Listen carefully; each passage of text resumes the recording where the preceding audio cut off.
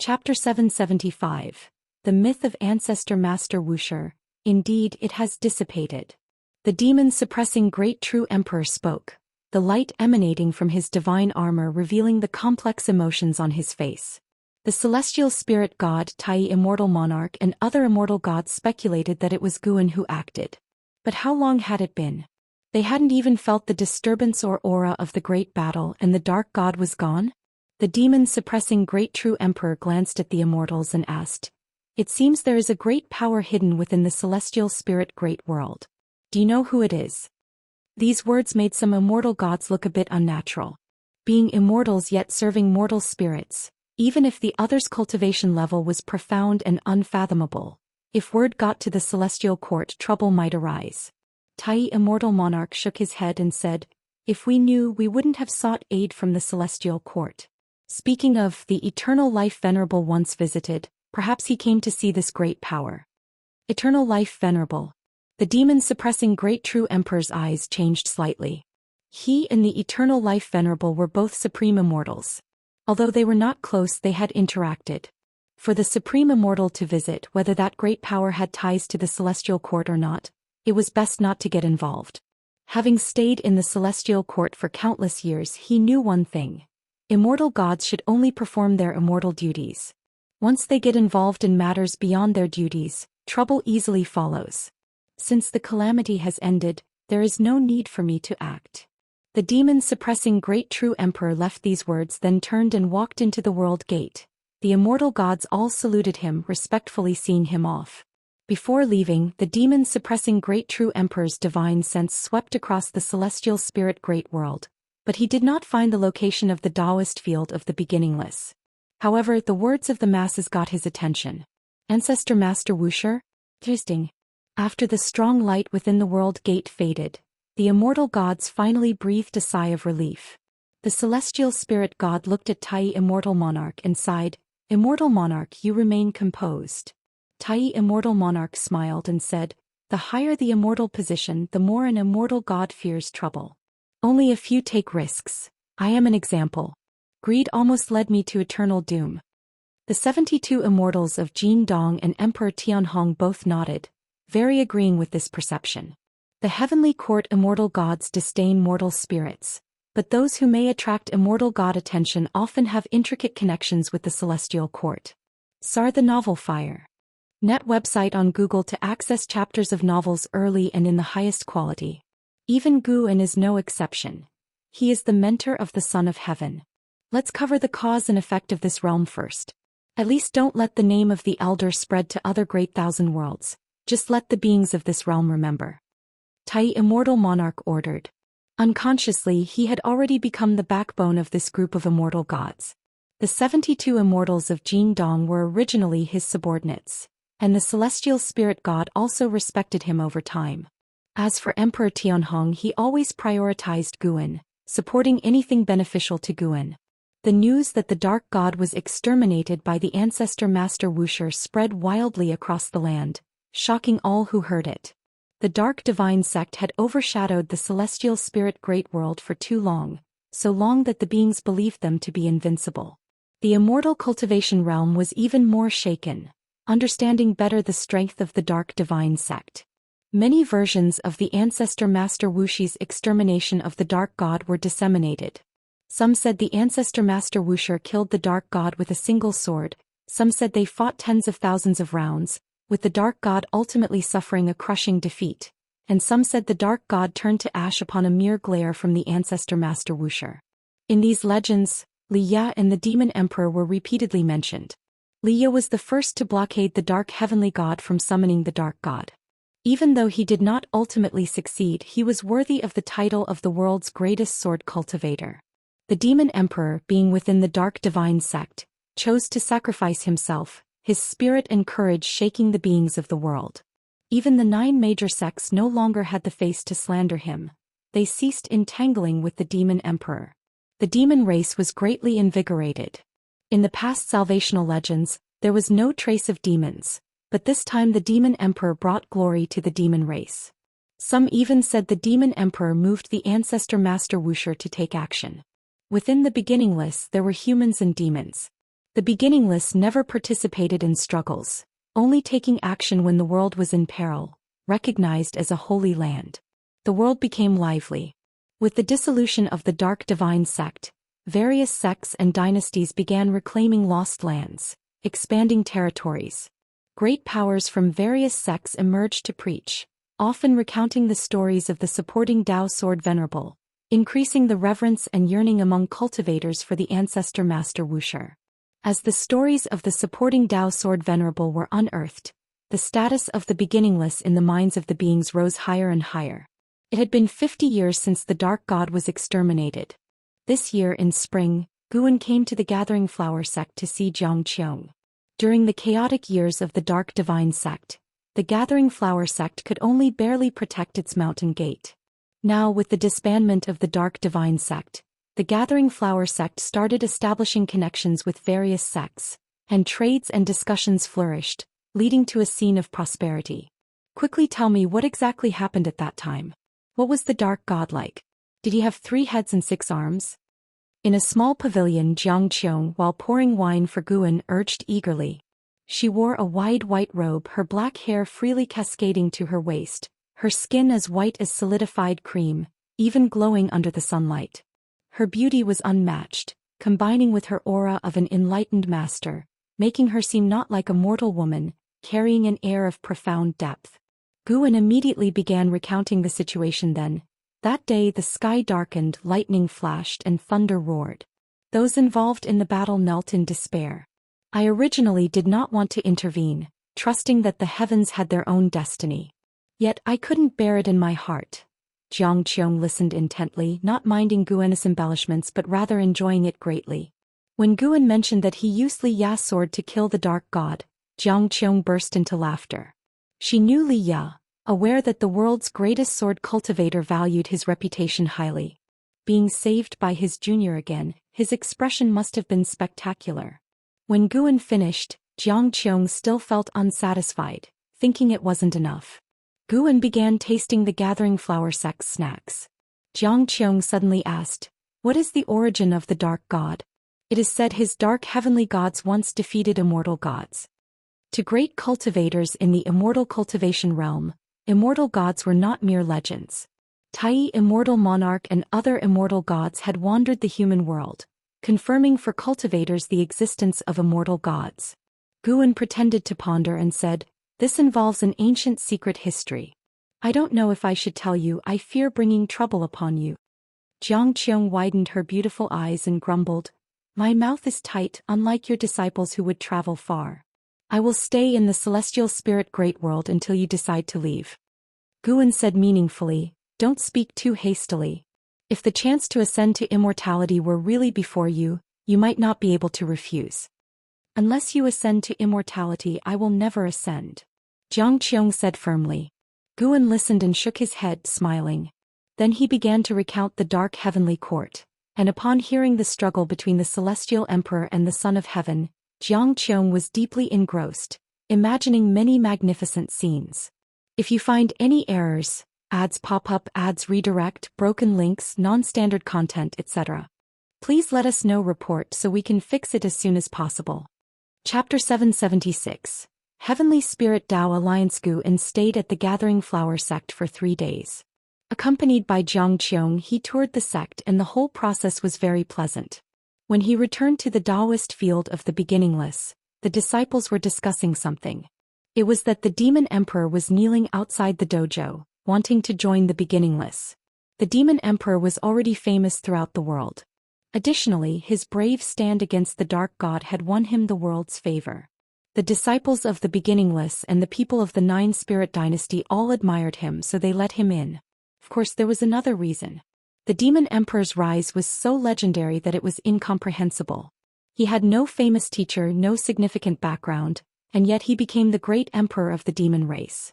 And just when he was about to sacrifice himself, ancestor Master Wuxia intervened, making the world speculate that there might be an unknown relationship between them.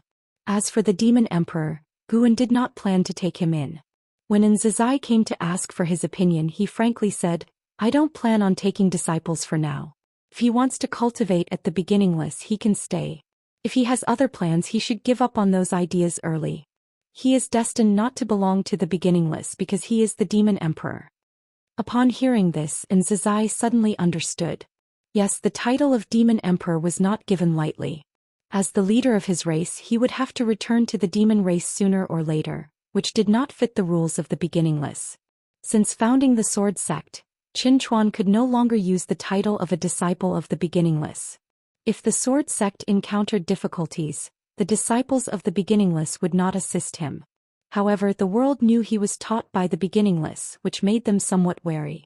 Without the identity of a disciple of the beginningless, no matter how great Qin Chuan's talent was, he couldn't have founded the current sword sect. If another demon emperor were added, the beginningless would become a behind-the-scenes force manipulating the world. And Zhou knew that Guan did not have such intentions. Otherwise, the ruler of the world wouldn't have been the Dao court, the supreme sect wouldn't have been unable to join the 9 major sects, and the Taizong dynasty wouldn't still be a second-rate dynasty today. Understanding the dangers, Zhou saluted Guan and then turned to leave. Guan then walked towards his house. He intended to write the life of the Dark God into books and distribute them to the human world. He would divide the experiences into different books, forming mythical stories. Whether someone could string these myths together in the future was uncertain. Witnessing history and looking forward to the future was something Guan now enjoyed. With immense strength, he feared no enemies and could observe the evolution of all things from the perspective of a bystander. This perspective was interesting, like looking back on history but also being able to participate, which was a wonderfully powerful feeling. Guan could bear the consequences of anything he did in the celestial spirit great world now, but he merely did not act. The desires of mortals he could fulfill at will. Now he indulged in higher desires. No action in following his heart. He would not interfere in the red dust in daily life, but if he encountered something displeasing, he would act as he wished. Gradually, Guan grasped a realm that was unclear, indescribable, and unrelated to cultivation levels. He had a premonition that reaching this realm would bring him immense joy. After entering his house, he picked up his pen. Instead of writing immediately, he sought that feeling. After a long while, he began to write. He was not just writing the Dark God's story but also his own journey of seeking the Tao. These books would later be filled with Tao intent. Anyone in the world obtaining just one would have the qualification to achieve the golden immortal Tao fruit. Search *the novel Fire. Net website on Google to access chapters of novels early and in the highest quality. In the years to come, the celestial spirit great world was in a state of recovery, and after the great catastrophe, the destiny of the world soared. The human world ushered in new creation. The new creation trend was the increasing concentration of spiritual energy and the increasingly powerful cultivation aptitude of living beings. Heaven and earth were like the body of a living being. After enduring hardships and surviving, it became stronger. Unlike the previous era of battles for supremacy, after the calamity of the Dark Divine Sect, the 9 major sects no longer fought each other. Instead, they formed an alliance, the Heavenly Spirit Tao Alliance, to jointly govern the order of the world. They also absorbed other sects, constructing rules to control the forces of the world. These rules were not domineering. All living beings in the world were jubilant, welcoming the arrival of peace. The Heavenly Spirit Tao Alliance later revealed the grand pattern of the world ruler. They even invited the Demon Emperor to become one of the Alliance hierarchs to win over the hearts of the demon race. This news made the demon race thrilled. This human world was dominated by the human race. Having the power to rule the world was a good thing for the demon race. Thus, another 1,000,000 years passed. The celestial spirit great world underwent earth-shaking changes. The Heavenly Spirit Tao Alliance established many cities in the outer void. At every moment, cultivators could be seen entering and leaving the celestial spirit great world, and the celestial Tao light layer above it became even more brilliant, symbolizing that the celestial Tao destiny had reached a higher level. In the universe, on a meteor there stood a grand tower. On the terrace of the tower, the demon emperor, dressed in red, was playing the qin. In front of him was the bright moon, and the stars adorned the sky behind the moon, as beautiful as a painting. 1,000,000 years had passed. The demon emperor transformed from a disciple of the Dark Divine Sect to one of the hierarchs of the Heavenly Spirit Tao Alliance, and his demeanor had greatly changed, majestic yet elegant. A figure appeared behind the demon emperor. It was true monarch Qitian. Demon Emperor, Another demon cultivator from the other great thousand worlds has broken in. This demon's bloodline is extraordinary. Do you want to take a look yourself? True monarch Xian asked. He was now the demon emperor's first disciple, and working for the demon emperor, he was the most powerful demon under him. In the world, neither he nor the demon emperor was the strongest demon, but backed by the heavenly spirit Dao Alliance, they were the most powerful demons in terms of influence. The demon emperor did not stop his movements and softly asked, "What's different about him?" "That demon seems to possess the primordial physique." True monarch Xian replied, his face full of envy as he spoke these words. The primordial physique is a general term for a category of powerful physiques, including the primordial cause and effect body, the primordial chaos body, etc. These bodies have a high comprehension of the rules of heaven and earth. Their qi blood is far beyond that of other beings in the same realm, and their Dao fruits form unique Dao patterns. The primordial physique? I indeed have to see that, the demon emperor replied. He wasn't in a hurry to see that demon and continued to play the qin. True monarch Xian did not leave either. He looked at the demon emperor, his eyes turning, and said, "Demon emperor, sword god Liya has come to visit the heavenly spirit Dao Alliance. It is said that he is deeply protected by ancestor Master Wuxia. Should we invite him as a guest?" He always harbored lingering thoughts about the beginningless, but sadly the demon emperor was rejected by ancestor Master Wuxia, and he had given up the path to the beginningless. The stories of Liya and ancestor Master Wuxia were widely known. It was said that Liya and a reincarnated body of ancestor Master Wuxia were once fellow disciples, and for this reason he was always protected by ancestor Master Wuxia. Liya's talent was mediocre, but he became the sword god, the #1 sword cultivator in the world. Many people believed that this was related to ancestor Master Wuxia. If you find any errors, ads pop up, ads redirect, broken links, non-standard content, etc., please let us know. Report so we can fix it as soon as possible. Chapter 777. The Unprecedented Path. Sword God, Liya.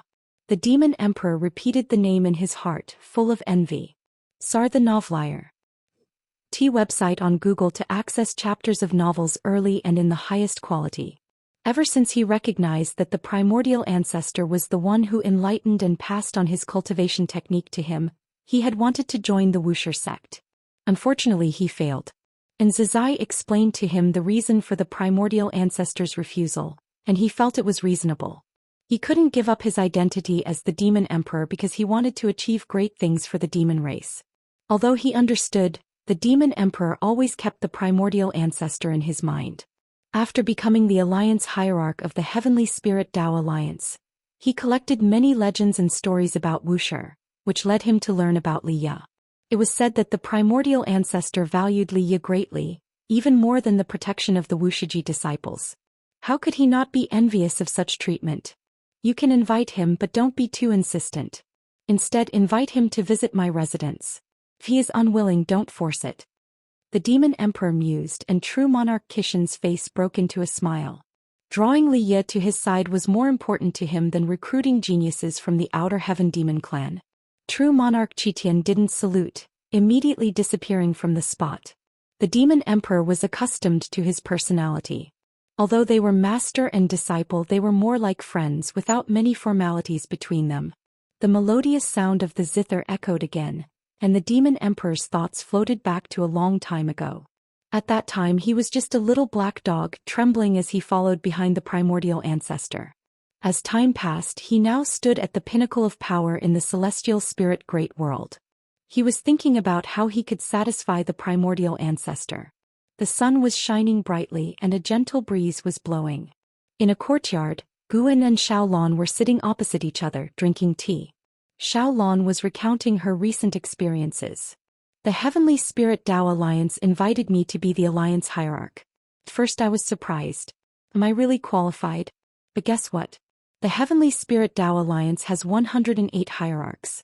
Any major event or decision requires a vote by the hierarchs, and there is no absolute dictator. Xiaolon sighed.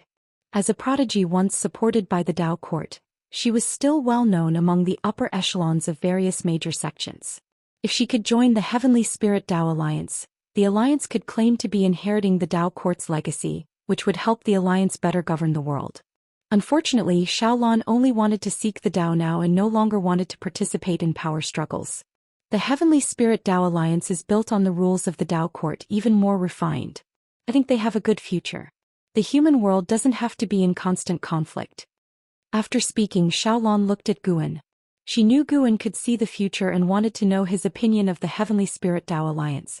Guan poured tea while saying, "The Heavenly Spirit Dao Alliance is indeed good. It will bring long-lasting peace to the human world, even surpassing the holy court of the time." Xiaolan, having regained memories of her past life, knew the situation during the holy court's rule. She curled her lips and said, "Although the holy court was the overlord of the world, it didn't bring peace to the human world. In my opinion, they weren't even as good as the Dao court." Guan smiled and did not refute. Xiaolan then shifted the topic to the Xiao family. The genius from the Xiao family with the Tai Chu physique had already risen and become the backbone of the family. Not long ago he also went to the Heavenly Spirit Dao Alliance to cultivate. The struggle for the Son of Heaven in the 3,000 Great Worlds continued, with cultivators from other Great Thousand Worlds infiltrating the Celestial Spirit Great World. This also gave the Heavenly Spirit Dao Alliance the opportunity to learn about and explore the outer heaven. By searching for resources in other Great Thousand Worlds, they strengthened the Celestial Spirit Great World, which also shifted internal conflicts, with all the aspirants venturing into the outer heaven. Great cultivators went to the outer heaven, giving the younger generation more room to showcase their talents. Geniuses emerged like bamboo shoots after the rain, writing their own legends across the land. "Brother Gu, what do you think the next catastrophe for the human world will be?" Xiaolan asked curiously. During the chaos caused by the Dark Divine Sect, the Xiao family had also been attacked. Even her cultivation level couldn't withstand the Dark Divine Sect. If it hadn't been for Guan supporting them, she and the Xiao family would have been long gone. Guan said crossly, "It's only been peaceful for a few years and you're already worrying again. There aren't that many catastrophes. 1,000,000 years is not a short time. Ask any mortal spirit and events from 1,000,000 years ago are already ancient legends to them. Your feat of destroying the Dark God is probably also considered a myth now." Xiaolan's eyes widened as she spoke seriously. She felt Gu An's perception of time had become blurred. 1,000,000 years was a long time not only for mortal spirits but also for her. Guan laughed, "Then you can rest assured. The next catastrophe comparable to the Dark Divine Sect is far off." "What about the struggle for the Son of Heaven in the 3,000 Great Worlds?" "The struggle for the Son of Heaven poses no threat to the Celestial Spirit Great World." Hearing Guan's response, Xiaolan felt an absolute confidence, the kind of confidence that completely disregarded the Sons of Heaven. She couldn't help but feel the curiosity that had arisen many times before. How high was Guan's cultivation level? "Brother Gu, we haven't sparred in a long time. How about a match later?" Xiaolan asked, her eyes burning as she stared at Guan. "Sure, but I won't go easy on you." Guan agreed, thinking that since Xiaolan was eager he would have to put her arrogance in check. Xiaolan didn't take his threat to heart and began to look forward to the upcoming battle. It was sunset when Guan returned to the Daoist field of the beginningless. He was in a good mood, humming a tune. The thought of Xiaolan's desperate expression made him want to laugh. This live Xiaolan had extraordinary talent. After not encountering a worthy opponent for many years, she had strong confidence in her abilities. She didn't dare to hope to surpass Guan, but if Guan suppressed his cultivation level to the same realm, she felt she could put up a good fight. Unfortunately, Guan did not grant her wish, pressing her down the entire time. Before parting, Xiaolan's eyes were full of resentment as she looked at him. It made Guan think about drawing her expression, as it would be quite interesting. As he walked, a figure appeared ahead, approaching Guan. "Fairy Xian." Guan smiled and greeted the approaching figure. Because Fairy Xian was the Dao companion of the Emperor of Eternal Life, he did not take her as a disciple. This made the Wuxia disciples often speculate about the relationship between her and Guan. Fairy Xian came up to Guan, raised her hand in salute and then asked, "Do you think Zhou can rival the primordial Dao Emperor and the Daoist Emperor?" With terrifying talent. Although Zhou did not inherit his father's immortal Emperor's eye, his talent and comprehension were not inferior to the Emperor of Eternal Life. Now he was the second strongest disciple, second only to an Exen, with even the Blood Prison Great Saint not being his match. Guan pondered, there has never been such an existence in the past, but if he wants to try, it's not impossible. Perhaps he can forge a path unique to him. Fairy Zhou Xian nodded and asked, I want him to go to the primordial emperor domain to train. What do you think? You are his mother. You decide. Why ask me? Guan shook his head with a smile. Fairy Zhou Xian looked at him steadily and pressed on, You don't oppose? Guan nodded, saying, If he is willing and you have plans for him, then let him go. If you find any errors, ads pop up, ads redirect, broken links, non-standard content, etc., please let us know. Report so we can fix it as soon as possible. Chapter 778. Chaos Scripture. 2 days later, Sin stepped into the World Gate to pursue the primordial emperor domain. This matter did not cause much of a stir in the Daoist field of the beginningless. Guan could have sent Sin to the primordial emperor domain with a wave of his sleeve, but he did not do so and instead let Sin find it himself. Sin was full of anticipation for this. He had originally wanted to invite the Blood Prison Great Saint to join him, but unfortunately the Blood Prison Great Saint adamantly refused. Sin's departure did not affect Guan's life. He continued writing the Daoist book about the Dark God. Over millions of years he did not write it in one go.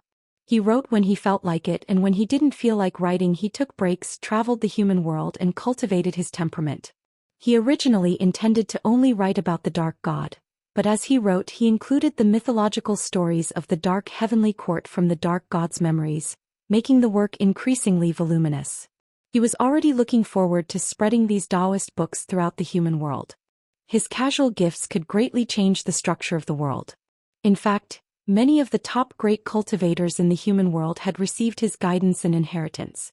Some of these great cultivators were aware of this and were filled with gratitude, while others had not yet realized this, attributing all their achievements to their own talent and destiny. Time continued to pass quickly. In the blink of an eye, 2 million years had passed.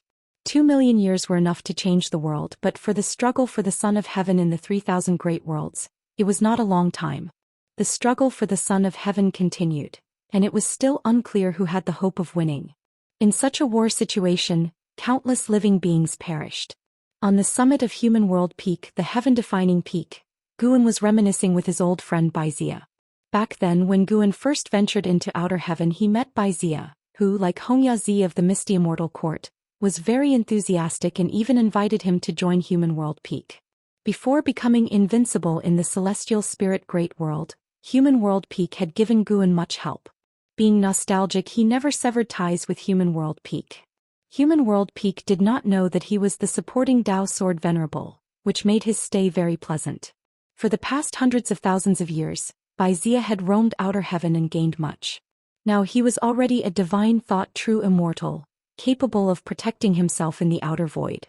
As a living being from before the world was reshaped, his talent couldn't compare to today's geniuses, but he still grasped the world's opportunities, advancing rapidly in cultivation.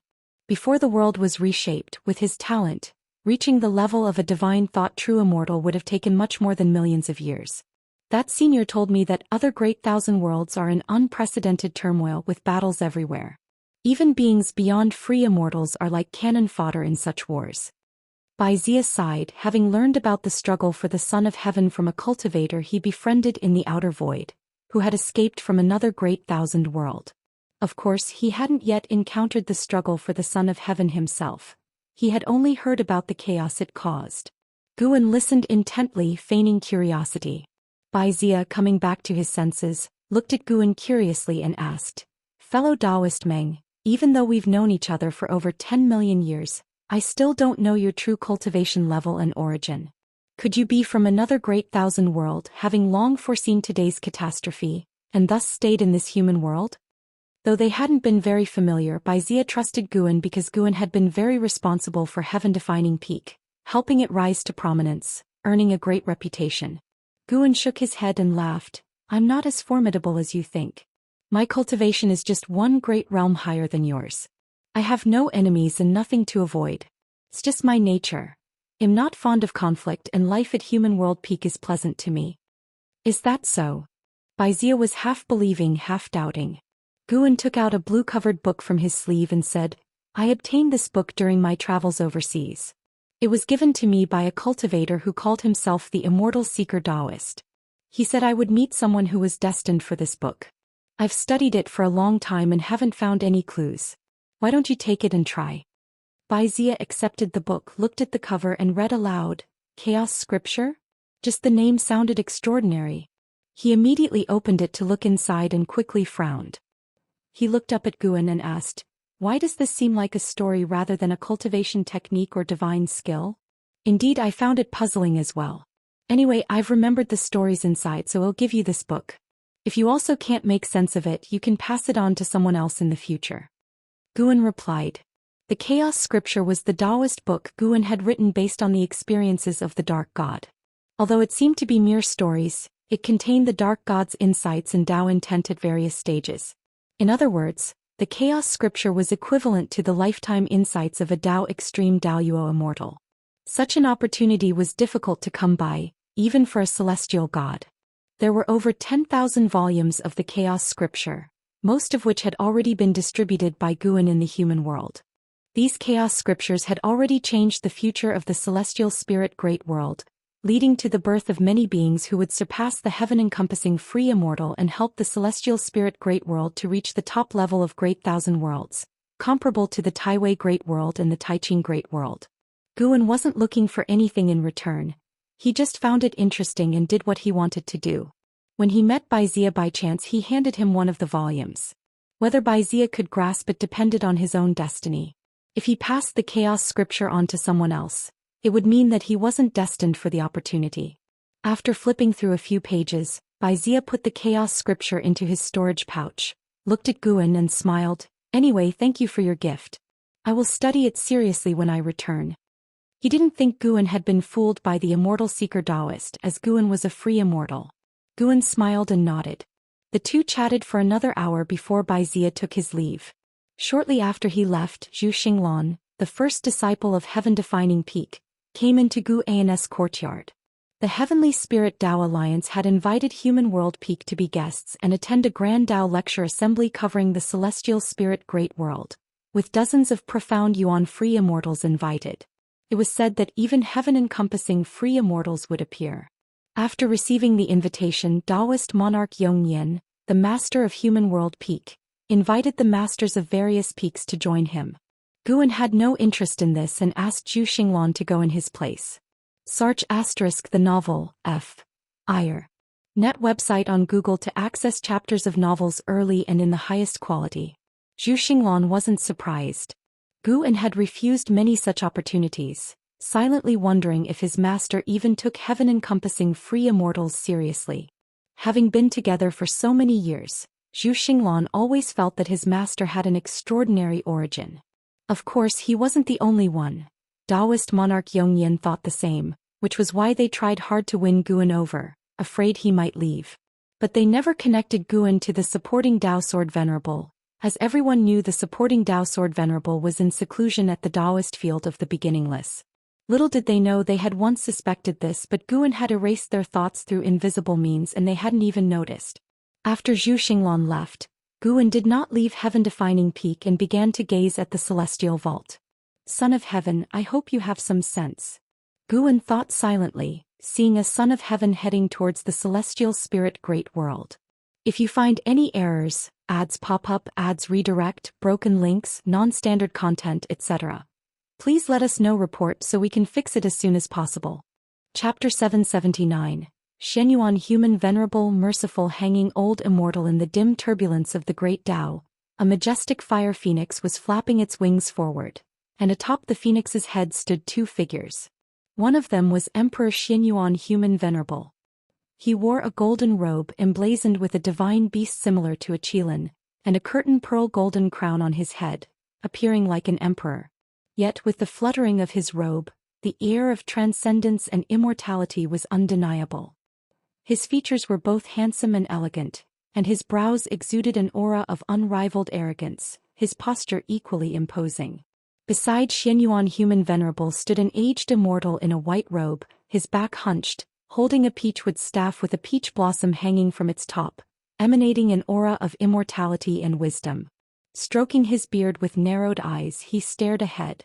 This was Immortal Elder Zhou Xian, an immortal monarch who served Xianyuan Human Venerable, his cultivation level being that of a Miaozhen Daoyuo Immortal. Your Highness, our journey to the celestial spirit great world may encounter unexpected changes. Immortal Elder Zhou Xian spoke with a tone of concern. Xianyuan Human Venerable gazed ahead and said, "My struggle with the great immortal divine Yuan has reached a stalemate. If I do not seek new strength, I shall only become more passive." Hearing this, Immortal Elder Zhou Xian sighed deeply. Search *the novel Fire. Any *T website on Google to access chapters of novels early and in the highest quality. The battle had reached this point and his unease grew stronger. At this critical juncture, there was the threat of Chaos Power's attack which was truly unfavorable. Meanwhile, the clash between Xianyuan Human Venerable and the great immortal divine Yuan could not be halted. Both sides were in a dilemma. I divined the celestial spirit, but the destiny I calculated was ordinary. Yet comparing it with the past, it appears unusual. Most importantly, many immortal gods have gathered there, even Tai Immortal Monarch is present. Immortal Elder Zhou Xian continued. Upon mentioning Tai Immortal Monarch, his eyes revealed coldness. They were both immortal monarchs and the relationships between immortal monarchs were intricate. After all, everyone aimed to ascend, inevitably obstructing each other's path. Tai Immortal Monarch, huh? I heard he has been seeking Emperor Xianqing. If he remains in the celestial spirit great world, might Emperor Xianqing be hiding there? Xianyuan Human Venerable raised an eyebrow and asked. Mentioning Emperor Xianqing, his tone bore no change, as if referring to an insignificant person. Immortal Elder Zhou Xian replied, Emperor Xianqing has already appeared in the misty immortal court, which is operating to aid his return to the celestial court. Perhaps all this is Father Emperor's plan, Xianyuan Human Venerable snorted coldly, revealing a hint of jealousy in his tone. Immortal Elder Zhou Xian shook his head with a wry smile, refraining from further comments, for he did not dare to continue this topic. Alright, since we're here, let's head to the celestial spirit great world. Regardless, gaining the power of another great thousand world is always beneficial, Xianyuan Human Venerable stated solemnly, leaving Immortal Elder Zhou Xian with no choice but to nod, though his gaze grew more uneasy as he looked ahead. He had a lingering feeling that their journey to the celestial spirit great world would bring trouble. However, they were immortal gods. They would not perish, at most be sealed. Xianyuan Human Venerable, being the son of heaven, if sealed, the celestial court would quickly sense it. Following Xianyuan Human Venerable, he would not die, only endure suffering. The two immortals fell silent, and the fire phoenix beneath their feet began to accelerate. They traversed the turbulence of the great Tao, entering a realm of darkness. Deep within the darkness was a bright star, the only light guiding the fire phoenix forward. Before the world gate, the celestial spirit god who was meditating and cultivating, suddenly opened his eyes. He stood up, gazing at the world gate with tightly furrowed brows. He sensed an overwhelming celestial Tao destiny approaching, more intense than that of the eternal life venerable, causing him to feel secretly alarmed. The eternal life venerable is a supreme immortal. This meant the approaching being's immortal position was at least supreme immortal. His unease grew. The only entities capable of attracting a supreme immortal to the celestial spirit great world, besides Guan, were Tian Hao, who, though departed, was born in this great thousand world with causes and effects that could not be erased. As he hesitated, a group of cultivators flew from the void behind him, numbering over 10, led by a man in a black robe. Qin Chuan was among them, his gaze fixed on the world gate. The group swiftly landed behind the celestial spirit god, respectfully bowing to him. Master, after careful consideration, we still believe that exploring other great thousand worlds through the world gate will better aid the development of the celestial spirit great world. If you have concerns, you may express them and we can deliberate further. The black-robed man spoke. His name was Taiji Yuan, the Grand Hierarch of the Heavenly Spirit Tao Alliance, a heaven-encompassing free immortal. He was not a native of the celestial spirit great world. He hailed from another great thousand world. Taiji Yuan had become the Grand Hierarch of the Heavenly Spirit Tao Alliance not solely due to his cultivation. During the years when the dark divine sect ravaged, he saved countless beings and was even gravely injured by a dark heavenly god. His deeds had spread widely, making him a mythological war god in the human world. Behind him, the dozen cultivators were all hierarchs of the Heavenly Spirit Tao Alliance, as was Qin Chuan, and now the Sword Sect had merged with the Heavenly Spirit Tao Alliance. The celestial spirit god did not respond to Taiji Yuan, nor did he turn around, leaving the hierarchs of the Heavenly Spirit Tao Alliance puzzled and increasingly anxious. As Taiji Yuan was about to speak, the world gate suddenly emitted a dazzling light, startling them into widening their eyes and turning their heads. Before they could react, a vast pressure radiated from within the world gate, instinctively instilling reverence in Taiji Yuan and the others, causing them to kneel involuntarily, including Qin Chuan. Qin Chuan, upon kneeling, suddenly awakened. He attempted to rise but was shocked to find himself paralyzed. How could this be? It was Qin Chuan's first time experiencing such suppression. The pressure did not induce fear but rather an inherent sense of reverence and longing. Not just him, the others felt similarly. The celestial spirit god followed suit, half kneeling with hands clasped in respect towards the world gate. A screech sounded from within the world gate, followed by a surge of fiery flames, immersing Taiji Yuan and the others in an inferno, rendering them unable to escape, only to watch anxiously. Amid the raging flames, two figures emerged from the radiant celestial Tao light, precisely Xianyuan human venerable and immortal elder Zhou Xian. Seeing the two immortal gods Taiji Yuan, Qin Chuan, and the others lowered their heads, unable to gaze upon the true forms of the immortal gods. At this moment even their divine senses could not extend outward, filling them with awe from the depths of their souls. Who were these two? How could they evoke such an inconceivable response? Could it be they were also immortal gods? The voice of the celestial spirit god followed. Celestial spirit god greets your highness and immortal monarch. May I ask the reason for your highness' visit? Your highness. If the Son of Heaven addressed him as your highness, he was surely an immortal, with a status far superior to that of a celestial god. Qin Chuan pondered deep within, feeling uneasy. He wondered if the arrival of this immortal god would bring trouble to the celestial spirit great world. Celestial spirit god, right? I heard Ziwei Immortal mention you, Xianyuan human venerable's voice echoed, indifferent in tone. The celestial spirit god remained silent. Xianyuan human venerable continued, I have come to the celestial spirit great world merely to observe. No need to overthink or follow. If you find any errors, ads pop up, ads redirect, broken links, non-standard content, etc., please let us know. Report so we can fix it as soon as possible. Chapter 780. Immortal Monarch Ambition. Hearing the words of Xianyuan human venerable, the celestial spirit god felt a sudden jolt in his heart. He could confirm that Xianyuan human venerable had come for Guan. Although he had been serving Guan, he did not know much about him. So powerful yet not belonging to the celestial court. It was hard for the celestial spirit god to dismiss the possibility that Guan had a grudge against the celestial court. The Son of Heaven was different from other immortal gods. If the Son of Heaven was suppressed, it would be absolutely impossible for the celestial court to remain unaware for millions of years, like with Tai Immortal Monarch and the 72 immortals of Jin Dong. This is big trouble. The celestial spirit god's mind was in turmoil, but Xianyuan human venerable said no more, brushing past him. The celestial spirit god raised his head, his gaze meeting that of the old immortal Zixuan. He was so scared that he quickly lowered his head.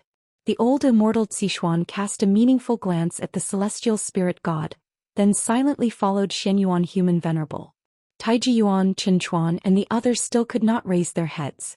When Xianyuan human venerable and the old immortal Zixuan passed by, their chi blood almost solidified and even their souls trembled. At that moment they felt an extreme agony, with every breath seeming as long as the 4 seasons. Only when the auras of Xianyuan human venerable and the old immortal Zixuan completely vanished did Taiji Yuan and the others feel relieved. They stood up, turned around but could no longer see the figures of Xianyuan human venerable and the old immortal Zixuan.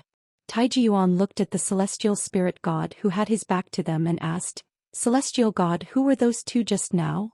The celestial spirit god turned around, looking at them expressionlessly and said, Do not inquire. This is a great cause and effect that you cannot entangle yourselves with. As for your request, I approve, but the quota is limited. Only 100 places every century, handle it yourselves. Hearing this, Taiji Yuan was overjoyed.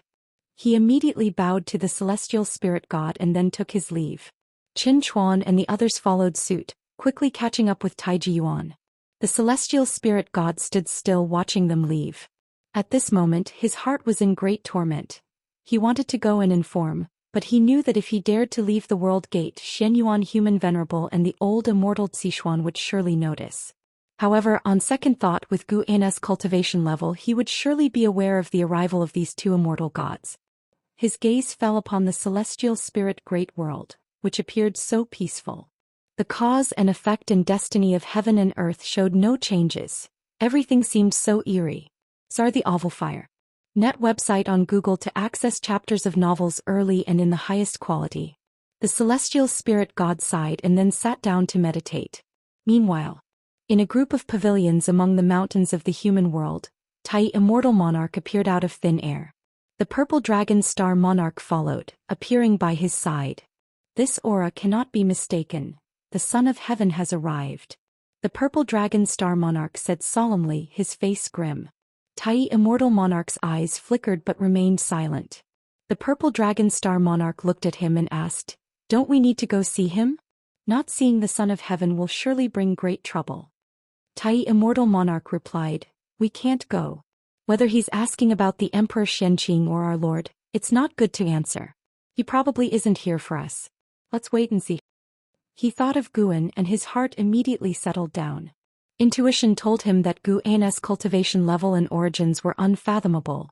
Even if he did not belong to the celestial court, he definitely had enormous influence there. Otherwise, how could he dare to accept the Emperor Xianxia as a disciple? With Gu An's cultivation level, it was impossible not to see through the cause and effect of the Son of Heaven. After seeing through it, he still dared to take the Son of Heaven as a disciple. There was certainly more to it. Tai Immortal Monarch was very ambitious and bold. He thought of many possibilities and decided to take a gamble. After the Dark God was destroyed, he was even more convinced of this. He thought Xianyuan Human Venerable would suffer a great loss on this trip. That's why he dared not to meet Xianyuan Human Venerable. Of course, on this matter he would not explain thoroughly to the Purple Dragon Star Monarch. Although the 72 immortals of Jindong were under his command, he still retained his own heart-eye. At the very least, ambition should not be displayed. Although the Purple Dragon Star Monarch had concerns, he had been following Tai Immortal Monarch for many years and had developed a habit of trust. He nodded and then turned to leave. Tai Immortal Monarch looked up at the celestial vault. He had a premonition that this contest for the Son of Heaven would be different from the past, more interesting, more dangerous, and also more opportunistic. In the next few days, the celestial spirit great world remained peaceful. The arrival of Xianyuan Human Venerable and the old immortal Zixuan did not stir up any waves. They first traveled in the human world, then flew to the Nine-Spirit Continent. The Nine-Spirit Continent had become a dojo, unable to be deduced, unable to be perceived, but because of the legends, the direction was known to the world. It was not difficult for the two immortal gods to find the Nine-Spirit Continent. This day at noon, over the ocean, Xianyuan Human Venerable and the old immortal Zixuan traveled on clouds. They had changed their robes but still could not conceal their immortal aura. A bright red bird was perched on Xianyuan Human Venerable's shoulder, nodding its head. "This continent is indeed strange," the old immortal Zixuan lamented. Even though he could see the spirit mist shrouding the Nine-Spirit Continent, he still could not peer into the situation within. The existence that opened this dojo had a cultivation level far higher than his. Xianyuan Human Venerable remained expressionless, saying nothing. The two immortals quickly flew into the spirit mist, entering the Nine-Spirit Continent. Passing through the rolling mist, a surge of majestic and fresh spiritual energy greeted them, causing Xianyuan Human Venerable to lose his composure, and the old immortal Zixuan's face changed drastically. Such robust Dao intent, the other party is at least a Dao extreme Daoist immortal, perhaps even beyond Daoist immortal. The old immortal Zixuan immediately made a judgment. Although his cultivation level was merely Miaozhen Daoist immortal, he had lived long, and with his status as an immortal god he had even dealt with some Dao extreme Daoist immortals who did not belong to the celestial court. He had some understanding of Xianqi primordial immortals. Xianyuan Human Venerable smiled and said, "This trip was not in vain. Do not lose decorum from now on." Hearing this, the old immortal Zixuan also smiled. He was afraid that Xianyuan Human Venerable would clash directly with the other party. Since Xianyuan Human Venerable came seeking more assistance, it would be best not to create conflict. Even if the discussions failed, they should not become enemies.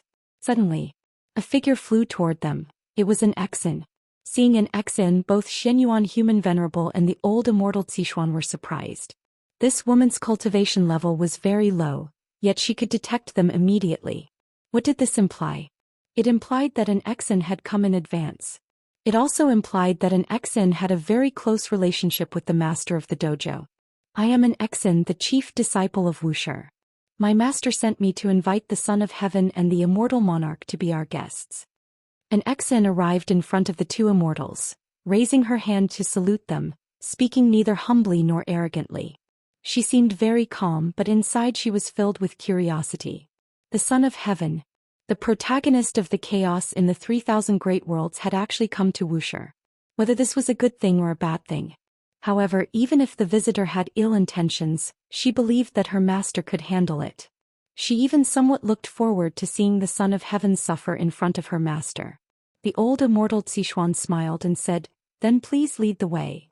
An Exian nodded, then turned to fly toward the horizon. Xianyuan Human Venerable and the old Immortal Zixuan followed closely behind, beginning to observe the state of the continent. Soon they were surprised once more. If you find any errors, ads pop up, ads redirect, broken links, non-standard content, etc., please let us know. Report so we can fix it as soon as possible. Chapter 781. Creation. Green Lotus. Xuanyin Human Venerable and Elder Zhou Xian Immortal discovered that the nine-spirit continent had its own order, not entirely under the control of Ancestor Master Wuxia. Every living being here could cultivate and had the freedom to go out and train. The mystery contained within the myriad world gate was such that even they, as immortal gods, couldn't see through it. They were puzzled, unable to understand the intentions behind Ancestor Master Wuxia establishing this dojo. If it was to train a force, why allow people to leave? If it was for merit, why wasn't destiny forming? If it was for seclusion, why take in so many living beings? They were both amazed by the creation of Wuxia Dojo and curious about Ancestor Master Wuxi's purposes, which made them look forward even more to the upcoming meeting. An Exin didn't fly very fast, seemingly to intentionally leave them time to observe the nine-spirit continent. It took the time of one stick of incense before they actually entered Wuxia. After arriving in Wuxia, Xianyuan Human Venerable and Elder Zhou Xian Immortal felt that the Dao intent here was richer than outside. They sensed the destiny of the Daoist Emperor and also felt the newly arisen primordial Dao Emperor fortune on the path of the Great Dao. Under Enzin's guidance, they flew to a halfway point on the mountain, where a small pavilion was perched on a cliff. Inside the pavilion sat a man in white with his back to them. It was Guan. Seeing Guan from a distance, Xianyuan Human Venerable and Elder Zhou Xian Immortal both were secretly startled. They couldn't capture Guan with their divine sense. Only when Guan came into their direct line of sight could they see him. This indicated the vast difference in their cultivation levels. An Exin stopped, gestured for them to enter the pavilion, then turned around and left. Xianyuan Human Venerable and Elder Zhou Xian Immortal did not hesitate and swiftly entered the pavilion. I am the Celestial Immortal Monarch Elder Zhou Xian Immortal, and this is the Son of Heaven Xianyuan Human Venerable. Today we come to pay our respects to Ancestor Master Wuxia. I hope we are not disturbing the Master? Elder Zhou Xian Immortal raised his hand in salute, smiling kindly, giving off a very amiable impression. Guan turned his head to look at them, smiled and nodded, gesturing for them to sit down. Seeing Guan's youthful and handsome appearance, the two immortal gods were not surprised. In the celestial court, some immortals maintain their youthful looks, some even in the form of children. However, many more feel that an aged appearance better reflects the air of accumulated time. Seeing Guan's expression and demeanor, they both secretly breathed a sigh of relief. At least from the first impression, Guan was not a difficult person to deal with. After they sat down, Guan picked up the wine pot, intending to pour wine for them, but Elder Zhou Xian Immortal hurriedly took it, saying he would do it. Guan smiled and didn't refuse. While immortal gods are arrogant, much depends on whom they face. The experiences along the way were enough to keep the two immortal gods from wielding airs in front of him. Seizing the moment while Elder Zhou Xian Immortal was pouring wine, Xianyuan Human Venerable spoke. Our visit is to form an alliance with the Master and to understand the Master's view on the Son of Heaven competition. He was direct, and after speaking he fixed his gaze on Guan. Guan smiled and said, "The Son of Heaven competition has nothing to do with me. I do not wish to interfere. I only want to stay in this great thousand world peacefully and seek enlightenment, and I hope this cause and effect does not drag this world into it." Hearing this, Xianyuan Human Venerable frowned. Elder Zhou Xian Immortal put down the wine pot and followed with, "Master, this Son of Heaven competition is different from previous contests, involving a great creation. The victor will gain the creation Green Lotus, and if our Lord wins, he is willing to share it with his followers." Creation Green Lotus. Although Guan had never heard of it, the name immediately made him glimpse numerous causes and effects. The creation Green Lotus is a great creation from chaos, containing unimaginable power. Obtaining the creation Green Lotus offers a chance for transcendence, and observing the creation Green Lotus also aids in enlightenment. These causes and effects converged, forming a powerful attraction that even a mixed-element profound venerable immortal like him desired the creation Green Lotus. No wonder the Son of Heaven competition attracted so many immortal gods to join. Even with the dark heavenly court attacking, the celestial court did not interfere because it involved such a significant cause and effect. Guan asked, "Dare I ask, where does the creation Green Lotus come from?" Elder Zhou Xian Immortal replied, "It was bestowed by a celestial Dao Venerable. The form of the Son of Heaven competition itself has other intentions that the Master should understand." "I don't understand." Guan could already glimpse the causes and effects of the celestial court, but he could not fully see through all its causes and effects, especially the root cause and effect of the Son of Heaven competition. Elder Zhou Xian Immortal's answer made it difficult for him to follow up with further questions. Guan shook his head and said, "Thank you both for your kindness. The creation Green Lotus is indeed tempting, but I prefer peace and quiet, which is why I've secluded myself here." After hearing this, Xianyuan Human Venerable was about to speak when Elder Zhou Xian Immortal preempted him, saying, "In that case, we indeed cannot force it. May I ask the Master's opinion on Great Immortal Divine Yuan? As long as Guan doesn't support Great Immortal Divine Yuan, it would be beneficial for them. There's no need to push Guan too hard, after all, they don't have the means to compel Guan's compliance." City Fire. Net website on Google to access chapters of novels early and in the highest quality. Sons of Heaven are as numerous as stars. I have not paid attention before. Guan's answer disappointed Elder Zhou Xian Immortal, but he still followed Guan's words and began to introduce the background of Great Immortal Divine Yuan. Great Immortal Divine Yuan was born during the Celestial Emperor's reincarnation. His mother was from the Spirit Clan. The so-called Spirit Clan, unlike other living beings, was conceived from the lifeless existence of heaven and earth, such as sea of clouds, auroras and green smoke. Such entities only develop spiritual intelligence if they encounter the great Tao, and once born their comprehension of the Tao exceeds that of other races. After completing reincarnation, the Celestial Emperor brought Great Immortal Divine Yuan back to the Celestial Court and canonized him as a Son of Heaven.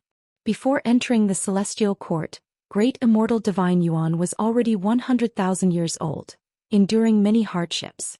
The Celestial Emperor, feeling some sense of guilt, favored him greatly, allowing him to quickly grow into a Son of Heaven comparable to Xianyuan Human Venerable. Unlike Great Immortal Divine Yuan, Xianyuan Human Venerable was born in the Celestial Court. His mother was a ruler of a realm.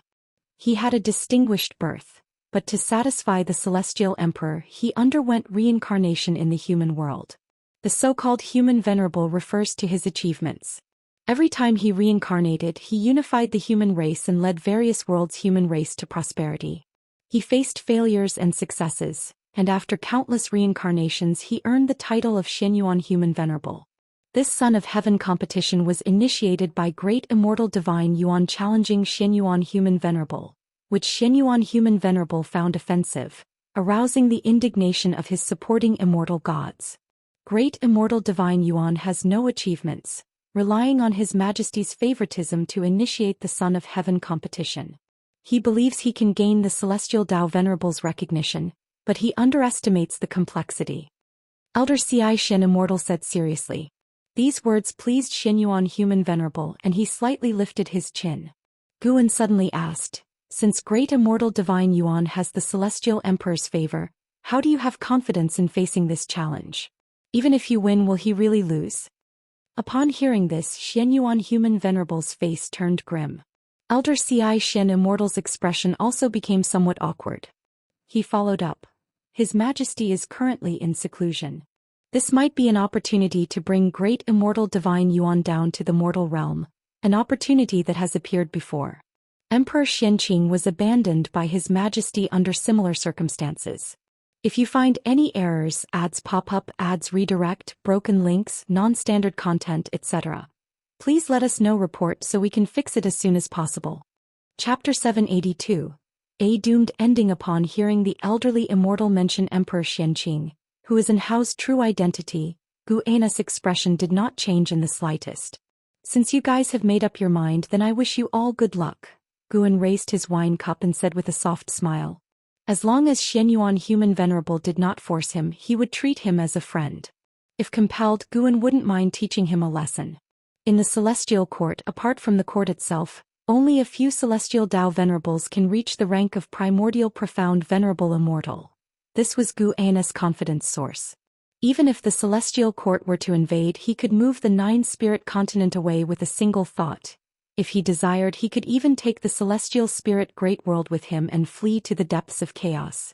The Heavenly Tao is vast with an all-encompassing destiny, but regardless of how expansive the Heavenly Tao is, it cannot surpass the Great Tao, always leaving places untouched by it. Xianyuan Human Venerable narrowed his eyes, staring intently at Guan, while the elderly immortal did not know what to say, raising his cup to drink with Guan in silence. While drinking, the elderly immortal gave Xianyuan Human Venerable a glance, signaling him not to act rashly. At least Guan did not show any favor toward the Great Immortal Divine Yuan. Though recruiting him failed, it should not lead to enmity. Afterward, Guan and the elderly immortal started chatting idly, no longer discussing the contention over the throne but talking about all heavens and myriad realms. Xianyuan Human Venerable remained silent, seemingly drinking gloomily by himself. After a long while, the elderly immortal sighed. Master, you eradicated the dark god in this realm, which is a great merit, enough to place you in the immortal class. Why not go to the Celestial Court and become an immortal official? He was probing Gu Anna's opinion of the Celestial Court. Guan smiled and shook his head. Since being an immortal official requires a position, I prefer my current life, unrestrained. Moreover, staying in this realm allows me to handle any disasters here. If I were to go to the Celestial Court, I might not be able to solve the problems it faces. Besides, one of my disciples has already entered the immortal class, fulfilling my desire to ascend to immortality. Hearing this, the elderly immortal raised an eyebrow, asking, Oh? Which disciple are you referring to? Guan answered, His name is Yang. He was recommended for immortality by Eternal Life Venerable. Eternal Life Venerable. A subtle change appeared in the eyes of Xianyuan Human Venerable and the elderly immortal. The elderly immortal did not inquire further but praised Yang Jian's extraordinary talent, suggesting it was why Eternal Life Venerable endorsed him. The conversation between the two continued to shift topics until dusk when the elderly immortal stood up to bid farewell. Before leaving, Xianyuan Human Venerable finally spoke. Master, you seem to doubt me, but I will show you my victory. When I succeed, you are still welcome to support me and even share the creation Green Lotus. Xianyuan Human Venerable stared at Guan, his gaze burning with unwavering confidence, brimming with an air of unchallengeable dominance. Guan smiled. Thank you, Your Highness, I will wait to see you laugh last. Xianyuan Human Venerable's mouth curved upward, and he departed with the elderly immortal. Guan stood up, turned to look at the distant celestial vault, watching them leave. Under his gaze, the fate of the struggle for the throne had already changed. From beginning to end, Xianyuan Human Venerable and the elderly immortal did not harbor hostility towards Guan, nor did they become causal enemies, which explained Gu An's favorable attitude. In truth, compared to the great immortal divine Yuan, Guan hoped more for Xianyuan Human Venerable to win because the great immortal divine Yuan fabricated demon god bodies and mobilized the Mo Luo clan for battle. Regardless of how one viewed it, it seemed quite sinister, raising suspicion that it might be related to chaos. Xianyuan Human Venerable, on the other hand, led heavenly soldiers and generals, with no trace of chaos evil demon, nor did he offer mortal spirits as sacrifices. In terms of conduct, Xianyuan Human Venerable was more upright. Nonetheless, it was unfortunate. Even with the change in fate, Xianyuan Human Venerable would still lose. Zhang Buku fought for Xianyuan Human Venerable, leaving Guan to consider how to save him. Zhu Zai's position in the Taiwei Great World remained favorable toward the great immortal divine Yuan, and even if she consciously withdrew, it would be futile. Fortunately, her ending was good, allowing her the chance to enter the immortal class. In the future, more old acquaintances would enter the immortal class, and all because of Guan. Without him, Zhang Buku and Zhu Xi wouldn't have come this far. Even with Zhu Zai's former status as Xingtian. Regardless of Shengxian's strong Fuyuan, escaping the 3,000 Great Worlds was challenging.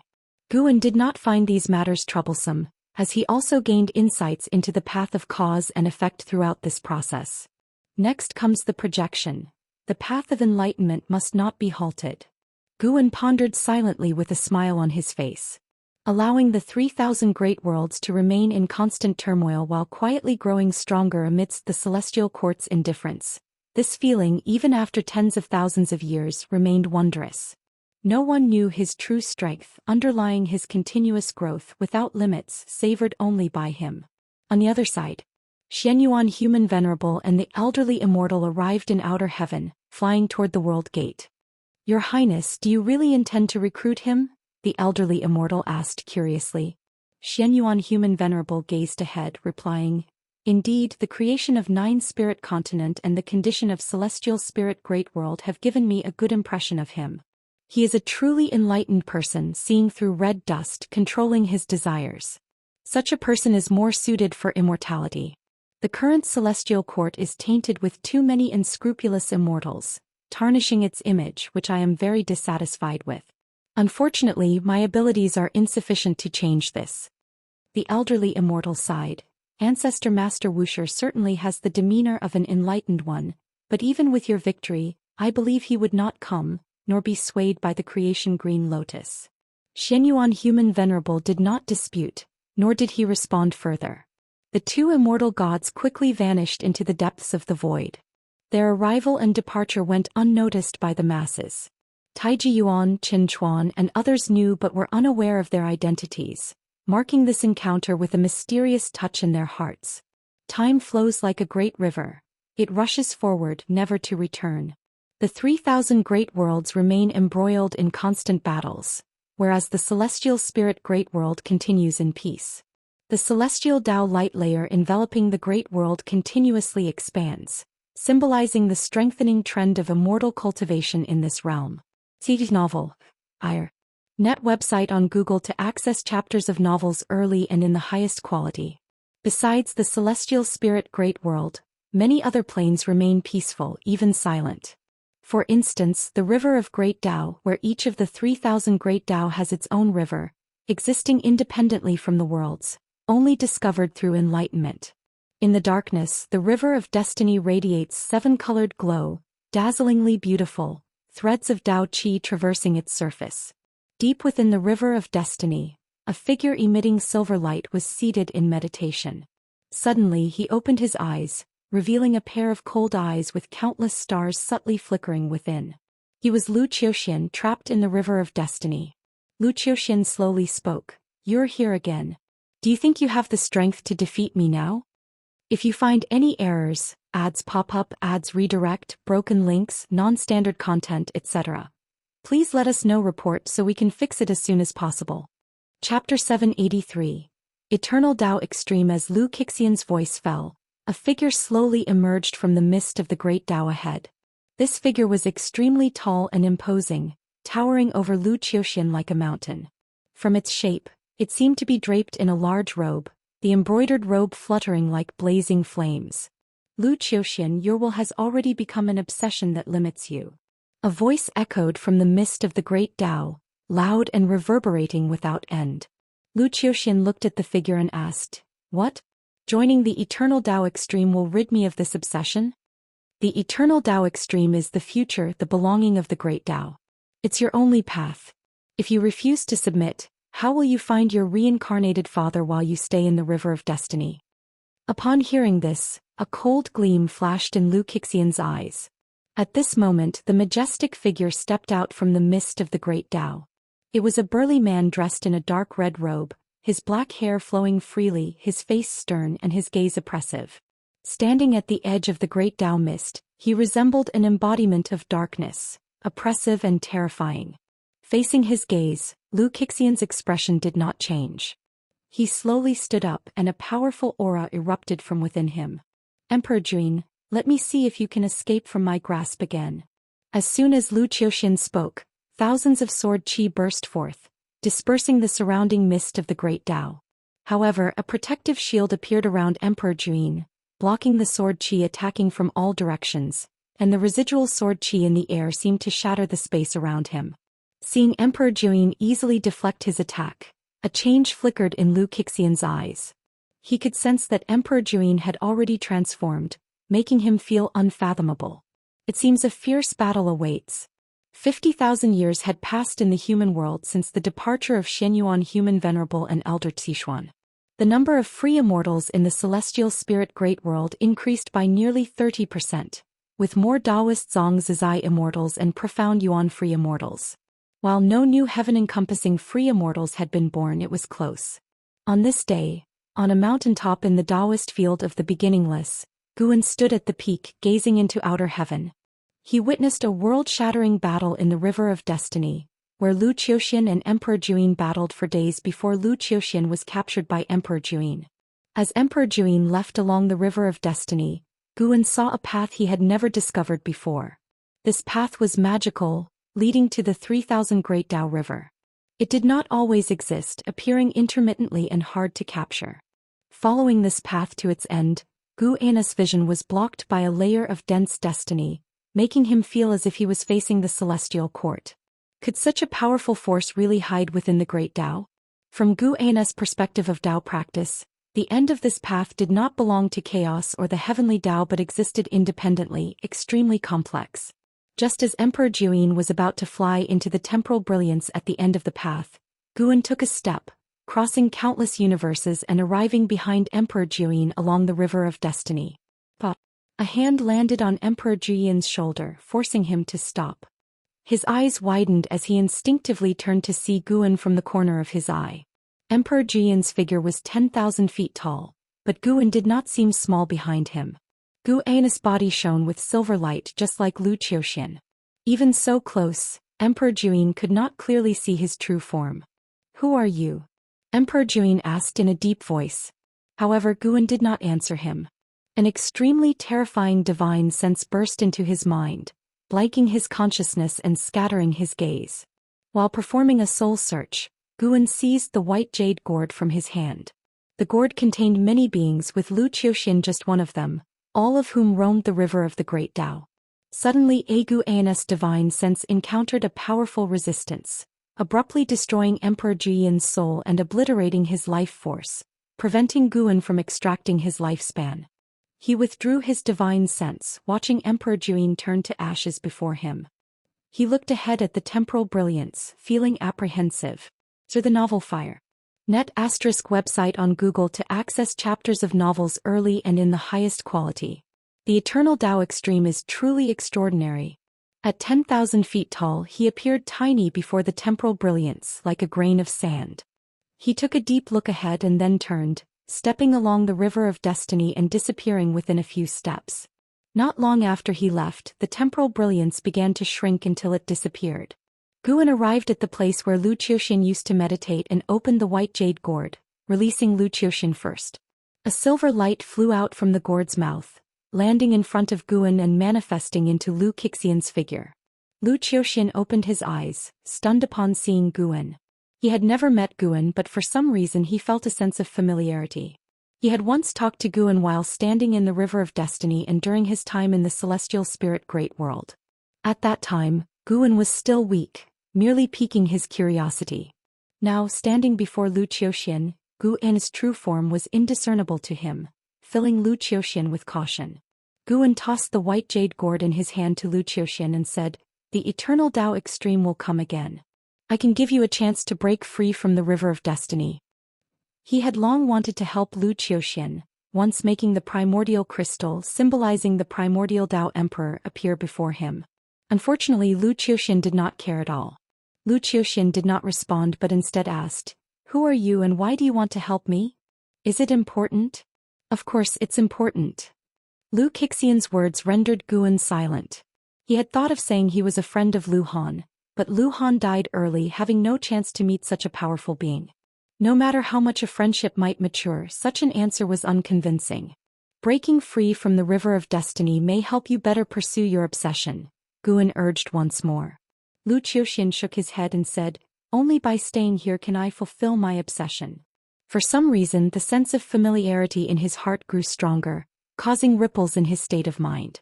Even in defeat to Emperor Zhou, his heart had never been so tumultuous. Guan asked, "Reincarnation has order. Your father reincarnated 1,000, 10,000 times, walking his own path. Even if you find him, then what? Do you think you can restore the father-son relationship? Is he really still your father?" Lu Xian stared at Guan and said, "I seek him not just for the father-son bond but for an answer." "What answer?" "Perhaps my father has a more complex cause and effect background." Hearing this, Guan looked at Lu Xian with newfound respect. Though the river of destiny bound Lu Xian's fate, making it impossible for Guan to hear his inner thoughts, this statement revealed that Lu Xian's wait for Lu Han was indeed not simply for the father-son bond. However, regarding lifespan reincarnation, Guan did not wish to disclose it to anyone, even his own reincarnation Boda's son. "If you find any errors, ads pop up, ads redirect, broken links, non-standard content, etc., please let us know. Report so we can fix it as soon as possible." Chapter 784.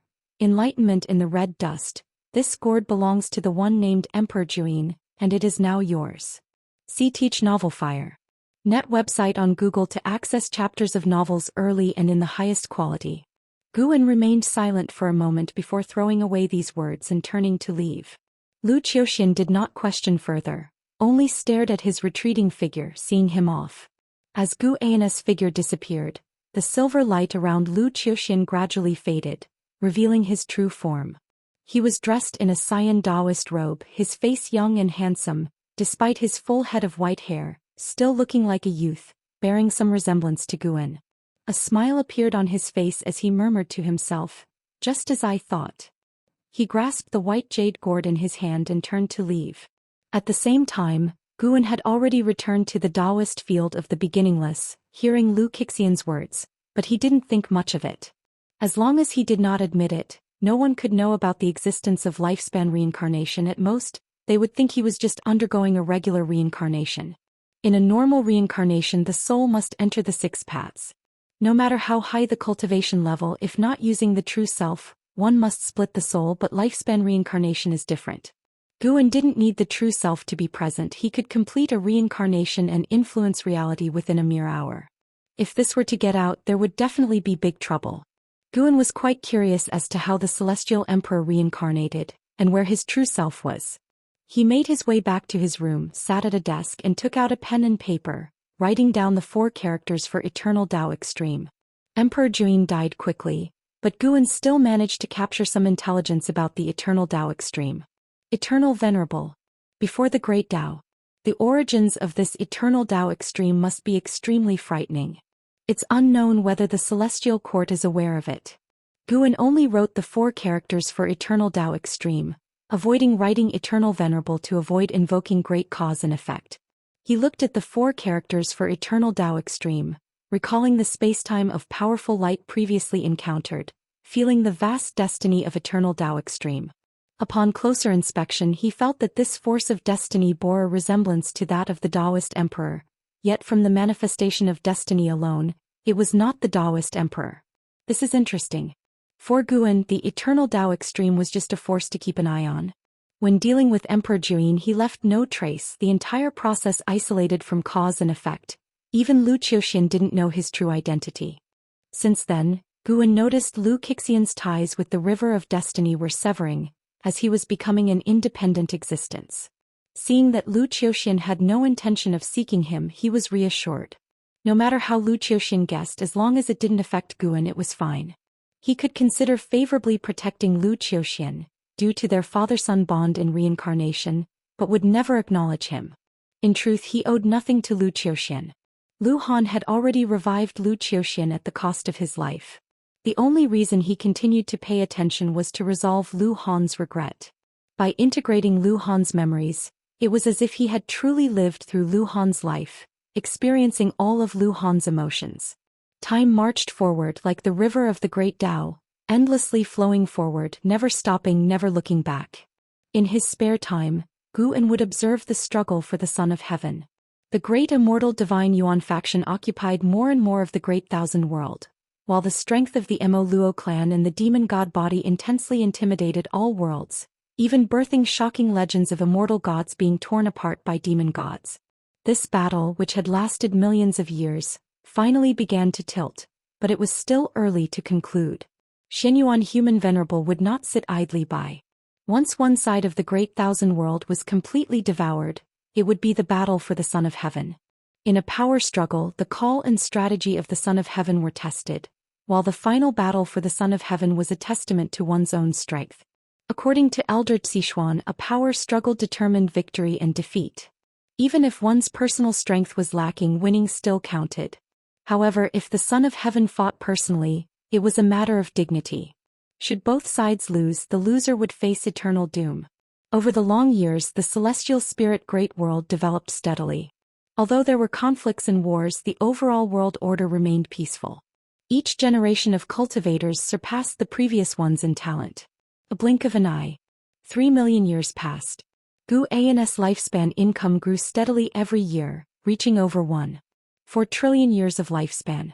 He planned to continue saving, then break through in one go from the mid-stage of primordial profound venerable immortal to the perfect realm of primordial profound venerable immortal.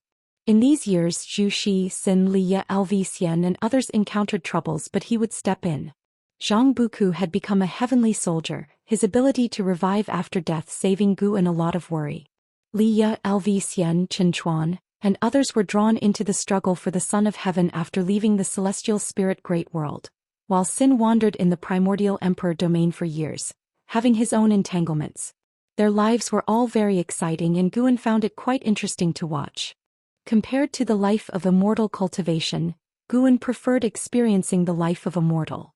He even married and had children, fulfilling normal, complete lifetimes. When life ended and he reincarnated, he wouldn't take mortal cause and effect out with him.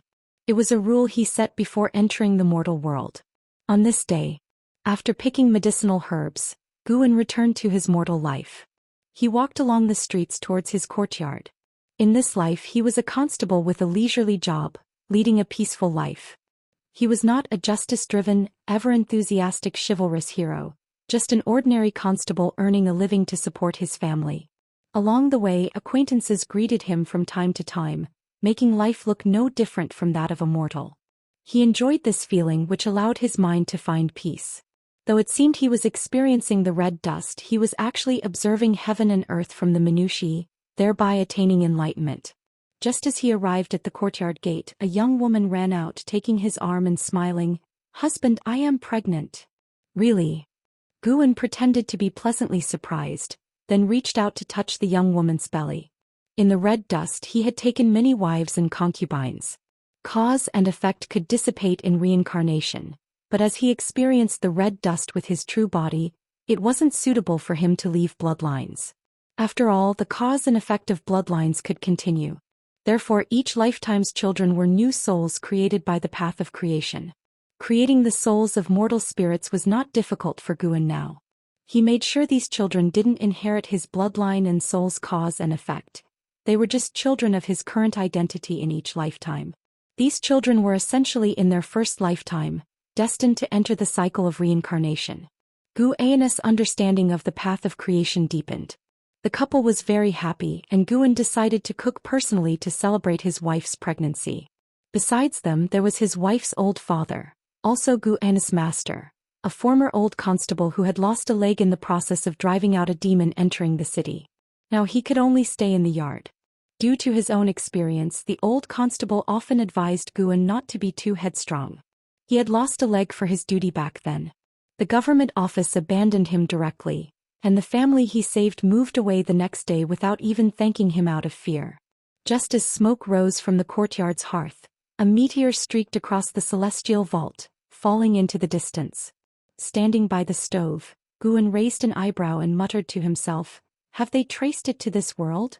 If you find any errors, ads pop up, ads redirect, broken links, non-standard content, etc., please let us know. Report so we can fix it as soon as possible." Chapter 785. Emperor Ziwei. The vast blue sky was magnificent, and a meteor wreathed in flames streaked across the celestial vault, hurtling towards the earth. It swept past mountain peaks along its path, crashing into the mountains, causing the entire ground to quake. Mushroom cloud-like plumes of dust surged upward, rocks flew wildly, and trees were swept away like dust to distant lands. The terrifying impact destroyed everything in its wake. The heavens and earth roared, the tumult continuing for a long time. As the waves of dust settled, a figure slowly emerged from the billowing dust. It was a man dressed in purple robes, walking amidst the ruins, his hair flowing, revealing a handsome face. His brows and eyes were cold and proud, with a slender purple line on his forehead, making him appear otherworldly, as though an immortal god had descended to the mortal world. Even the dust couldn't conceal the glow of his purple jade crown. The man in purple clothes walked forward while gazing into the distance, muttering to himself, "The changes in this world are truly vast." Before he could go far, a figure appeared in the midair ahead. It was none other than Tai Immortal Monarch. Sar the Ovalfire. Net website on Google to access chapters of novels early and in the highest quality. Tai Immortal Monarch looked at the man in purple from afar, raised his hand in greeting and asked, "Emperor Ziwei, long time no see. I wonder what brings you to this world." The man addressed as Emperor Ziwei smiled and replied, "Tai Immortal Monarch, does this realm fall under your jurisdiction now? Though it is not under my control, you didn't enter through the proper world gate and chose to cross through the celestial Dao light layer. That might violate the celestial rules." Tai Immortal Monarch stared at Emperor Ziwei with a meaningful expression. Emperor Ziwei maintained his smile. "I have yet to do anything. How have I offended the celestial rules? On the contrary, you having stayed in this realm for so many years, isn't that neglecting your duty?" The two celestial beings were at odds. The winds and waves seemed to freeze, and as their gazes locked, neither showed any fear. After a long silence, Tai Immortal Monarch broke the stillness. "If you do not explain your presence, then I must stop you. Once we clash, our cultivation levels will alert the celestial court and none of us will benefit. You know this, yet you still wish to impede me? We should each go our own way, shouldn't we?" Emperor Ziwei sneered coldly as he spoke. He raised his right hand, a purple light burst forth from his palm, and a purple jade staff appeared in his grip. This action already conveyed his stance. Tai Immortal Monarch did not expect Emperor Ziwei to be so unyielding, which made things difficult for him. At this moment, Emperor Ziwei's expression changed drastically. A horrifying killing intent enveloped him, solidifying the mana within his body. He felt he might be annihilated at any moment. Even though he could resurrect, facing such killing intent still made him tremble. He quickly drew the purple jade staff back into his body, and as he retracted the magical treasure, the terrifying killing intent vanished, allowing him to breathe a sigh of relief. Tai Immortal Monarch didn't know what Emperor Ziwei had experienced. He didn't feel the killing intent, but he could sense the change in Emperor Ziwei's aura. Right, no need to escalate this. Since the Immortal Monarch wishes to guard this realm, I should not further disturb you.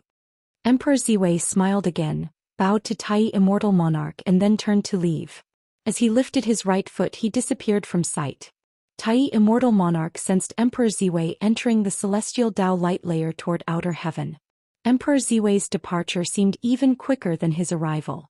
Tai Immortal Monarch mused, immediately thinking of Guan, and couldn't help but shake his head with a chuckle. He bowed in the direction of Nine Spirit Continent and then turned to leave. Meanwhile, Guan, still in the mortal world, watched Emperor Ziwei's departure. Emperor Ziwei, this immortal god, was inextricably linked to Anhao's birth. Back then, Celestial Spirit Immortal Venerable stole the World Punishment Dao Pearl from Ziwei Immortal Palace, and within that pearl was Anhao's original divine soul. Which means this immortal has connections with Emperor Xianxia and Eternal Life Venerable, likely in the same faction. However, Emperor Ziwei carried the aura of eternal Tao extreme. Guan was certain he did not come for an Hao but for something else. Fortunately, Emperor Ziwei had not become his mortal enemy. Perhaps due to their vast difference in cultivation, Emperor Ziwei dared not show disrespect toward him. Or maybe, could it be that Emperor Ziwei's joining of the eternal Tao extreme was orchestrated by the celestial court? Guan wondered as he cooked. Having no grievance with the eternal Tao extreme, there was no need to make enemies prematurely. Even if he were to make enemies, he needed to understand the relationship between eternal Tao extreme and the celestial court. With these thoughts set aside, Guan focused on his cooking. Until nightfall, the courtyard echoed with their laughter of three. The anticipation for the future made them seem very happy. Guan knew their future was not bright. As long as he retained his current identity and power, he could not prevent the impending tragedy. Over the long years, Guan had experienced various lives. The only thing he could control was not committing evil. Yet the world always had its dark corners, and even without committing evil, retribution would come. The moon set, the sun rose. 30 years later, Guan stood under the shade of a tree, looking at the slope ahead, where a man knelt before two graves, swearing an oath. Those two graves belonged to Guan and his wife in this lifetime. Their son, pursuing immortal cultivation, ventured out for 10 years, but his enemies came first, and Guan and his wife died by the enemy's swords. When their son returned, he didn't even see their corpses. It was the neighbor who helped bury them. Guan watched the scene with a calm expression, having no intention of revealing himself. This lifetime's cause and effect concluded here. He could see his son's future, and even though he and his wife were unfortunate, their son would ultimately achieve his desires, avenging them and eventually becoming a renowned great cultivator on this continent. But that was all, for the sun would fall just before nirvana. Guan watched for a while and then turned to leave. He returned to the Daoist field of the beginningless, entering the courtyard, and saw Xinzhen and Xianxia inside the room, writing something together. Without eavesdropping, Guan knew what they were up to. The two were incorporating cultivation techniques within their writings, and readers had to uncover the patterns in the stories to grasp the techniques. Their books spread across 9 spirit continents, with some even bringing them to other worlds through the World Gate. In this aspect, they surpassed Guan. Guan often wondered if his writing was too serious. He went to the artifact refining cauldron and continued refining Tao treasures.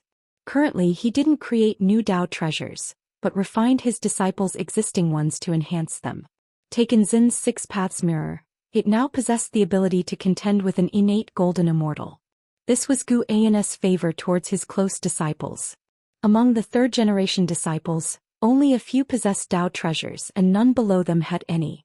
Not long after Guan had returned, and Zizai approached him from behind, respectfully saying, "Ancestor, a prince from Taizong dynasty has come to visit. He claims to be an old acquaintance of yours. If you find any errors, ads pop up, ads redirect, broken links, non-standard content, etc., please let us know. Report so we can fix it as soon as possible." Chapter 786. True or false? Ask yourself. Bring him in. Guan responded, and Zizai immediately went to fulfill the task. He already knew who the visitor was and what his intention was. Nowadays, people whom he would meet in person were almost all old friends from his time at the Supreme Sect. Those old friends who were not with him were living through their own lives, facing hardships and enjoying happiness. Not everyone could receive his covert protection. After approximately half an incense stick's duration, Zizai brought a person into the courtyard. This man wore plain Daoist robes, had a strong build, a rugged face, and exuded the aura of a martial world hero. This person's appearance was somewhat similar to Li Yas, but he looked more weathered. He was Li Yas' younger brother, Li Lingtian. Li Lingtian had once cultivated in the 3rd Medicine Valley, had a great relationship with Yang Jian, and had now achieved the cultivation level of divine thought, true immortal realm. In the past he had the talent to surpass Li Ya, but now, Li Ya had become an existence he looked up to, becoming the legend of their Li family. Li Lingtian looked at Gu Ana's silhouette, trembling with excitement, his eyes even reddened. And Zizai hesitated whether he should leave, but then Gu Ana's voice came, "Zizai, you should listen too, you'll be responsible for assisting him later." Upon hearing this, Zizai breathed a sigh of relief and immediately agreed. He was very curious about the relationship between Li Lingtian and Guan. Hearing that he could go out on a mission made him secretly delighted. Nowadays he managed all affairs of Wuxia and couldn't avoid fatigue. A trip outside would be a bit of relaxation. Upon hearing Gu An's immediate offer to help, Li Lingtian could no longer control his emotions and knelt on the ground with a thud. "Senior, I have come for Yang and I. You should still remember her. She offended a great cultivator of the Heavenly Spirit Tao Alliance and is imprisoned within the Alliance. She was wronged, but I can't find anyone to help, not even my father has such power." Li Lingtian said through gritted teeth. The Yang and I he mentioned was Li Ya's mother's sister, who had once joined the Ephemera sect to investigate the cause of Li Ya's mother's death, and had also been sent by Li Xiandao to protect Guan. Guan had not seen her for many years, but he still remembered the valiant woman in his mind. Li Lingxian's voice choked with emotion as he narrated grievances, no longer displaying the self-confident demeanor of his youth. Guan turned around, looking calmly at Li Lingtian, listening to his tale of grievances. Before Li Lingxian's arrival, Guan had already seen through the cause and effect at a glance. It was nothing more than a struggle of interests. After joining the Heavenly Spirit Tao Alliance, Li Lingtian and Yang and I had offended an internal faction, which did not pique Gu An's interest much. He only needed to confirm that Yang and I was indeed wronged. Though Guan protected his old friends, he would also make distinctions in his actions. If they brought trouble upon themselves, he would ignore it, letting them learn through hardship. When Li Lingtian finished speaking, he looked at Guan with anticipation. The Heavenly Spirit Tao Alliance was strong, and their opponents were also very powerful. A family of timeless giants surpassing the Zizai immortal realm.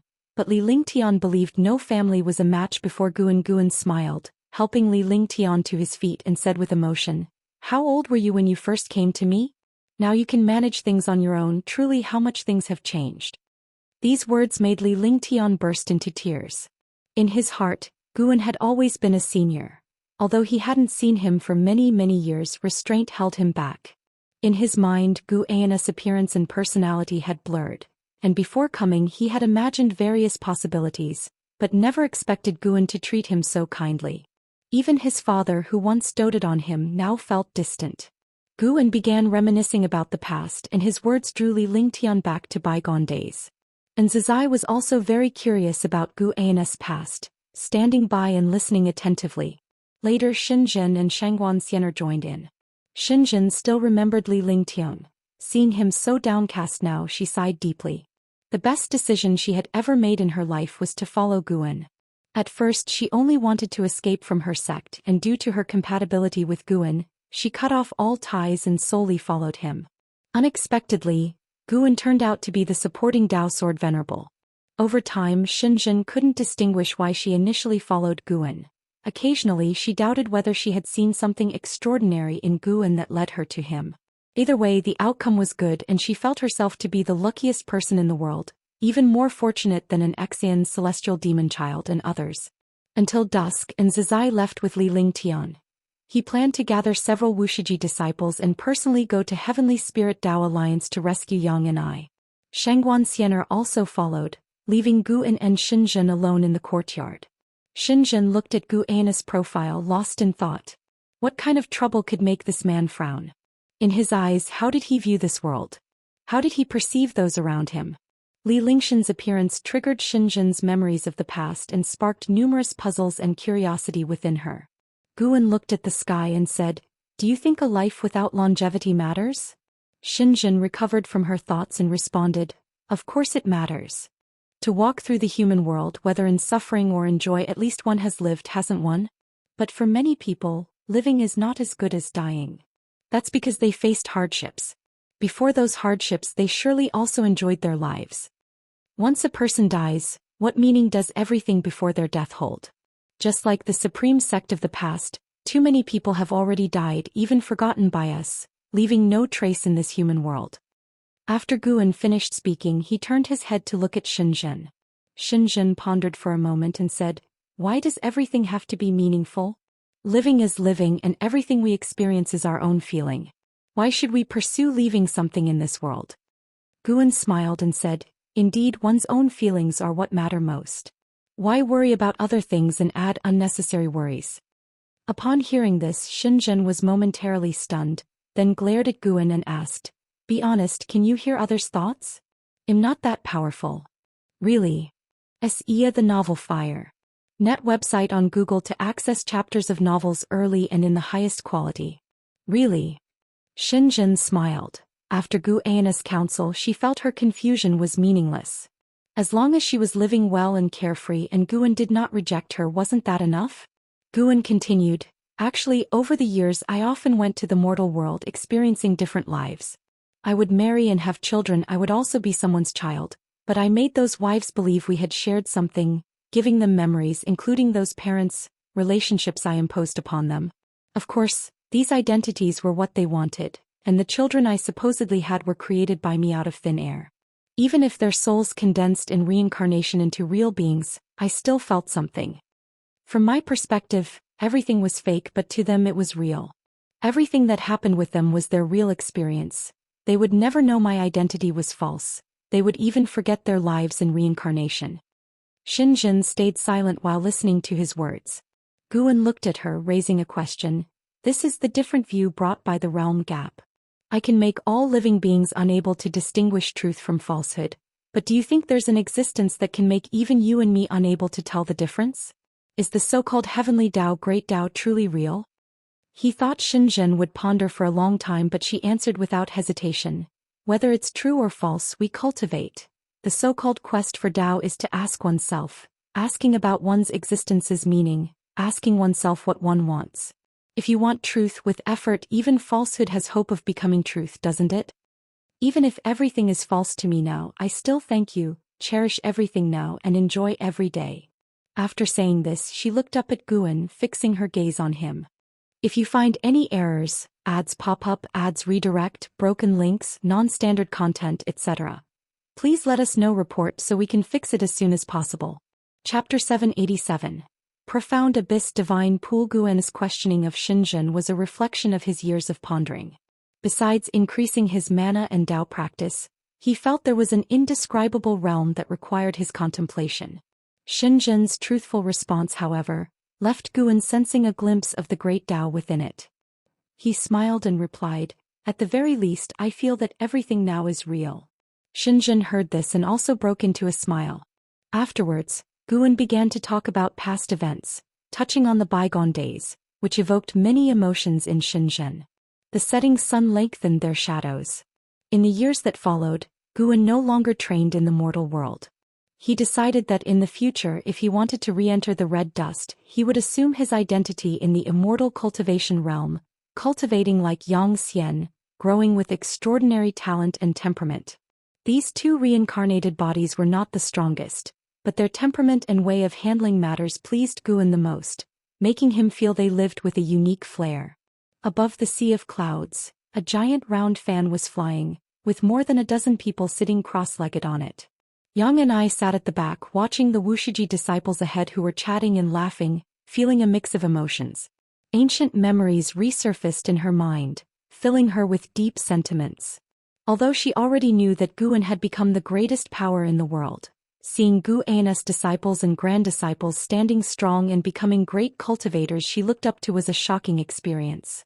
It was hard for her to associate the once carefree flower and grass-picking Guan with the now all-powerful ancestor Master Wuxia. Li Lingtian, sitting beside her, said excitedly, "The Heavenly Spirit Tao Alliance has promised us a dojo. When I return and discuss it with my father, we will bring a group of Li family disciples there to cultivate. As for you, Senior Yang, what are your plans?" Yang and I came to her senses and replied, "I plan to take a look beyond heaven." Li Lingtian frowned and said, "Beyond heaven is extremely perilous. It's not worth taking risks just for opportunities." He knew about the past between Yang and I and Guan and thought she was distressed. It was normal, even he was deeply moved, not to mention Yang and I. Guan did not intervene personally, but his disciples and grand-disciples were grandly welcomed by the great cultivators of the Heavenly Spirit Tao Alliance. When they heard their requests, the Heavenly Spirit Tao Alliance immediately agreed to release Yang and I without any re-examination. If not for Nzazai's insistence on the Heavenly Spirit Tao Alliance to investigate, they would have been freed long ago. During this time, Li Lingtian developed a certain respect for Nzazai. But whenever he thought about his own time in the Third Medicine Valley, when Nzazai had yet to be born, it made him feel awkward. Nevertheless, he dared not shamelessly request to join Wuxia. He had heard from Wuxia disciples that once you join Wuxia, you couldn't easily leave or even establish your own sect outside. Even the sword sect's master Chen Chuan had relinquished his identity as a Wuxia disciple. Even if the sword sect faced enemy attacks, Wuxia would not come to help. And Zizai insisted the Heavenly Spirit Dao Alliance thoroughly investigate the truth, presumably to maintain Wuxia's reputation. I know it's dangerous. Don't worry, I won't get into trouble. Wasn't this confinement by the Heavenly Spirit Dao Alliance all because of your recklessness? Yang and I glanced at Li Lingtian and said coldly. Li Lingtian smiled awkwardly. He was in such a hurry to save Yang and I because the matter had started due to him. Thinking about it carefully, Yang and I indeed handled matters prudently. Throughout the years she always acted alone and never encountered any mishaps. Li Lingtian recalled his own experiences over these years and felt embarrassed, realizing he was in no position to advise others. The two fell silent, their thoughts drifting away. They couldn't imagine Gu An's realm and vision. This vast world was too expansive for them, filling them with both anticipation and trepidation for the future. In the underworld, beneath the dark celestial vault, a desolate land was shrouded in ghostly vapors, with a colossal ancient tree standing tall. This tree was entirely an eerie blue, with branches draped with vine-like tendrils resembling catkins, and glowing orbs rotating like stars around them. This tree was the ancient sacred tree of the underworld, known as the Profound Abyss Ancient Tree. Two people were meditating under the tree, Gu An's avatar and Hongyazi from the misty Immortal court. Hongyazi opened his eyes and sighed. As expected of the Profound Abyss Ancient Tree, its creation is limitless. Not only can one comprehend the yin-yang reincarnation here, but also the mysteries of creation. It is said that this tree once bore a fruit which cultivated and attained the Tao, befriending the celestial emperor's reincarnation body, and they were known as the two great saints of the great Tao.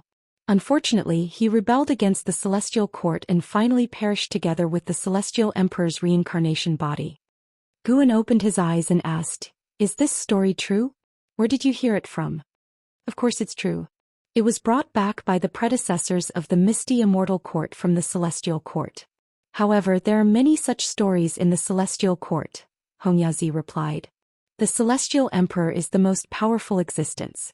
To be known as the two great saints of the great Tao alongside his reincarnation body, his talent must have been terrifying. Unfortunately, since then the Profound Abyss Ancient Tree has never borne the Profound Abyss fruit again." As he spoke, Hongyazi raised his head, seemingly searching for the Profound Abyss fruit on the tree. Guan didn't expect the story of Gu Xianyu to be known in the celestial court. He guessed it was at the celestial emperor's behest. Otherwise, how could it be circulated? In his mind, the image of Taihao appeared. Taihao's temperament was bold and unrestrained, somewhat like an Hao, but his actions were more domineering and magnanimous. In Gu An's memory, he always clung to Gu Xianyu. After they became sworn brothers, the question of who was the elder brother was never settled. However, during the last battle, Taihao seemed like a different person. Perhaps that was the celestial emperor, making Guan feel unfamiliar and pressured. The bond of the reincarnations had long been gone. Guan wouldn't think they were still sworn brothers. Taihao's eyes before his death revealed madness. The celestial emperor was definitely not cold by nature. The two chatted while waiting for the distant visitor. They were chatting because they both sensed an aura coming from afar, which should be from the Nine Divine Mansion. The Nine Divine Mansion's destiny was profound.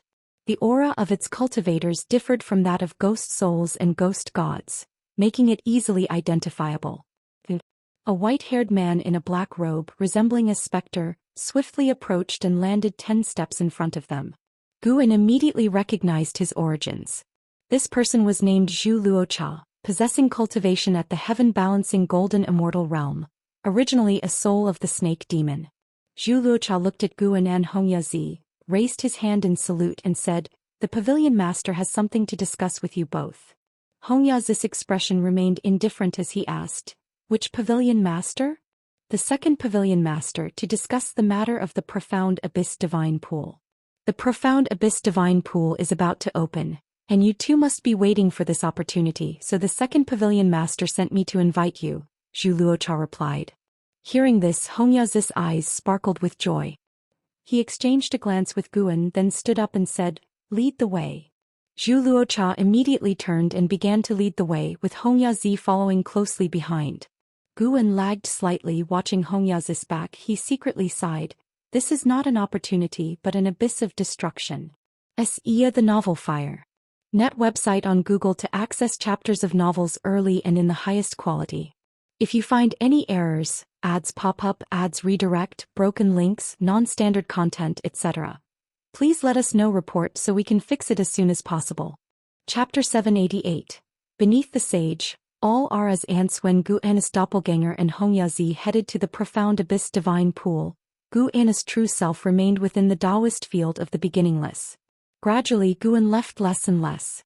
Apart from his regular medicinal herb collection, he stayed in the field, contemplating alone in a bamboo forest. The disciples noticed his unusual behavior but were not worried, thinking he was about to create some extraordinary cultivation technique or divine skill. Time flies like an arrow. 100,000 years had passed since Li Lingtian came seeking help. Gu An's doppelganger and Hongyazi had already delved deep into the profound abyss divine pool and had run into trouble, trapped in a certain place, unable to leave. On this day the weather was clear and the sun was shining brightly. A gentle breeze blew into the bamboo forest, amidst the lush green scenery. Dressed in white, Guan sat on the steps in front of a pavilion, hair disheveled and clothes loosely draped, as if just awoken from a deep dream. One hand propped on the steps, the other on his knee, with 2 fingers holding a bamboo leaf. "What is it really?" Guan muttered to himself. Over the years he had been seeking a certain feeling but could never understand it. He even projected his lifespan multiple times, making the feeling stronger, a sense of almost grasping it but never quite. Even as a primordial, profound, venerable immortal, he couldn't help feeling uneasy. Notably, his doppelganger also shared this sensation. This was the reason he hadn't immediately rescued Hongyazi. Trapped in the profound abyss divine pool, they were bound to encounter great difficulties, yet the emergence of that inexplicable feeling made their tribulation seem vague. Throughout, Gu An's cultivation had always been an enhancement in his Tao practice.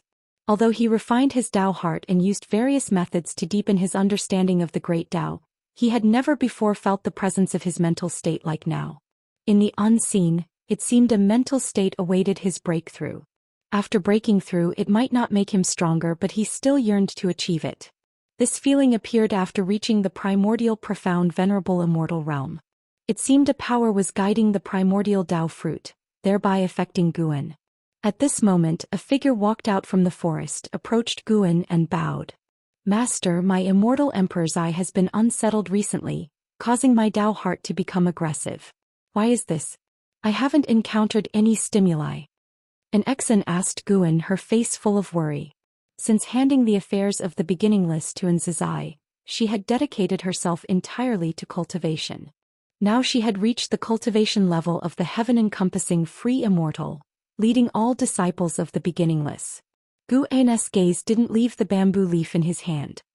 He softly answered, "Another pair of immortal emperor's eyes has emerged in the 3,000 great worlds. Your immortal emperor's eye senses its rival, disturbing your mind." On hearing this, an Exan hurriedly asked, "How should I resolve this disturbance?" "Either go and eliminate the person, or temper your mind to overcome the influence of the immortal emperor's eye, and truly master it." Gu An's answer left an Exan in deep thought. Killing was not an option. Without grudges, even if the immortal emperor's eyes repelled each other, an Exan couldn't bring herself to do that. Temper her mind? An Exan felt challenged as she had been suffering recently. But no matter how hard she had to overcome it, she couldn't bring shame to her master. "By the way, master, you've often come to this bamboo forest these years. What have you been studying?" An Exan asked curiously. Guan glanced at her, the corner of his mouth lifting into a smile. "Just like you, I need to overcome mental confusion." Hearing this, an Exan showed a smile, feeling oddly relieved. Even a master as powerful as him faced similar situations. She felt inspired. The two continued chatting, with Guan inquiring about her cultivation, and she answered truthfully. The development of the beginningless to this point meant Guan no longer needed to personally guide the disciples. They could pass on their teachings themselves. And Zizai's management skills were impressive, even surpassing an Exan, organizing the beginningless excellently, with no disciple treated unfairly. After staying for a while, an ex-in finally took her leave. Guan continued to sit where he was, thinking. Profound abyss, divine pool, where the celestial vault was a dark red, mountains undulating, though there were trees, no flowers or leaves, and not a spot of green. Guan and Hongyazi walked among the mountains. Hongyazi looked around, frowning with impatience. He suddenly stopped, speaking in a low tone. I've had enough. No matter where we walk, fly, or even destroy this place, we can't get out. Guan stopped, turned slightly, and glanced at him, asking, if you don't move, will you wait for death? If it gets worse, we can cultivate here. Maybe we'll break through and find a way out. How long will it take to break through? But walking aimlessly, who knows how long it will take to get out? This profound abyss divine pool is too peculiar. Why haven't I heard of such a world restriction before? Hongyazi said gloomily. As a heaven-opening Daoist immortal, had never encountered such a powerless situation since reaching this realm. Guan withdrew his gaze, continuing forward, leaving a sentence, then stay here. I'll move on alone. If I escape, I'll come back to save you. If I die ahead and you succeed in breaking through, leave my body. Upon hearing this, Hongyazi's face slightly changed, his gaze turning resentful. Is there a need to speak so harshly? Hongyazi cursed under his breath, then followed Guan's steps. I'm curious, why are you so calm? Hongyazi asked as he came beside Guan. Guan looked ahead, retorting, I'm curious too. Why are you so impatient? After all these years of cultivation, is our time trapped here even close to your seclusion time? Hongyazi was at a loss, reflecting on himself. Could it be that his Dao heart really had issues? The two continued in silence for the rest of the journey.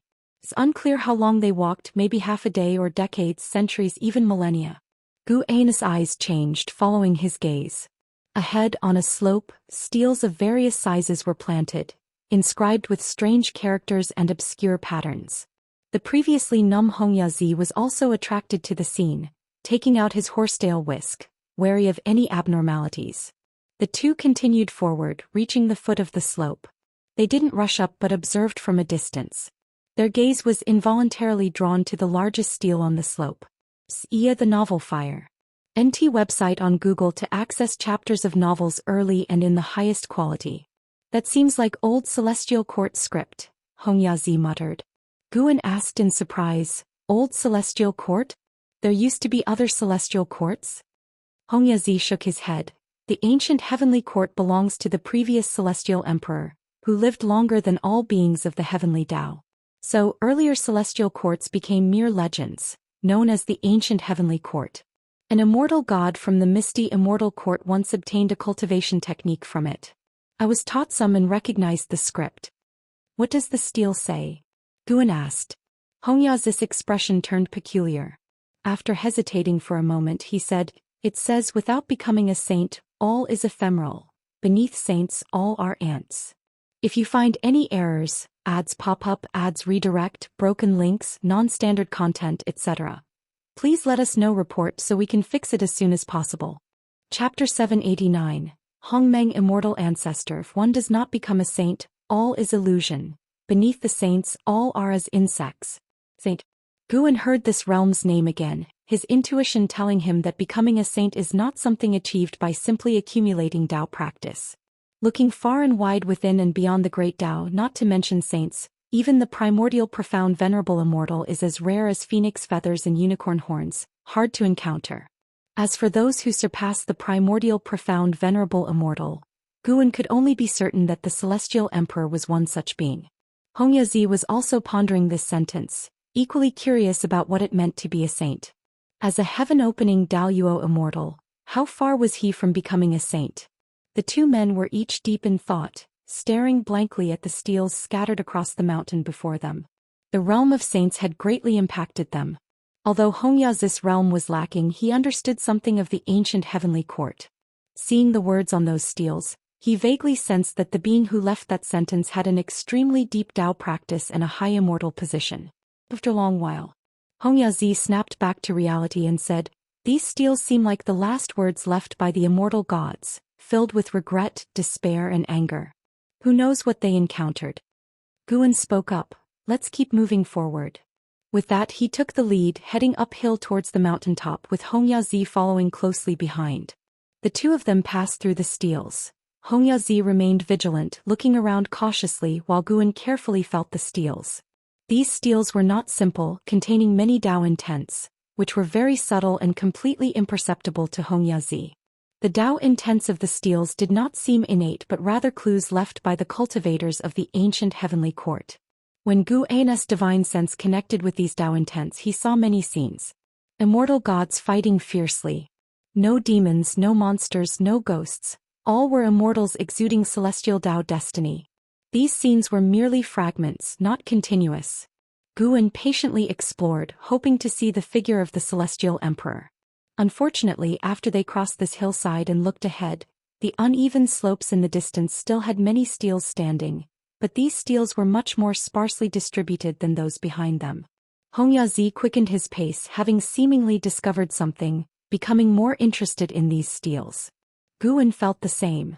As time went by, he still hadn't seen any images of the celestial emperor, but instead became aware of a celestial Dao venerable. Hongmeng Immortal Ancestor.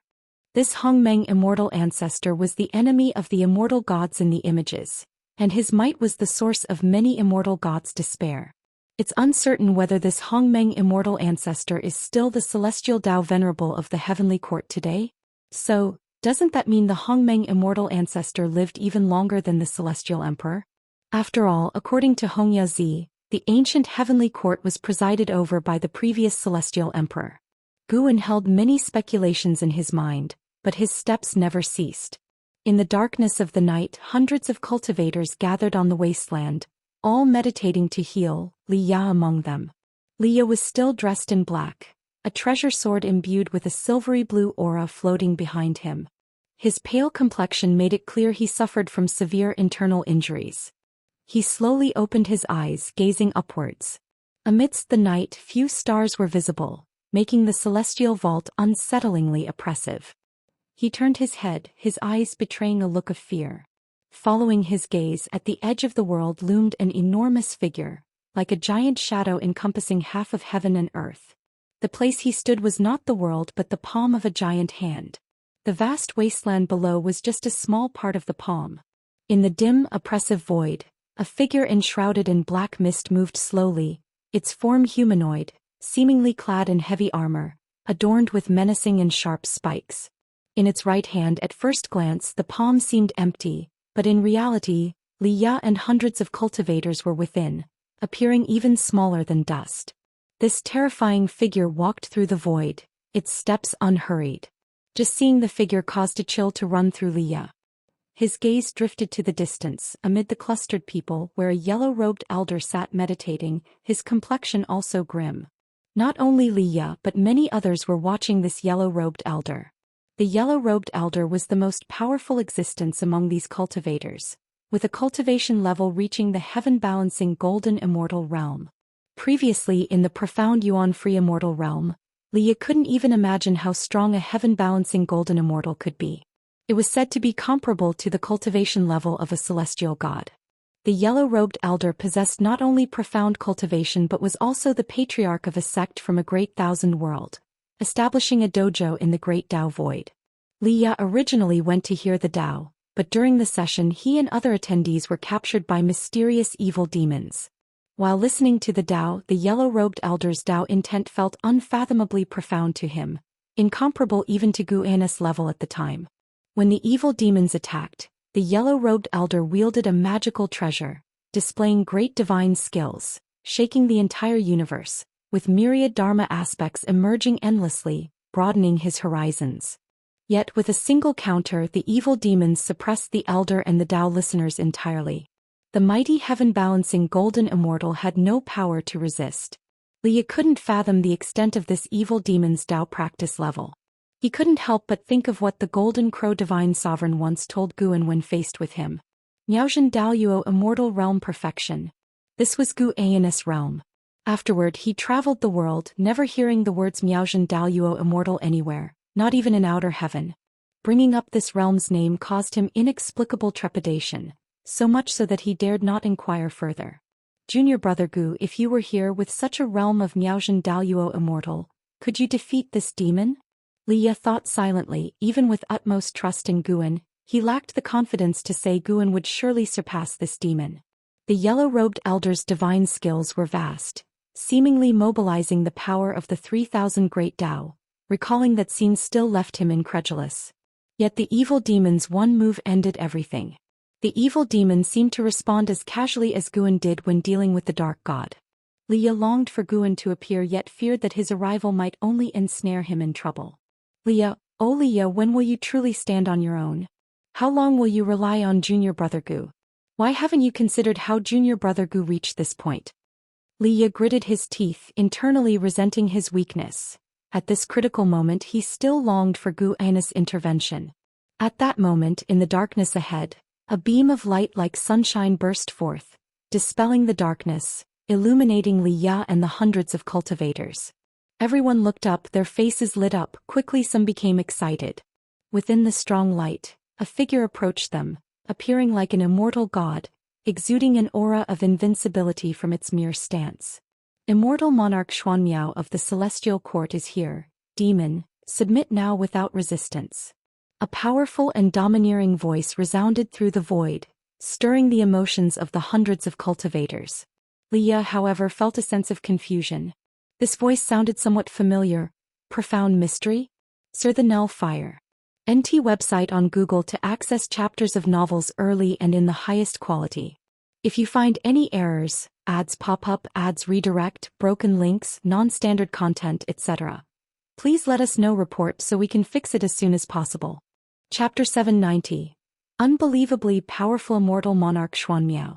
The hundreds of cultivators surrounding Liya felt a thrill upon hearing that the opponent claimed to be from the celestial court and even an immortal monarch. They all rose and focused intently on immortal monarch Xuanmiao, who was enveloped in a strong light, their eyes filled with anticipation. Immortal gods, even if not compassionate enough in the hearts of cultivators, still have their responsibilities, especially in the fight against evil demons.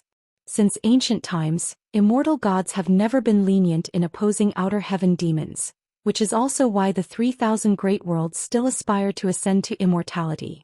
The human world is full of incense for immortal gods.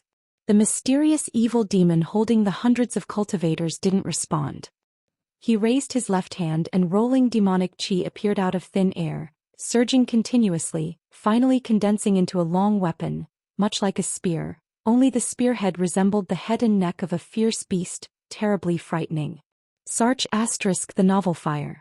NT website on Google to access chapters of novels early and in the highest quality. All the cultivators sensed that a great battle was about to erupt.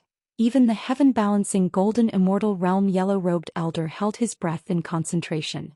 Immortal monarch Xuanmiao strode forward from the powerful light of the heavenly Dao, his aura continuously rising, causing the dark void to present a twisted scene of purple and red.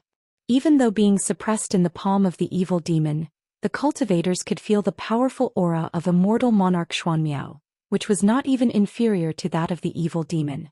Liu was so shocked that he was left speechless. Immortal monarch Xuanmiao's form overlapped with the Li Xuanmiao in his memory, the two of them being from the same family, though Li Xuanmiao had cultivated in Mount Sanqing since childhood, leading to an unfamiliar relationship between them, yet they had met quite a few times. Has Li Xuanmiao ascended to immortality? How is that possible? Liya suddenly realized he hadn't seen Li Xuanmiao in many years. But something didn't feel right. How could these years be enough for someone to ascend to immortality and become so powerful? He couldn't understand it and even felt on the verge of collapse. It wasn't jealousy of Li Xuanmiao. He just felt that his own talent and opportunities seemed like a joke. Since leaving the Taitsong continent he hadn't slackened for nearly 20 million years. He didn't know how many times he had narrowly escaped death, and the opportunities he had obtained were extraordinary, causing those around him at that time to marvel, believing he was the child of destiny. But now, compared to Li Xuanmiao, what counted as his achievements? Just by sensing Li Xuanmiao's aura he felt he couldn't measure up at all. Before it was Guan, now it's another clan brother. At this moment he forgot life and death, only staring blankly at Li Xuanmiao's approaching figure. Li Xuanmiao also conjured a divine weapon with dragon chi coiling around it in his hand. Since you refuse to cease, then meet your end.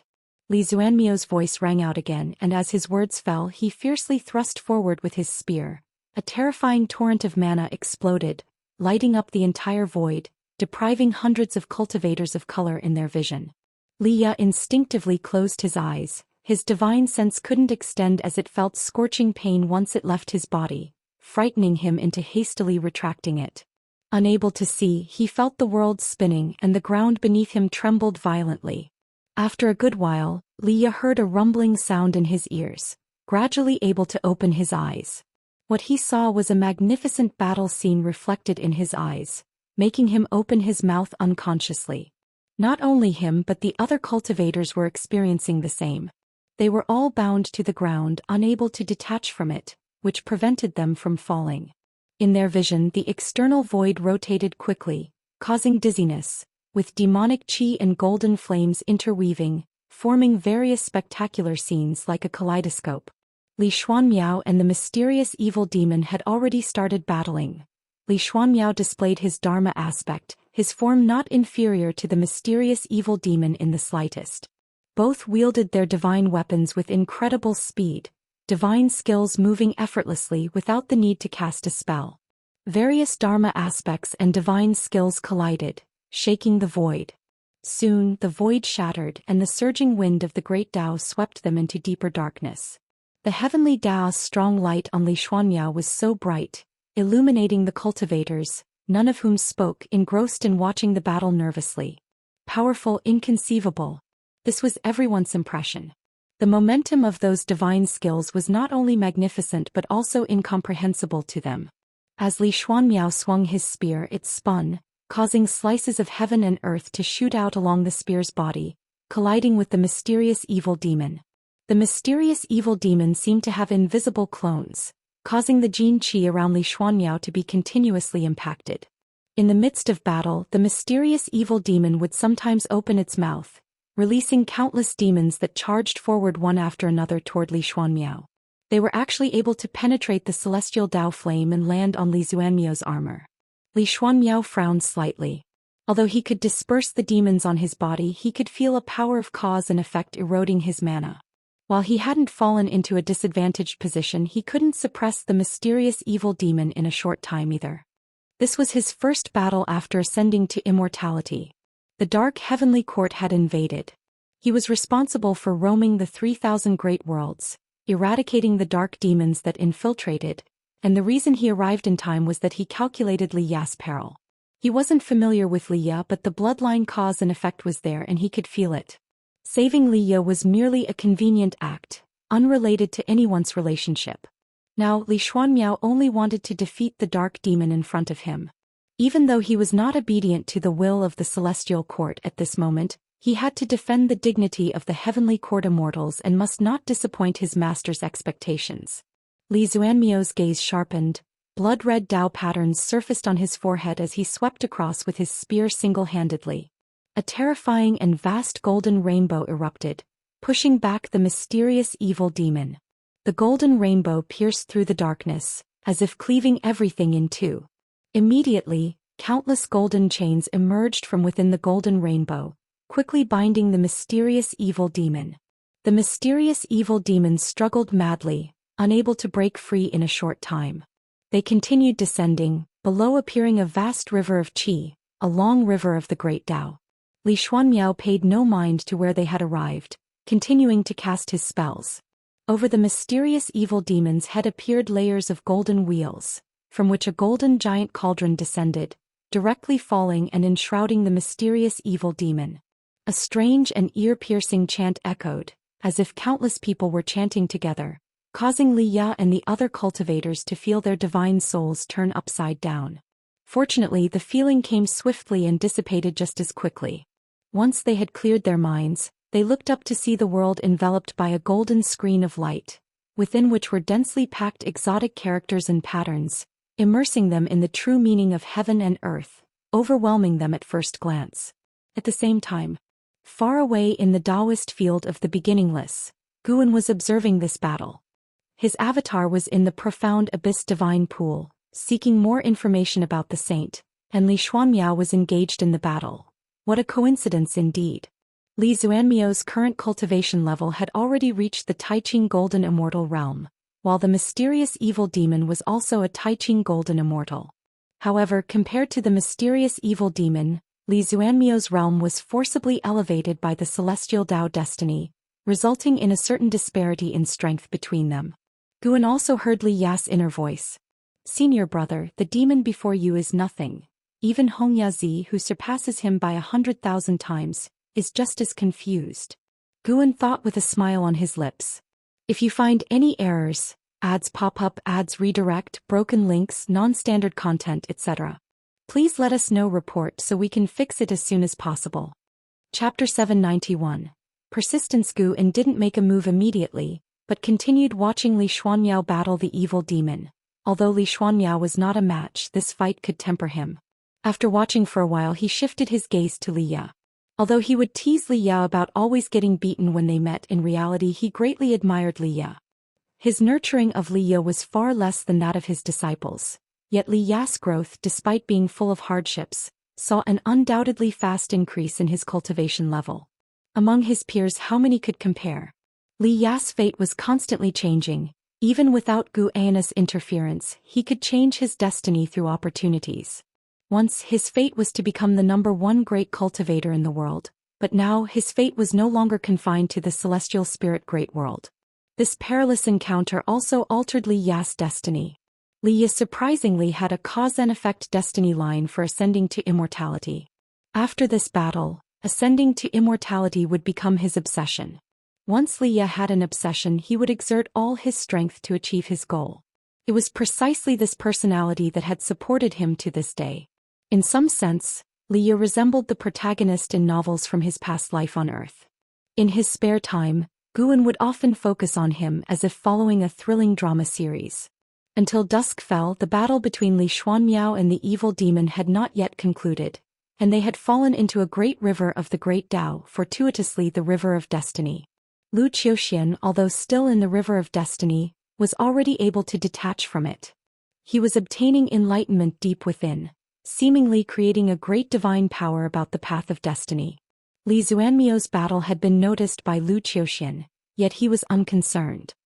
He also knew that the immortal gods were immortal and unextinguishable, and he did not wish to get involved in the matters of the celestial court. Guan stood up, stretching his waist in the courtyard. Recently he rarely stayed in that patch of bamboo forest, deciding to relax for a period, no longer straining his mind on that mysterious state of mind. If you can't figure it out, why not let it go for now? Guan also wanted to be as persistent as Li Ya, but if he couldn't achieve it, he could only give up. If all else fails, it's still not beyond cheating. He would never give up on the ability to evolve lifespan. He always thought he wasn't a genius, and that getting to this day was solely due to his lifespan evolution ability. Even though he had become powerful, he would not deny this fact, nor fakely intend to give up this ability. The reason he would seek enlightenment on his own was to find something to do during the years of storing lifespan. He could take shortcuts to become strong, but he couldn't afford not to understand his power after becoming strong. Guan casually chatted a bit with Xinzhen in front of the artifact refining cauldron, then returned to the house alone. As the moon set and the sun rose, a new day came. Guan walked out of the house holding a flute, heading out of the courtyard.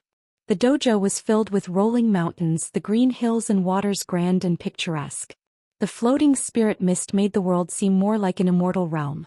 Although Guan was already used to the scenery in the dojo, every time he stepped out of the courtyard he felt a sense of contentment. The many worlds he could see, but what truly belonged to him was the little world within the dojo, where everything brought him satisfaction. He stepped into the forest, enjoying the morning breeze brushing against his face. The flowers and plants by the roadside were vibrant, with a faint hint of spirited beings passing by. Those were spiritual objects formed by the condensation of Dao intent, possessing a degree of spiritual intelligence, but unable to contact living spirits, let alone communicate, merely existing in the same dojo but not in the same space. Along the way, Guan reached the cliff halfway up the mountain. Looking far ahead, he saw a dozen disciples practicing swordplay by a small river between the mountains some 10 miles away, guided by a 5th-generation disciple. Such scenes were present in several places within the dojo. Wuxia had already formed its Daoist lineage with complete regulations and order, requiring no effort from Guan. Having developed to the present, Wuxia was no longer just a dojo belonging to Guan alone, but also an embodiment of the disciples' efforts. Over the long years, the second-generation disciples, when traveling outside, had established a very positive image for Wuxia, earning it the reputation of a human world immortal cultivation holy land. Every year, people would come to the edge of the 9-spirit continent seeking to join Wuxia to cultivate immortality, but even entering Wuxia was difficult, let alone becoming a citizen of the 9-spirit dynasty. Guan raised the flute in his hand and spun it with one hand, his gaze already falling on Li Xuanmiao. Li Xuanmiao was beginning to fall into a disadvantage. Within the vast river of destiny, the mysterious evil demon was entangled entirely with black chains formed by the path of cause and effect, wielding the long spear to attack Li Xuanmiao. His offensive continued to intensify, forcing Li Xuanmiao to retreat step by step. Li Xuanmiao, hair disheveled, his armor on the verge of breaking, seemed quite in distress as if heading towards a dead end. Li Xuanmiao furrowed his brows tightly, as the demonic creatures spewing from the mysterious evil demon's mouth were devouring his mana, and now the black chains around the mysterious evil demon were shattering his mana each time they struck. He had exerted every means he possessed, repeatedly deploying all the divine skills and secret techniques at his disposal. The best scenario he managed was to shatter the mysterious evil demon's physical body, yet within a very short time, it would regroup again, leaving him feeling powerless. Could I be defeated? Li Xuanmiao thought with unwillingness in his heart. Being an immortal god, even in death he could resurrect in the celestial court. Still, he was unwilling for his first battle as an immortal god to end in failure. Hundreds of cultivators trapped in the palm of the mysterious evil demon once again fell into despair. His speed is getting slower.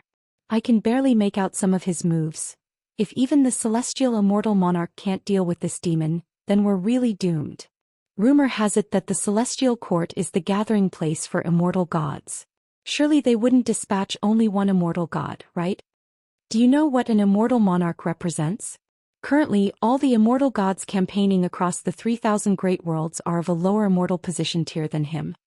Damn it, to think I'd die at the hands of an unknown evil demon without even a name. How frustrating. The cultivators were discussing among themselves, with many remaining silent, their eyes filled with fear. More than death, they feared enduring tortures worse than death. This demon was so powerful, yet it did not kill them, instead taking them somewhere, clearly not allowing them an easy death. Li Ye had long since come out from his complicated emotions, now filled only with concern, fearing Li Xuanmiao might encounter misfortune. He didn't believe such a coincidental occurrence. With his cultivation level, he could already perceive the cause and effect between people. Being an immortal monarch, Li Xuanmiao was naturally capable of the same. He felt Li Xuanmiao had come specifically to save him, even though they were not well acquainted, but after all they were of the same lineage. Don't be stupid, finally reaching immortality, there's no need to fight to the death for us. Li Ye muttered softly, hoping Li Xuanmiao could hear. At that moment, the mysterious evil demon roared angrily, the chains around its body quickly intertwining, unexpectedly revealing a black coffin. Via the novel at website on Google to access chapters of novels early and in the highest quality. As soon as the black coffin appeared, the surrounding great Daoist air currents surged towards it, and even Li Xuanmiao felt a horrible pulling force. Li Xuanmiao, looking at the black coffin larger than the mysterious evil demon itself, was filled with intense unease. The existence within this coffin was undoubtedly very dangerous. If you find any errors, ads pop up, ads redirect, broken links, non-standard content, etc., please let us know. Report so we can fix it as soon as possible. Chapter 792. The black coffin was suspended behind the mysterious evil spirit, its lid slowly opening amidst the chaos of the great Tao. Even those like Li Ye who were held within the palm of the mysterious evil spirit couldn't help but feel a chill run down their spines. They all turned their heads to look and saw the black coffin, larger than the evil spirit itself. From their vantage point they couldn't even see the top of the coffin. What could be in there? Everyone held a sense of unease that was more torturous than awaiting death. Li Xuanmiao, who was also being pulled by the black coffin's force, sensed something amiss.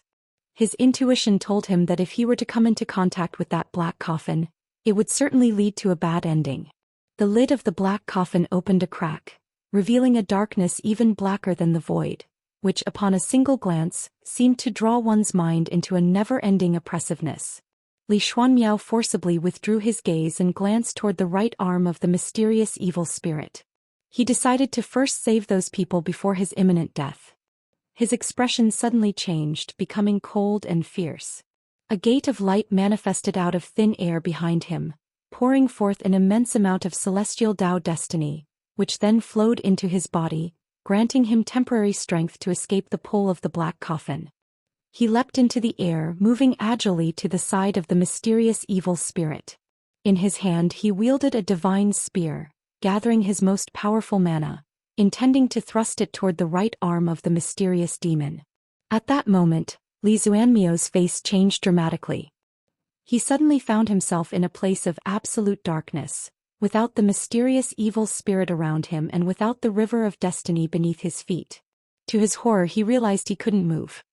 He could only laboriously lift his eyes and see a massive object faintly visible in the darkness above him, which upon closer inspection was indeed the black coffin summoned by the mysterious evil spirit. The black coffin continued to open. How is this possible? Li Xuanmiao's eyes widened. No matter how much effort he exerted, he couldn't move his body or soul. He couldn't distinguish whether he had fallen into an illusion realm or was sealed in another space. As the lid of the black coffin opened further, a black claw covered in scales emerged, grasping the edge of the coffin. This grip sent a jolt through Li Xuanmiao's heart. He began to feel fear.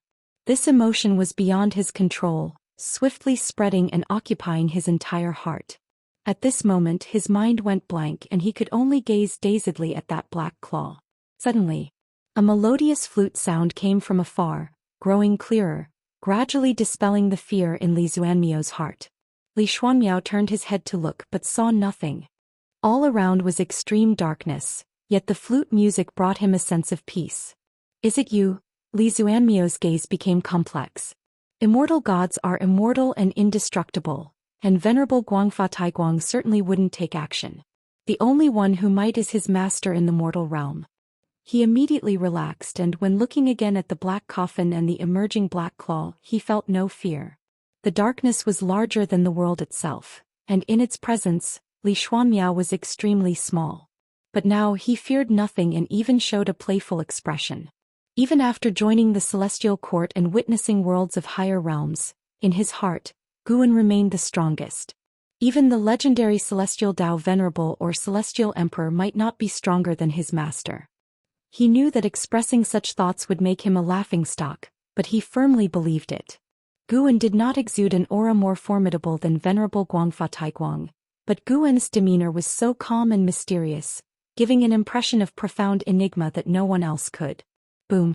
The lid of the black coffin was suddenly blasted open, and a terrifying dark shadow seemed ready to burst forth. A strong light descended from above, instantly enveloping the black coffin, scaring the shadow back into the coffin. Then Li Xuanmiao saw an indescribable giant claw descend from the strong light, grasping the black coffin directly. This seemed to be the claw of some divine bird, making the enormous black coffin appear like a small block of wood under its grasp. With a shocked expression, Li Xuanmiao watched as the divine bird's claw, holding the black coffin, vanished into the strong light, coming and going swiftly. Before he could react, the surrounding darkness abruptly shattered, and he found himself back on the river of destiny, with an arm suspended in front of him, the arm of the mysterious evil spirit, with hundreds of cultivators including Li Yi still standing in its palm. At this moment hundreds of cultivators were looking up, all dumbfounded and trembling all over. The mysterious evil spirit and that black coffin had already vanished without a trace. That claw just now? One cultivator asked in a trembling voice. The mysterious evil spirit was tremendously terrifying, and the earlier battle had already driven them to despair. Yet unexpectedly, a mysterious bird claw descended and directly dispersed the mysterious evil spirit, taking away that black coffin. Everything happened so fast, it made them doubt if what they had seen was real. No one answered the cultivator's question, but Li Xuanmiao did hear it, which further convinced him that his experience just now was real. Was that my master's mount? But I've never seen him raise any divine birds. Li Xuanmiao looked at the mysterious evil spirit's arm, his mind filled with bewilderment. You have successfully seized 61,982,073,922 years of lifespan from the cause and effect greedy demon, Taiqing Golden Immortal Realm Perfection. Guan looked at the notification in front of him, then lifted his right hand. He stood on the cliff of the Daoist field of the beginningless, facing the vast spectacular mountain scenery. A bird descended from the sky, which was his Tongxian venerable spirit, the Wuxia divine sparrow. The Wuxia divine sparrow landed on his hand, clutching a small black object with its beak, which was the black coffin, now shrunk to the size of a finger. Guan raised his left hand, took the black coffin, and it enlarged but still could be held with one hand. There was something inside the coffin. This was an existence more terrifying than the cause and effect greedy demon, with a cultivation level reaching the early stage of Miaozhen Daoyuo Immortal Realm, 2 major realms higher than Li Xuanmiao, which was the reason Guan took action. Guan temporarily did not intend to destroy the evil demon inside. He found it intriguing, so he squeezed it with his hand, setting a powerful restriction, turning the black coffin into a black plate, which he casually hung on his belt. Then he turned and walked down the mountain with the Wuxia divine sparrow hopping onto his shoulder. As Guan descended the mountain, he petted it. Reaching the foot of the mountain, he happened to encounter Xianxia. Seeing him, Xianxia immediately saluted, then smiled and asked, "Ancestor, are you taking this divine sparrow out for a stroll again? When will it develop spiritual intelligence?" Xianxia the Nelfer. Net website on Google to access chapters of novels early and in the highest quality. The Wuxia divine sparrow was brought by Guan from the outside and often flew around in the dojo. All disciples knew it, but none had seen it display its strength, and its aura was also very weak, appearing unimpressive. Guan smiled and replied, "Speaking is not the only sign of developing spiritual intelligence. In fact, it is quite clever and understands all things in the world." And Xianxia nodded, not daring to contradict Guan. He then said, "Ancestor, the Heavenly Spirit Tao Alliance has an alliance hierarch attempting to attain a golden immortal Tao fruit and has invited great cultivators from all over to observe the tribulation crossing. They also sent an invitation to Wuxia. Should I represent Wuxia in attending to watch?" Mentioning the golden immortal Tao fruit, a peculiar sparkle appeared on his face. This realm had already shaken the immortal cultivation realm, and he had long heard of it, but he didn't know how powerful a golden immortal was and had always aspired to witness it. This time he also wanted to go see the spectacle. If you find any errors, ads pop up, ads redirect, broken links, non-standard content, etc., please let us know. Report so we can fix it as soon as possible. Chapter 793.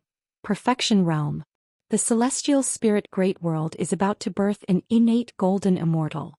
Although this tribulation crosser comes from another great thousand world, he has already rooted himself in the celestial spirit great world, and his achievements will also drive the development of the celestial spirit great world.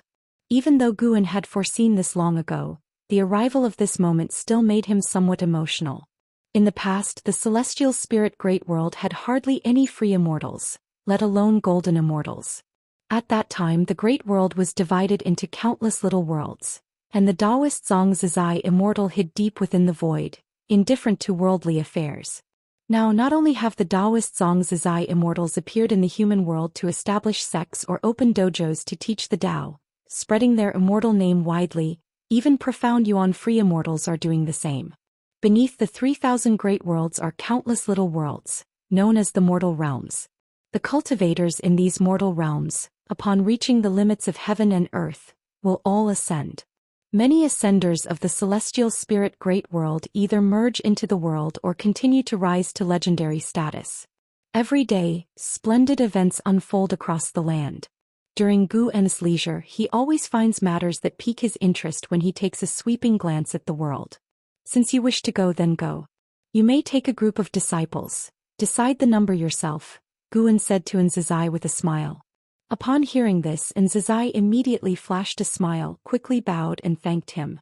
Ancestor, in your opinion, will that person succeed in breaking through? Xianxia asked curiously. Guan replied, he will succeed. In the future, the world will welcome the era of the golden immortals. In the years to come, each era will be longer, and the changes from one era to another will not be defined by great calamities. Hearing this, Zizai felt even more eager for the future. Guan did not say more and left with the Wuxia divine sparrow. Zizai watched him leave and, observing his leisurely demeanor, felt deeply moved. What about golden immortals? The ancestor's cultivation level is much higher than that of golden immortals, yet he never becomes arrogant because of it, nor is he greedy for power. He prefers a quiet pastoral life. Zizai most admired the ancestor for this ability to remain calm and peaceful. He had once tried to imitate this, but regrettably, after a long time in seclusion, he would always yearn to go out and could never fully convince himself to let go of fame and fortune. Currently, he manages the affairs big and small of Wuxia, and although it is arduous, he finds it meaningful. If he truly let go of the power in his hands, he definitely would feel some reluctance. Guan, with his back to Zizai, heard the youngster's inner thoughts and his lips curled into a subtle smile. Since the birth of the first innate golden immortal in the celestial spirit great world, heaven and earth shook, and the atmosphere in the immortal cultivation realm seemed ready to soar upward. The innate golden immortal preached to all living beings, and the sound of the Tao resonated throughout the entire world, benefiting countless living creatures, and even those mortals who had not cultivated gained many insights. The passage of time accelerated. Guan's range of activity remained within the celestial spirit great world. If an old friend encountered trouble, he wouldn't personally appear because the Wuxia divine sparrow's intervention was sufficient. The Wuxia divine sparrow could extend his lifespan, which was far more advantageous than avatars or puppets, allowing him to relax more. As the constellations changed and earthly agitations unfolded over countless years, the human world had undergone significant changes. Now arrived at the Daoist beginning era, cultivators soared on celestial inquiries, pursuing higher realms, thus sparking a significant development in Daoist techniques. Great cultivators from all around the world taught the Tao, advancing the celestial Tao destiny in the human world, hence it was known as the Daoist beginning era. All living beings could feel the rise of the celestial spirit great world.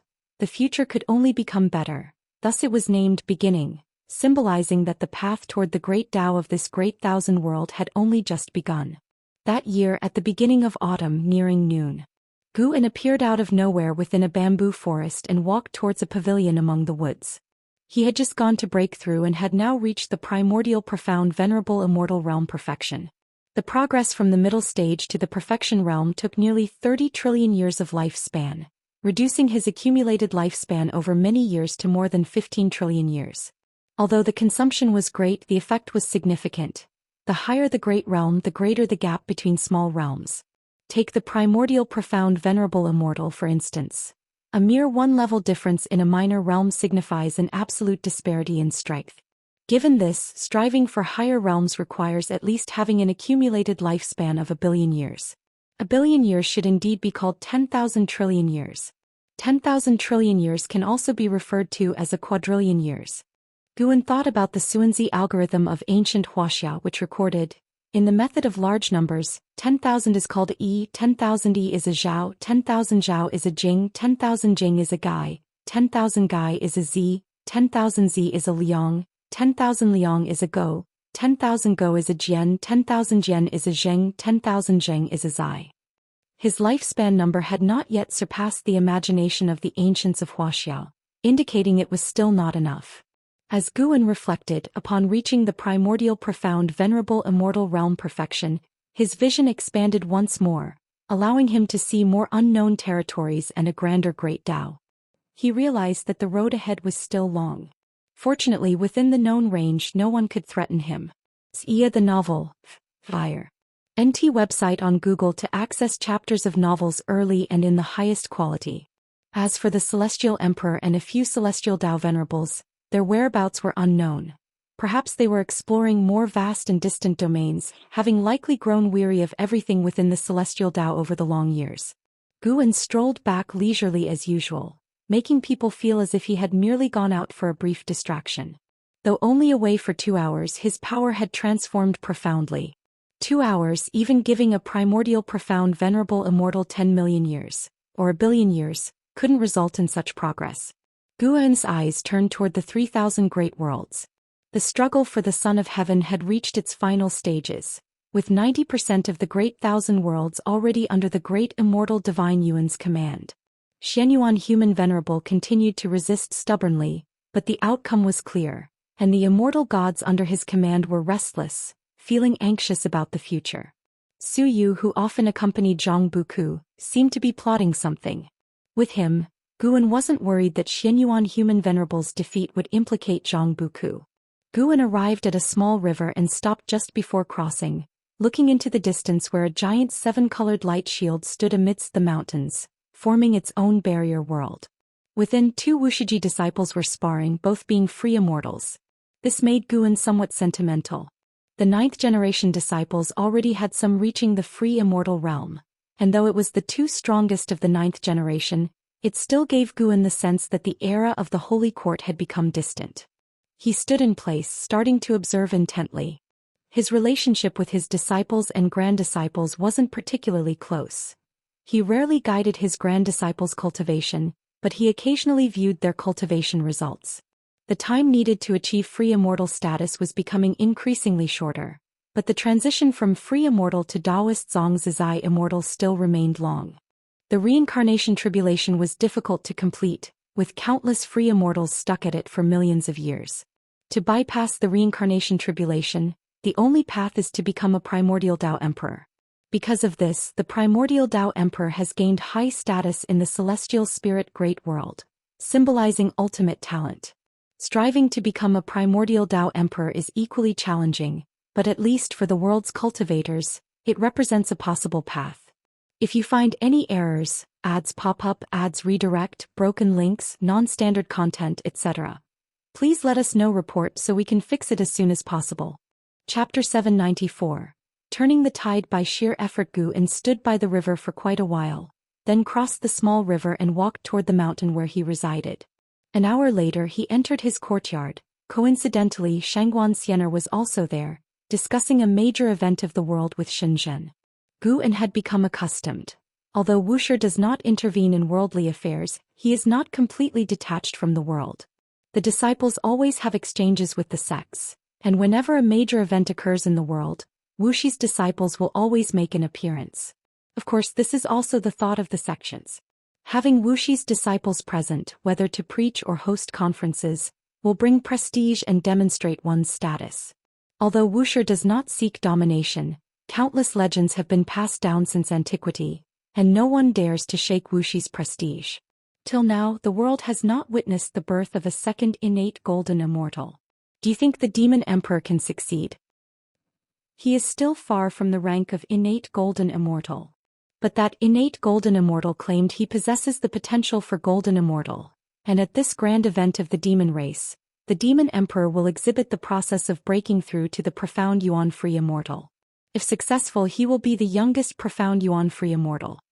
That is simply because we Wuxia do not compare ourselves with the outside world.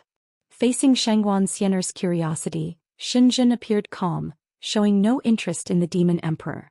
She glanced at Guan without paying much attention.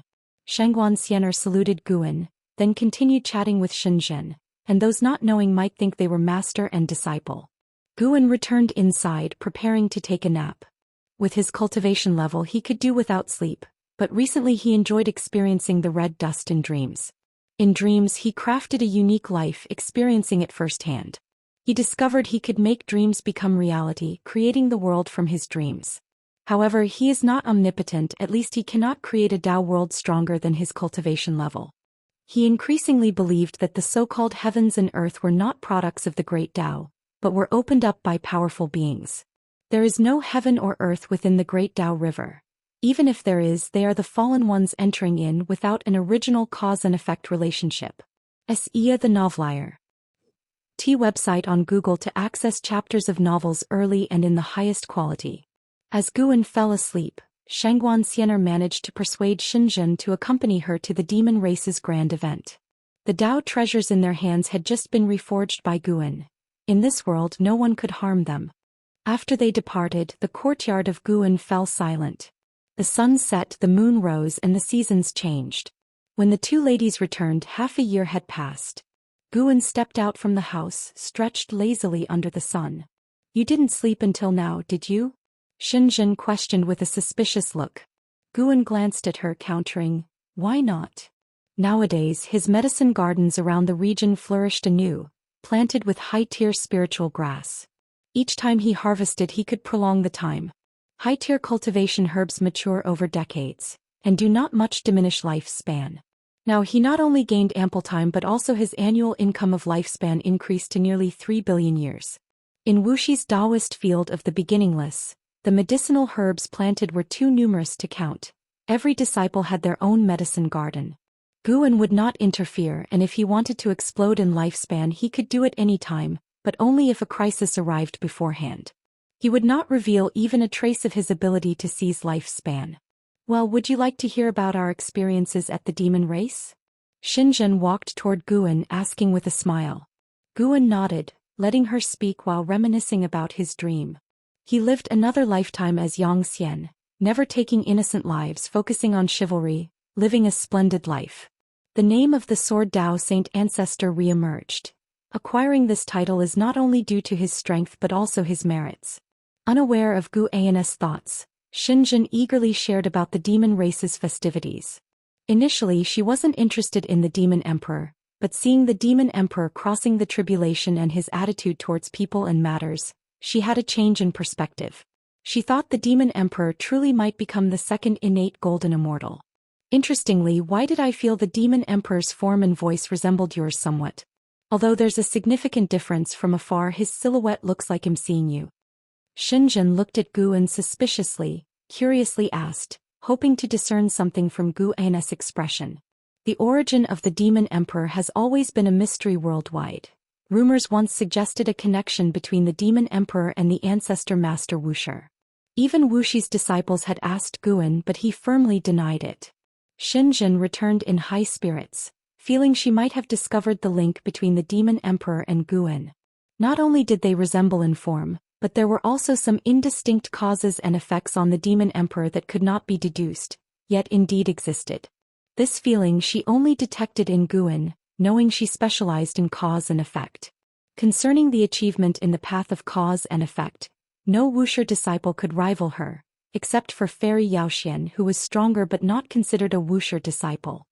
Guan looked at her, his expression serious, and said solemnly, "Some causes and effects are best left unprobed, otherwise." Xinjin was stunned by his shift in demeanor. She had never seen Guan so serious and felt a bit unnerved. "Beware, I'll erase your memory." Guan revealed a smile, raising his hand to gently tap her forehead. Xinjin came back to her senses, instantly understanding Guan was teasing her. She couldn't help but feel annoyed.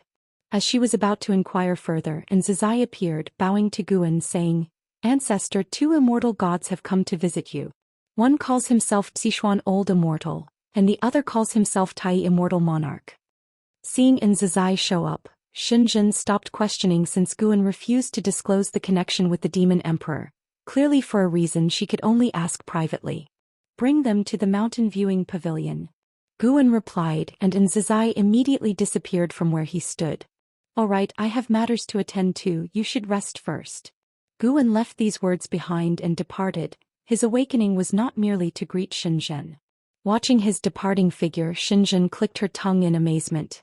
Remarkable, they say demon transformations take reference from appearance they find appealing. Speaking of which, the looks of celestial demon child, celestial scion, celestial by seemed familiar, as if I've seen them somewhere before. Elsewhere. Guan walked all the way to the mountain viewing pavilion. Standing in the pavilion, he gazed at the nearby great waterfall. Before long, Zhai led Sichuan Old Immortal and Tai Immortal Monarch there. Zhai showed great curiosity toward the 2 immortal gods. Although immortal gods are no longer just intangible legends, he had yet to truly interact with immortal gods.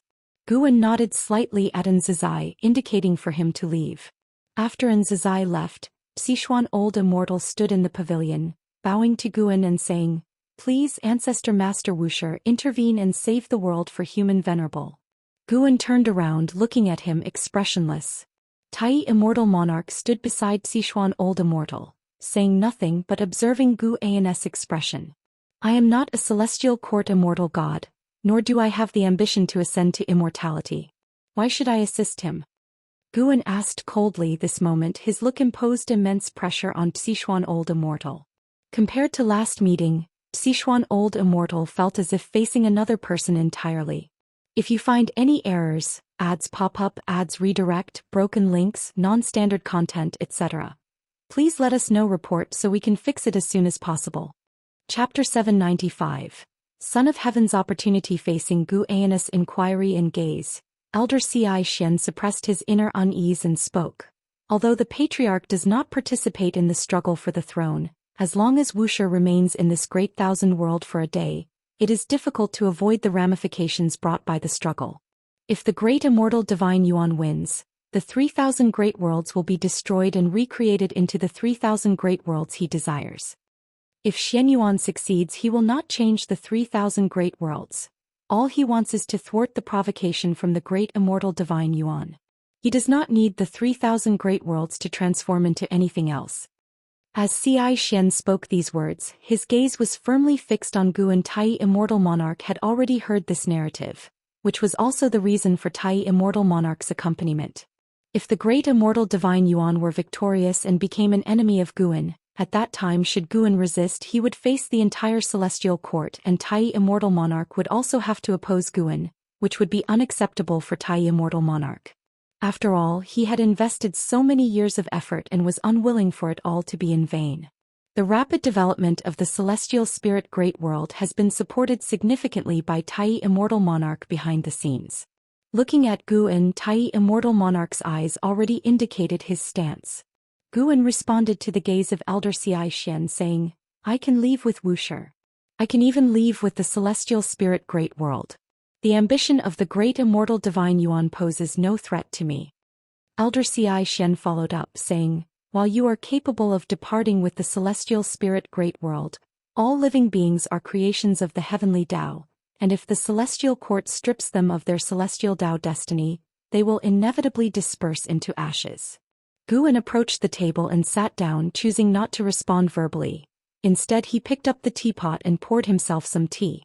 Each day there is new tea at the mountain viewing pavilion, prepared by the ghost mother of ephemera. Even if Guan is not within the dojo, she prepares it personally or dispatches others to do so. Elder Zhou Xian looked at Guan, waiting for his decision. The sound of the waterfall cascading echoed around the three. Gritting his teeth, Elder Zhou Xian said, "If the patriarch is willing to intervene, His Highness can agree to any request. This was previously instructed to me by His Highness." Guan sighed and said, "I have no demands. I have finally found a place for peaceful cultivation and enlightenment and have no desire to be disturbed." Upon hearing this, Elder Zhou Xian felt a hint of delight. The absence of absolute refusal meant there was room for negotiation. If you wish not to be entangled in the cause and effect of the celestial court, after this battle ends, I will not report your name to the celestial court. Moreover, you can rest assured, the struggle for the throne relies on individual abilities. The great immortal divine Yuan has also sought many great powers not belonging to the celestial court. Should you be willing to act, His Highness will ensure you bear no trouble and will reward you, even if you do not wish to join the celestial court. However, if your disciple wishes to ascend to immortality, His Highness will absolutely support it. Elder Zhou Xian spoke thus, observing the number of disciples under Wuxia and noting precedents of ascension, thinking such words might sway Guan was evaluating. In his view of the future, Xian Yuan Human Venerable was destined to fail. He indeed had the capability to alter fate. He knew Elder Zhou Xian spoke truthfully because he had seen the arrival of heavenly soldiers and generals at the celestial spirit great world. He had painstakingly repaired relations with the celestial court, and now there was another obstacle. How could he stand by and do nothing? The reason he agreed to see Elder Zhou Xian was that he already had a decision at heart. However, he wanted Xian Yuan Human Venerable to know the difficulty of his intervention so that Xian Yuan Human Venerable might treat Wuxia disciples in the immortal class kindly in the future. Having reached Gu An's realm, personal interest was no longer highly significant. He cared more about those around him and the younger generation. He never hoped for those near him to provide substantial help or benefits. If such were the case, it would indicate he was not strong enough and still required the people around him to perform certain tasks for him. What mattered to him were emotions and his inner desires. Moreover, in his view, the presence of old friends could remind him of the path traveled. Seeing Guan fall into silence, Elder Xian felt increasingly uncertain. He did not understand what Guan was still considering. Tai Immortal Monarch, on the other hand, was secretly excited. Facing the forces of the great immortal divine Yuan, Guan did not refuse outright, which inherently demonstrated his strength. Tai Immortal Monarch began to envision the future. If Guan helped Xianyuan Human Venerable turn the tides, he would have established good relations with Xianyuan Human Venerable, which was undoubtedly beneficial for him. Previously, he did not join the fray because he was uncertain which Son of Heaven would triumph. If it were possible to befriend the victorious Son of Heaven, he certainly would not refuse. Gritting his teeth, Elder Xian took out a golden jade pendant from his sleeve, saying, "This is His Highness' most important token. If you are willing to intervene, this item will be bestowed upon you. This item comes from the Emperor of Heaven and can exempt you from capital punishment by the Celestial Court and grant you a supreme immortal position, an opportunity greatly coveted by Sons of Heaven." Seeing the jade pendant, Guan's eyelids twitched. This item did not appear in his foresight, indicating it truly represented the power of the Emperor of Heaven. Instinctively, he wanted Elder Xian to quickly put it away to prevent attracting the Emperor of Heaven. But on second thought, within the dojo, cause and effect can be isolated. Why should he fear? Having grown steadily to today, his lifespan evolution abilities could be trusted. A primordial, profound, venerable immortal would indeed cause concern in the Celestial Court. Yet he could rest easy, implying even the Emperor of Heaven could not probe the cause and effect within the dojo. With such a treasure, does Human Venerable still fear failure? Guan did not reach to receive the item but rather asked.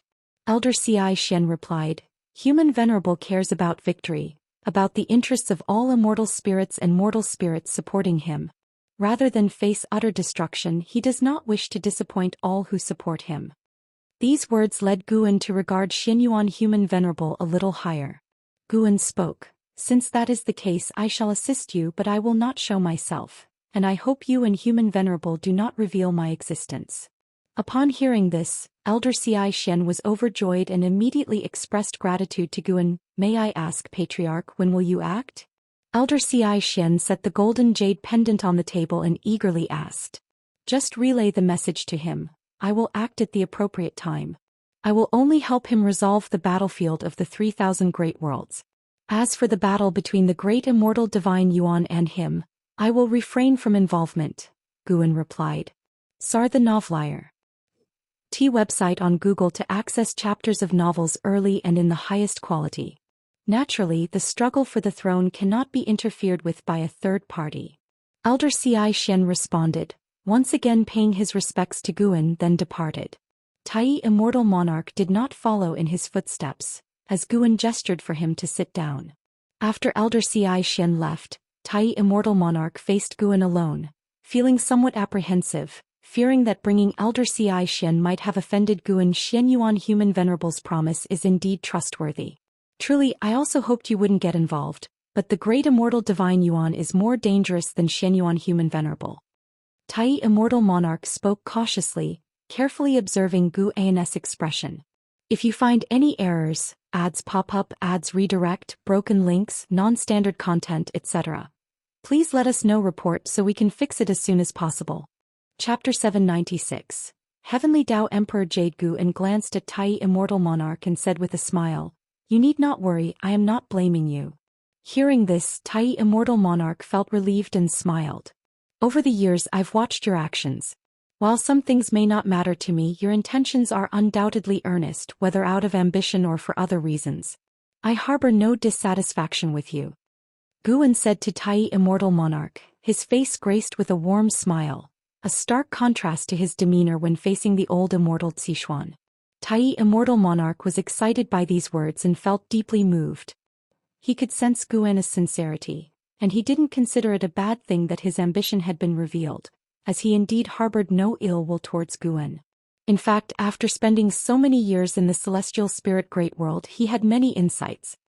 He found his Tao heart had become more serene, realizing that if immortal gods distanced themselves from all living beings, they would inevitably become arrogant and narrow-minded. Most immortal gods also grew from mortal spirits, and to be arrogant towards mortal spirits is to be arrogant towards one's past self. His own arrogance was why Guan suppressed him for so many years. Whenever he thought of this, Tai Immortal Monarch felt that working for Guan could not impress him, yet what he did was not meaningless, for he gained something himself. Having convinced himself of this, hearing Guan's praise brought him unexpected joy and even a sense of loyalty akin to a soldier willing to die for a confidant. Guan raised his hand to point at the golden jade pendant on the table and asked, "Are these jade pendants common in the celestial court?" If there was only this one, he would have to give it away or always keep it in the dojo, never giving it to his disciples. Tai Immortal Monarch collected his thoughts and said, "Not many, but I have indeed heard of it. This jade pendant is called the Heavenly Dao Emperor Jade, and only a few sons of heaven favored by his imperial majesty and those with great merit can hear of it. The celestial court actually values merit more, which is why the ranks of immortals differ. Over the long years, one's cultivation level can always be improved, but to bring blessings to all living beings requires genuine effort. Immortal gods receive the incense of all beings and are naturally obligated to protect them. Some immortal gods who accomplish little, no matter how high their cultivation level, will not ascend." Guan shook his head with a laugh and said, "You didn't say that before." Tai Immortal Monarch felt embarrassed, cleared his throat and said, "At that time my mind was clouded. I always thought finding a patron was easier than accumulating merit. To obtain the Heavenly Dao Emperor Jade, merit cannot be achieved by saving beings once or twice but must be accumulated through countless accomplishments." Guan nodded and asked, "Then how many Heavenly Dao Emperor Jades do you think there are?" Tai Immortal Monarch replied, "At least 1,000 given the countless immortal gods in the celestial court. Even I don't know the exact number." Guan felt relieved. In the future he could give the Heavenly Dao Emperor Jade to his cherished disciples. Afterward, Guan exchanged a few simple words with Tai Immortal Monarch and then let him leave. Before leaving, Tai Immortal Monarch hesitated to speak but ultimately took his leave with a bow. Guan knew what he wanted to ask but purposely left it unsaid. After Tai Immortal Monarch left, Guan raised his eyes to gaze at the celestial vault outside the mountain viewing pavilion and mumbled to himself, "The cause and effect of this matter are so great that you cannot hope to conceal it." This time he intended to eliminate the nefarious formidable creatures of the 3,000 great worlds, granting the living beings of various worlds a chance to rescue the world. Striking in such a manner would certainly yield him an exceptionally vast lifespan. Guan, who relied on growing medicinal herbs for longevity over the years, unexpectedly felt anxious. After all, lifespan reincarnation holds too many past lessons. Rampantly killing to gain strength quickly would invite annihilation by more formidable beings, including the attention of the celestial court. Guan did not plan to involve his true self but instead used the Wuxia Divine Sparrow to intervene. As the thought arose, the Wuxia Divine Sparrow transformed into a beam of white light and flew over to land on the table, then lay down. Guan raised his hand to gently stroke its head, feeling as if he were touching his own head. Within the rolling thunderclouds, lightning flashed and thunder roared, making the entire world overwhelmingly oppressive, dim and eerie. The land was barren, the mountains lifeless. Above the mountains a cloud soared past, carrying a dozen people, among whom Zhou Xian was present. "When we meet His Highness, you all must kneel and do not raise your heads to look at him, understood?" Standing at the front, an elder spoke. He was the Star Monarch, known as Baichen Star Monarch, and behind him were all world rulers from various great worlds, with Zhu Xi's presence being the weakest and thus the least noticeable. "We understand." The masters of the great worlds responded in unison. Faced with the upcoming meeting, they were both excited and anxious, with some feeling uneasy. The most uneasy was Zhu Xian, who always felt that meeting the Son of Heaven was not a good thing. She didn't want to come, but as the overt world ruler of the Taiwei Great World, she had no option but to come. Her great cultivators wished not to miss this opportunity but did not dare to replace her. Zhu Xian could only strive to calm herself, not wanting to appear cowardly. Soon a colossal stone hall appeared ahead, far larger than any mountain in the world. Sitage novel, IR. At website on Google to access chapters of novels early and in the highest quality. Everyone's gaze was drawn to the stone hall, while Baichen Star Monarch accelerated his cloud soaring technique. They swiftly rode the clouds into the stone hall. The hall's passage was immensely broad, its ends shrouded in darkness, discouraging prolonged gazes. Flying forward for a while, Bachan's Star Monarch's voice echoed, "Lower your heads." Upon hearing this, everyone inclined their heads downward, not daring to look ahead, Zhou Xian included. A few seconds later, the auspicious cloud landed and quickly dissipated. Zhou Xian felt the ground beneath her feet and her heart raced with anxiety. "Your Highness, these people are the masters of the Great Thousand World, whose foundations rank in the top 20 among the 3,000 great worlds." Upon hearing Bachan's Star Monarch's voice, Zhou Xian and the others knelt down, their foreheads touching the ground, afraid to accidentally look up. A lazy voice sounded, uttering just one word, yet it brought a boundless sense of oppression to everyone present. Zhu Zai's heartbeat quickened, and she subconsciously envisioned the Son of Heaven's visage in her mind. At this moment her Dao fruit trembled, plunging her into an unprecedented state of unease. It's hard to imagine how high the realm of the Son of Heaven is, that merely uttering a single word could instill such fear. It wasn't just her. The world rulers on her left and right were equally affected. Even those whose cultivation had reached the innate golden immortal realm, all felt as powerless as ordinary mortals. "Your Highness, we are close to bringing the 3,000 great worlds into our fold. Do you have any instructions?" Bachan's Star Monarch inquired respectfully. The voice of the Son of Heaven followed. "I have but one requirement. Ensure the beings of the 3,000 great worlds worship me. If they fail to satisfy me with a flick of my finger, I shall annihilate the world. All beings related to this realm will vanish into nothingness, their souls dispersed, their bodies and Tao extinguished. If you find any errors, ads pop up, ads redirect, broken links, non-standard content, etc., please let us know. Report so we can fix it as soon as possible." Chapter 797. The so-called Hope A flick of the finger to annihilate the world. Souls shatter and scatter. Life ends, Tao disappears. Zhu Xian listened to the great immortal divine Yuan's words, feeling as if she were in an icy cellar, her spine chilled.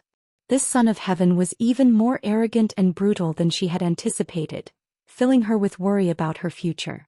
Following such a Son of Heaven, even if they won, it seemed unlikely to end well. Bachan's Star Monarch's voice rang out, "They will do it." Before coming here, Bachan's Star Monarch had instructed all the masters of the great worlds to speak as little as possible and to agree to anything the Son of Heaven demanded without refusal. The great immortal divine Yuan responded, and immediately she felt a powerful and warm force envelop her. An endless stream of Tao's spiritual qi and true meaning of the great Tao surged from all directions, causing her vestment robe to billow. Strands of her hair floated up, and her lowered head showed a look of surprise. No matter how much she feared the great immortal divine Yuan in her heart, at this moment, she felt delighted by the opportunity she received. Not just her but the other masters of the great worlds felt the same, believing they made the right gamble. At least for now they have already benefited. Zhu Xian quickly felt a strong dizziness, causing her to lose consciousness rapidly. Uncertain of how much time had passed, Zhu Xian seemed to have had a very long dream, as if she experienced another life, but this life was different from a mortal's life, consisting only of continual enlightenment. When her consciousness awakened, she opened her eyes and found herself still in that dim great hall, surrounded by a mist of silver blue. Not just her, but the other masters of the great worlds were in the same condition. Some had already awakened and were cultivating, while others were still lying on the ground, not yet awake. Zhu Xian looked forward, and on the steps ahead was a gigantic unoccupied treasure throne, while Bachan's Star Monarch stood before it, gazing into the distance, seemingly spying on something. She retracted her gaze, then got up and began to meditate in place.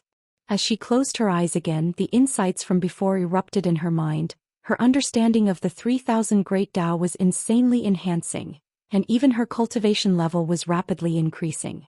The silver-blue mist surrounding her was Tao's spiritual qi, more advanced than the Tao's spiritual qi of the 3,000 great worlds, making her so immersed that she couldn't extricate herself. Meanwhile, Bachan's Star Monarch frowned deeply, his eyes revealing a look of astonishment and doubt. What is that? In the bright celestial vault, a magnificent palace stood above the sea of clouds, with immortal gods constantly flying in and out. Inside the palace, Xianyuan Human Venerable sat on the emperor's throne, with one hand supporting his face and the other tapping lightly on the armrest. From his furrowed brows he appeared anxious. A figure flew into the hall, the light dispersed, And Sichuan the old immortal revealed his true form. Taking a few steps forward, he said, "Your Highness, he has agreed." Upon hearing this, Xianyuan human venerable jumped up with a look of surprise and immediately asked, "How did he say it?" Sichuan the old immortal recounted all his exchanges with Guan word for word. And after listening, Xianyuan human venerable also calmed down, slowly sitting down. "He indeed is an extraordinary great power. I have implicated him," Xianyuan human venerable remarked with emotion. Back then when he held the advantage, he invited Guan, who politely declined. Now as he reaches his downfall, Guan instead extends a helping hand for the celestial spirit great world's all living beings. Filling him with admiration for Guan, Sichuan the old immortal nodded, sensing that Guan indeed disliked trouble, even hesitating when presented with the heavenly Tao Emperor Jade. Xianyuan human venerable followed up with the question, "Can he truly turn the tide alone?" Sichuan the old immortal replied helplessly, "Now only he is willing to act. Those supreme immortals are unwilling to intervene at this time. Even that supreme one refuses to send disciples to aid you, and there's no response from other realms." Xianyuan human venerable was silent. Sichuan the old immortal also felt conflicted inside, but he understood that it wasn't because those powerful beings were too ruthless, but rather that in everyone's eyes Xianyuan human venerable was indeed destined to lose. Even though he had gained Gu An's consent, Sichuan the old immortal merely felt there was hope for a comeback, without absolute confidence. The great immortal divine Yuan's forces had too many great powers, coupled with 90% of the 3,000 great worlds already under the great immortal divine Yuan's control, making it seem that this struggle for the Son of Heaven was already over. Did he mention when he would make a move? Xianyuan human venerable asked again. Sichuan the old immortal shook his head, saying, "He said he will choose the timing himself." Xianyuan human venerable frowned, feeling uncomfortable with this passive predicament. Before this struggle for the Son of Heaven began, he had been very popular in the celestial court, facing any immortal position with composure and nobody refusing his requests. Now, he had not yet returned to the celestial court but already felt the pressure from it, with everything he once had gradually slipping away, and those who once showed kindness perhaps now looking on coldly, watching him fall into the abyss. Xianyuan human venerable took a deep breath, trying hard to adjust his emotions. Just then he heard a wailing sound, causing him to raise an eyebrow involuntarily, and he looked outside the hall asking, "What is that sound?" Sichuan the old immortal was also startled, turned to look. A breeze blew outside the hall, stirring his white hair.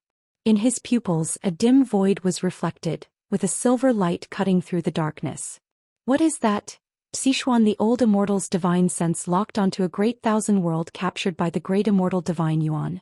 That great thousand world had plunged into utter darkness, the demonic mist forming clouds, obscuring the sun, and the land desolate, littered with white bones.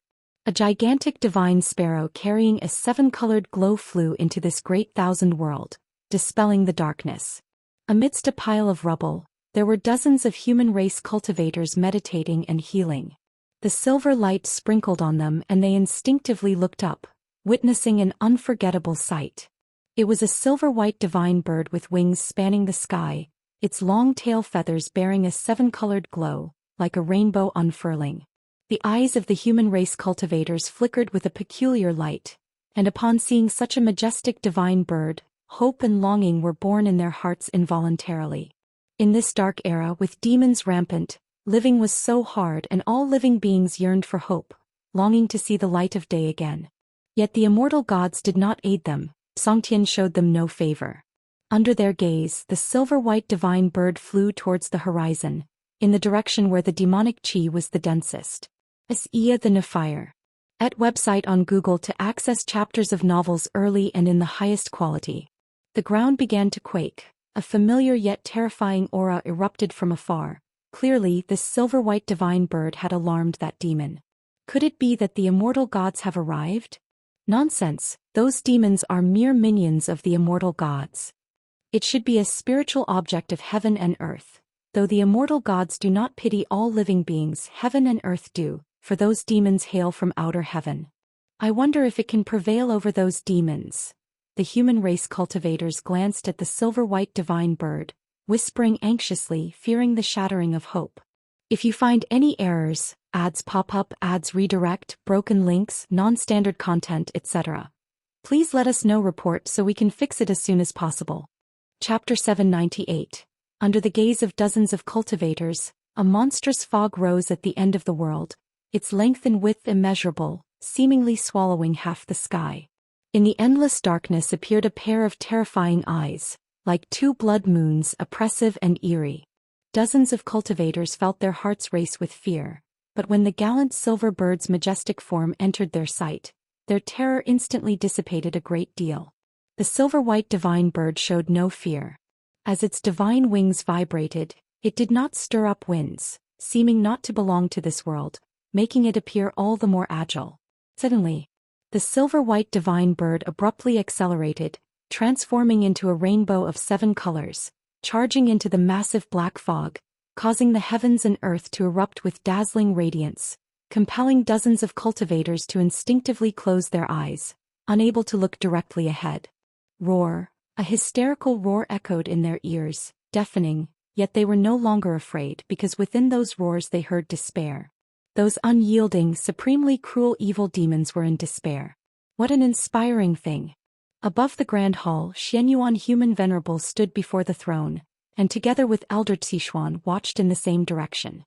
They all saw the silhouette of the Wuxia divine sparrow. Is it the ancestor master Wuxia taking action? This bird is truly formidable. Xianyuan human venerable could not help but speak, his tone full of surprise. Elder Zixuan did not turn around, he steadily watched that great thousand world, seeing Wuxia divine sparrow press forward, annihilating all evil demons that obstructed its path, his heart equally stirred. It seemed the ancestor master Wuxia is not just talk. With such a divine bird, who can resist? After all, being an immortal monarch, he cannot discern the cultivation level of this divine bird. Not only him, Xianyuan human venerable could not see through it either, which is why they felt invigorated, sensing hope to reverse the situation. Wuxia divine sparrow moved swiftly, only making a round through that great world and vanquishing all evil demons within. These demons hailed from chaos, yet facing Wuxia divine sparrow, no divine skills they performed could shake its form. Instead, they were burned to ashes by its overwhelming flames of 7 colors. Unstoppable. After destroying the evil demons of this great world, Wuxia divine sparrow flew outside the heavens, crossing the void, directly descending upon the next great world.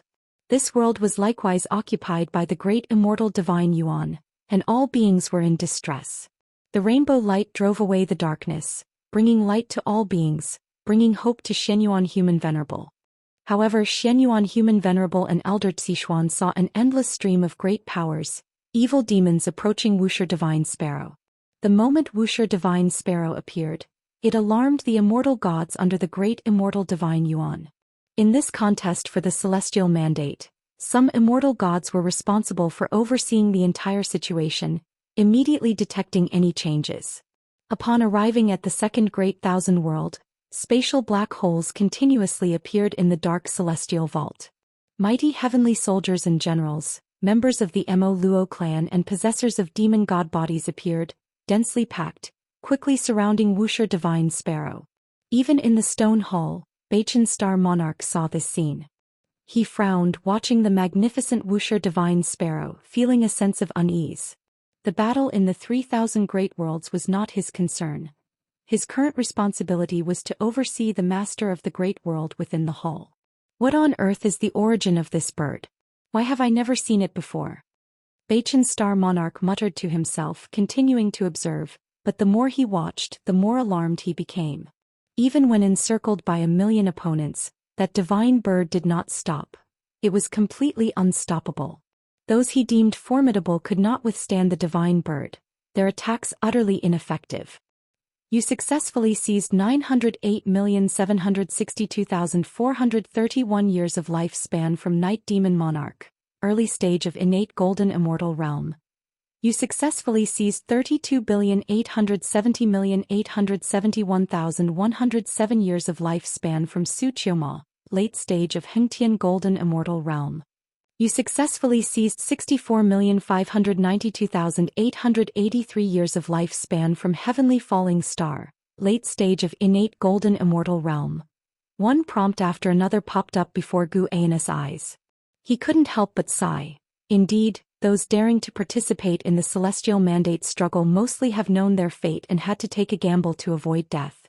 Immortal gods could not grant him lifespan, but fortunately there were enough evil demons. Gu Anus' lifespan began to surge wildly, even making his Dao heart ripple. To him the lifespan was like the experience bar in a game, concerning his strength. Seeing the experience bar shoot up at an unprecedented pace, he felt both exhilarated and somewhat anxious. Even though he was killing evil demons of the most despicable kind, killing too many could become burdensome. Xianxia the novel. Net website on Google to access chapters of novels early and in the highest quality. He could only think that he was helping the 3,000 great worlds, and with Xianyuan human venerable around, the celestial court would not hold him accountable. Although he already possessed the ability to face the celestial court, Guan still did not want to prematurely become its enemy. The celestial emperor was his imaginary foe. Not that he necessarily wanted to battle the celestial emperor, but he had to ensure he possessed the effortless strength to eradicate the celestial emperor before he could completely disregard the celestial court. Guan stood up, preparing to take a walk in the dojo to disperse his focus. But the speed at which his lifespan increased was faster than he imagined. When he reached the foot of the mountain, new prompts appeared before him. Your lifespan has broken through 10 trillion years for the first time, unlocking the lifespan inheritance feature. Lifespan inheritance. You can freely choose to consume a certain number of lifespans to conduct lifespan inheritance. You will enter the Vanished Enlightenment Seeker Dojo to listen to their teachings. The grade of the dojo corresponds to the lifespan you consume, with a minimum consumption of 100 billion years per session. Not an upgrade to the previous lifespan feature? Looking at the 100 billion years consumption bottom line, Guan felt it was a trap. There once was a time when 100 billion years was a lifespan number he could only aspire to. No, can't use it recklessly. Guan thought silently. He had already unlocked lifespan detection, lifespan barrier, lifespan deduction, life expectancy prediction, lifespan fusion, lifespan reincarnation, lifespan simulation, lifespan dojo, lifespan breakthrough, lifespan projection, and lifespan inheritance. Many of these features he rarely used, but he would never consider them too few. Some things can go unused but cannot be absent. Guan moved along the small river at the foot of the mountain, his gaze shifting towards the 3,000 great worlds. Wuxia Divine Sparrow flew over one great thousand world after another, attracting the pursuit of great immortal divine Yuan's minions, while immortal gods were ceaselessly obliterated and resurrected, continuously returning to battle. Meanwhile, the Mo Luo clan was frightened, and the number of those going to support dwindled. Various sects of the Great Thousand Worlds dared not rashly participate, and Guan did not make things difficult for them because they had no choice. Exhausting and eradicating all evil demons and immortal gods, each Great Thousand World would naturally return to peace. After the calamity, each world sects would need to govern and restore the heavens and earth. Arriving at a valley, Guan saw Nzizai teaching a disciple a lesson. The disciple was a young man kneeling before Nzizai. Facing the stern Nzizai, the disciple wore a defiant expression, meeting his gaze without fear. Guan became intrigued. Nzizai's prestige within the Wuxia far exceeded Nzin's. With Nzizai not present, the disciples feared him most. Yet there was a disciple daring to be stubborn with Nzizai?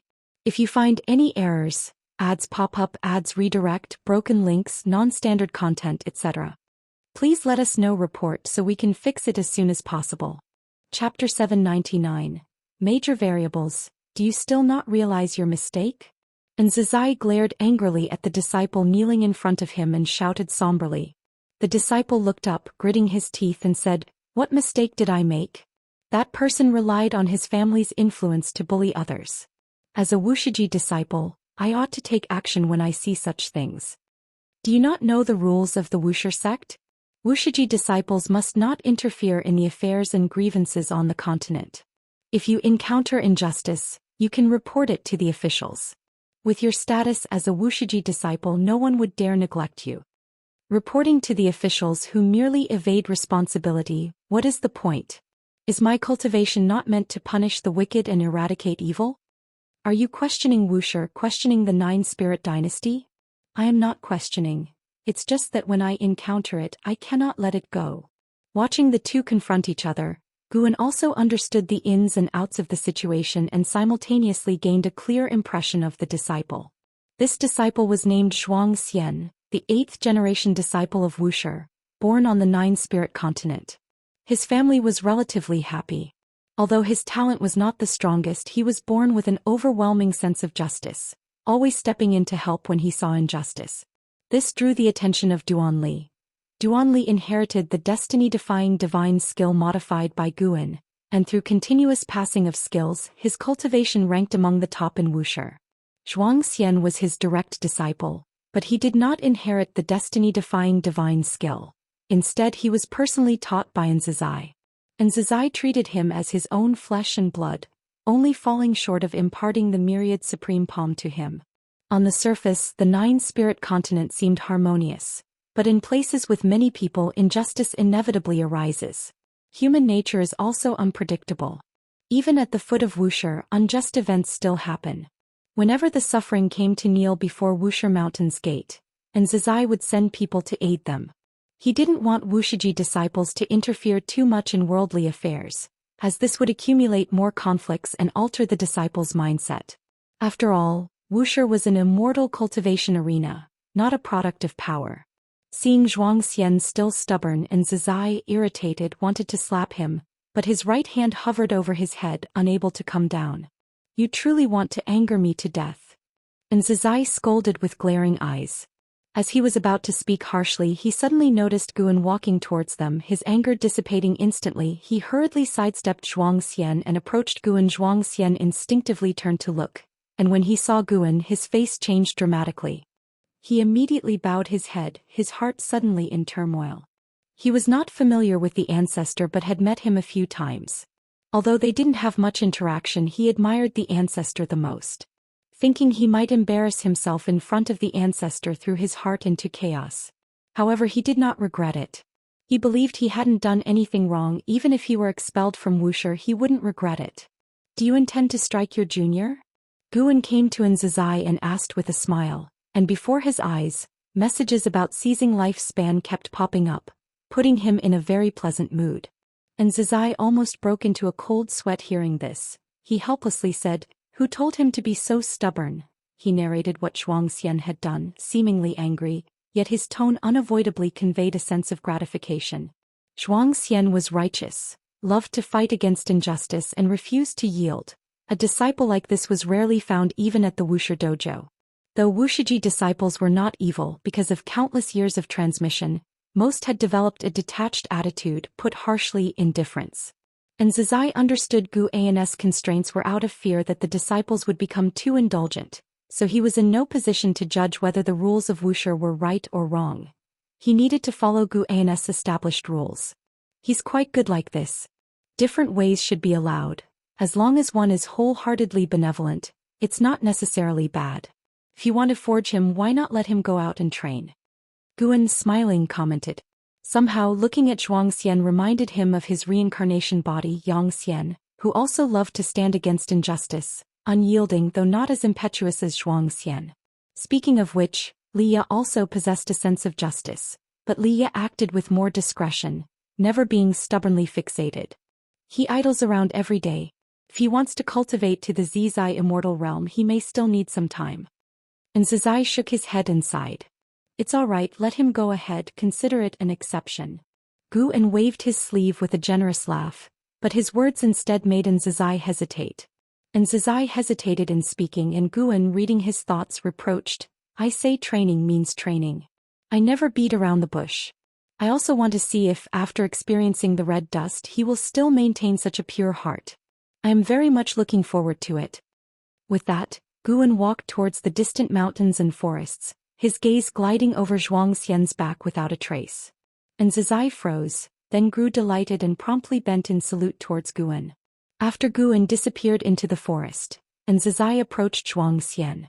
At this moment, Zhou Xian was apprehensive, uncertain if the ancestor's arrangement was to train him or to suppress his spirit.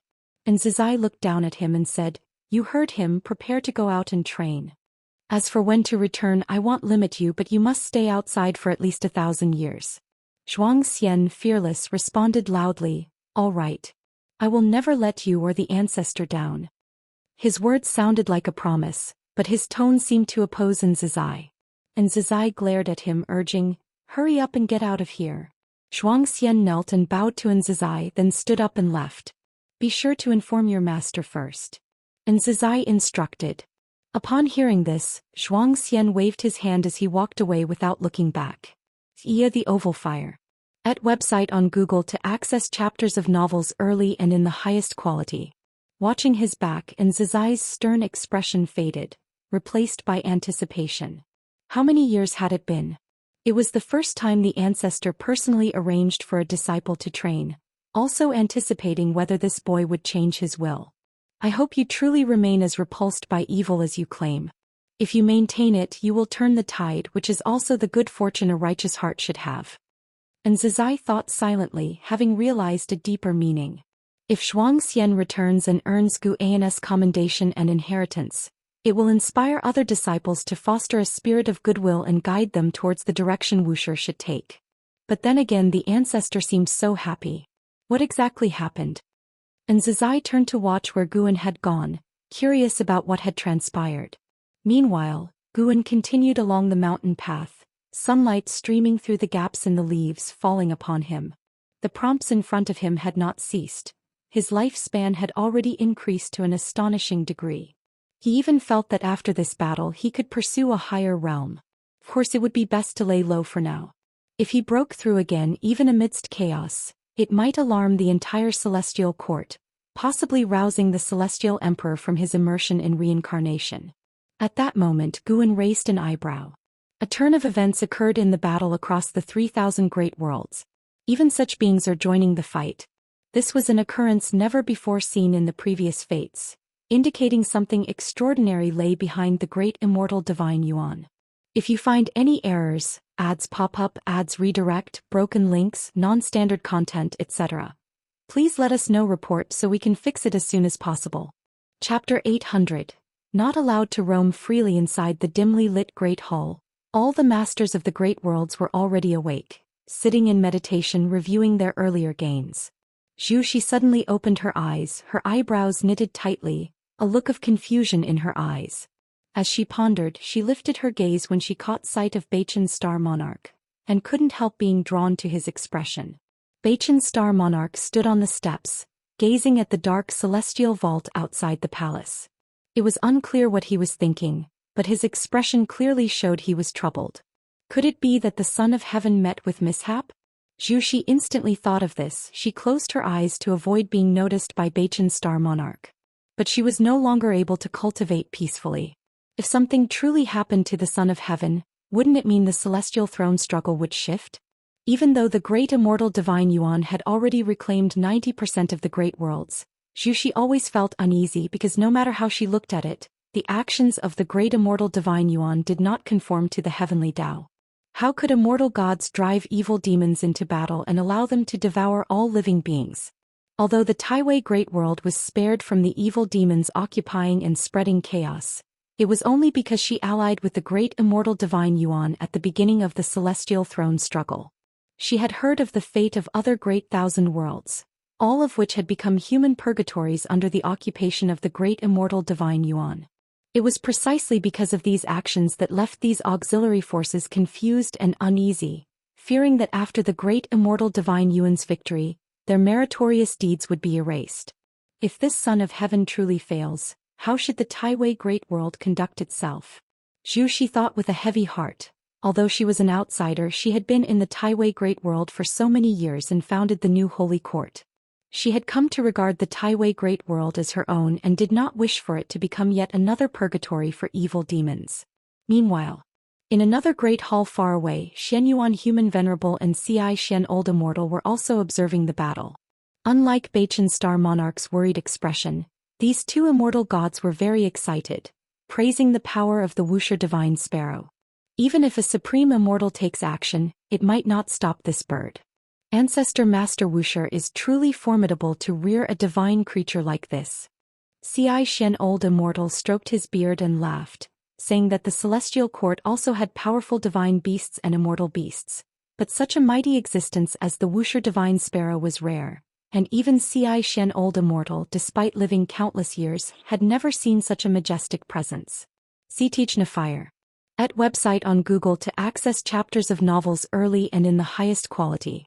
The Wuxia divine sparrow was like a sharp arrow, piercing through the 3,000 great worlds, using its own radiance to tear apart the darkness enshrouding the great thousand world, incinerating the world's evil demons, advancing relentlessly, unstoppable. There are indeed many clever people.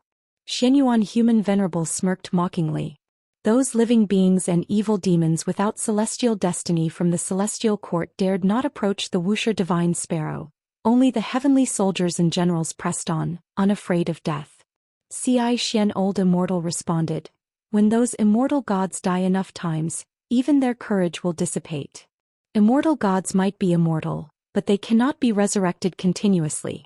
Each resurrection consumes their celestial destiny, and when exhausted, a decline in cultivation level is the least. Severely, they might lose their immortal position, and those immortal gods wouldn't risk their lives for the great immortal divine Yuan to such an extent. Xianyuan human venerable nodded. The situation was favorable, which also improved his mood greatly. He was about to say something when his expression suddenly changed. Zhou Xian old Immortal also sensed something, his eyes widened in disbelief as he exclaimed, "How is this possible? What is this aura?" An overwhelming celestial might far beyond his cultivation level was descending upon the 3,000 great worlds, oppressing the living beings of every world, including those of the celestial spirit great world. Which celestial Tao venerable wants to aid the great immortal divine Yuan? Is this permissible? Zhou Xian old Immortal anxiously asked, feeling it unfair that when the tides were about to turn in their favor, a celestial Tao venerable came to support the great immortal divine Yuan. The celestial throne struggle does not allow celestial Tao venerables to intervene. The most important test is to win over the mortal spirits. Ancestor Master Wuxia lacks celestial destiny, which is within the rules. Xianyuan human venerable's face was solemn as he stated, "It's not a venerable, it's a supreme immortal, one of the strongest among the supremes. Dao extreme Dao Yuo immortal." These words fell like a heavy hammer, rendering Zhou Xian old Immortal silent. The Dao extreme Dao Yuo immortal is known as the pinnacle of immortals, and beyond that, even though still named immortal, they transcend that realm, becoming akin to the great Dao itself. In the celestial court, the Dao extreme Dao Yuo immortal is also a supremely powerful presence. Zhou Xian old Immortal thought of those Dao extreme Dao Yuo immortals who remain as supremes, feeling an overwhelming pressure bearing down. Those beings remain as supremes only due to insufficient merit or previous misaligned allegiance. They have become reclusive and unpredictable due to various reasons, making Zhou Xian old Immortal feel as though he was walking on the edge of a knife around them. After a while, Zhou Xian old Immortal managed to squeeze out a question. "Your Highness, will Ancestor Master Wuxia take action against Dao extreme Dao Yuo immortal?" Xianyuan human venerable did not answer. His pupils reflected the form of the Wuxia divine sparrow. The Wuxia divine sparrow seemed unaware of the arrival of the Dao extreme Dao Yuo immortal, continuing to press forward.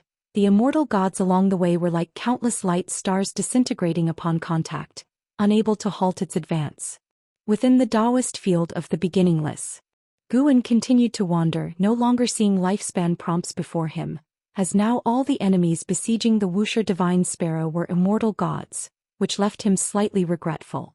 Even the Dao extreme Dao Yuo immortal wants to participate in the celestial throne struggle. It seems that no matter how high the cultivation level, there are times when one cannot see through the situation. Guan thought silently, though he did not consider the Dao extreme Dao Yuo immortal a threat. He couldn't help but reflect upon seeing the involvement of a Dao extreme Dao Yuo immortal. In the endless Dao mountain, the Dao extreme Dao Yuo immortal was a supreme existence. Even immortal gods were willing to listen to their teachings. Dao extreme Dao Yuo immortals possessed vast divine skills, capable of traversing past and future, even creating worlds. Theoretically, such beings should have found freedom, yet why engage in great cause and effect? Xianyuan human venerable holds the celestial emperor's heavenly Dao emperor jade. Could it be that behind the great immortal divine Yuan, there is a will challenging the celestial emperor? It seems that even the Dao extreme Dao Yuo immortals in the celestial court cannot achieve true freedom. A figure appeared out of thin air before Guan. It was an Exan, her eyes already turned into Immortal Emperor's eye, her purple pupils exuding such a sinister depth unfathomable. "Master, is there a formidable enemy approaching?" An Exan asked with a frown.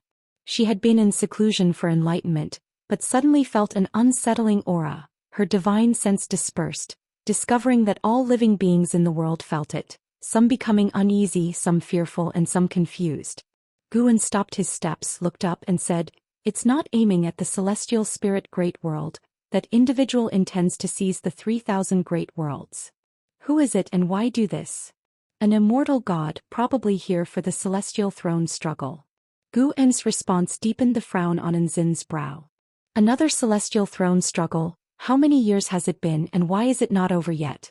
Guan's gaze traversed one great thousand world after another across the void universe, to the dark void outside the 3,000 great worlds. The 3,000 great worlds are not situated in the same dimension, nor are they adjacent, but a mystical cause and effect links them from different directions.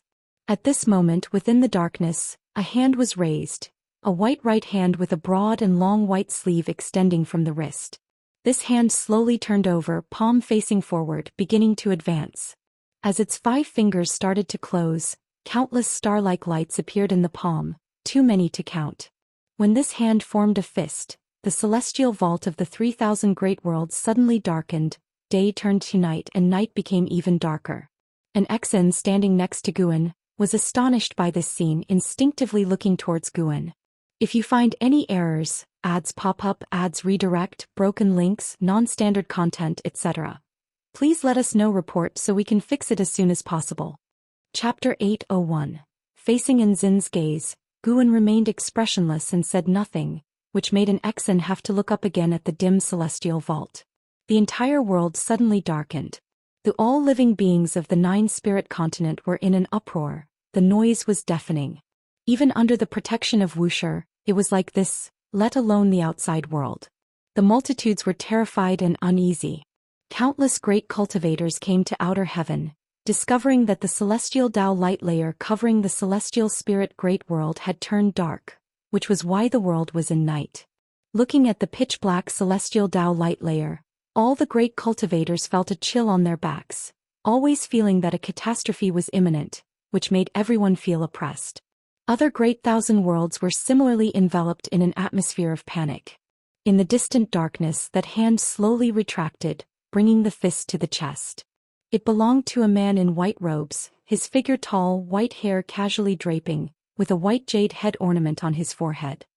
His face was handsome, but his brows exuded a coldness. He seemed like a cold and ruthless ruler.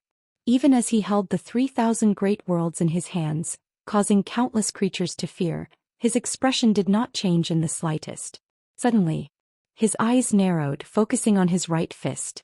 Silvery flames seeped through the gaps of his fingers, causing this Tao extreme Daoist Immortal to feel a burning pain, and a look of astonishment appeared in his eyes. He then opened his right fist and silver flames surged in his palm, like a mountain flood, rushing into the dark void. Sar the Novel Fire. Any *T website on Google to access chapters of novels early and in the highest quality. The white-robed Daoist Immortal raised his gaze to see a magnificent figure manifesting within the vast silver flames. It was the Wuxia Divine Sparrow. The Wuxia Divine Sparrow rapidly expanded, its wings spreading out with gusts of air, fluttering the white-robed Daoist Immortal's robes, looking down upon him. In front of the Wuxia Divine Sparrow, the white-robed Daoist Immortal was as small as sand before Mount Tai. The white-robed Daoist Immortal looked up at the Wuxia Divine Sparrow, with his right hand still held at his chest, with a dense number of spots of light hovering above his palm, and those were the 3,000 great worlds. Holding the 3,000 great worlds, his aura was so steady that he wasn't suppressed by the Wuxia Divine Sparrow. "Who are you with such cultivation level, yet not belonging to the celestial court? Perhaps you and I have met before." The white-robed Daoist Immortal spoke, his tone exuding a sense of supremacy. He may not have been the strongest existence, but he was definitely one of those who have lived the longest, having even ventured into chaos. The Wuxia Divine Sparrow did not answer him, it merely floated before him, flapping its wings. "The heavenly will belongs to the great immortal Divine Yuan. I hope fellow Daoist does not oppose it." The defeat of Xianyuan Human Venerable is already certain, so why act at this critical juncture? The white-robed Daoyuo Immortal inquired, his Dao Extreme Daoyuo Immortal aura fully erupting, causing immortal gods and great powers within the 3,000 great worlds to be awed. To think even such an existence is taking action. Su Yu, standing next to Zhang Buku, said solemnly, his eyes for the first time showing strong apprehension. Zhang Buku looked up at the dark celestial vault, saying nothing, not knowing what sort of existence had startled such immortal gods. Their celestial army was currently recuperating and had not gone to war for 10,000 years. Not just them, many immortal gods were looking up at the celestial Dao light layers of the realms, wanting to see the figure of the white-robed Daoyuo Immortal, but they could see nothing. The white-robed Daoyuo Immortal was freely displaying his aura.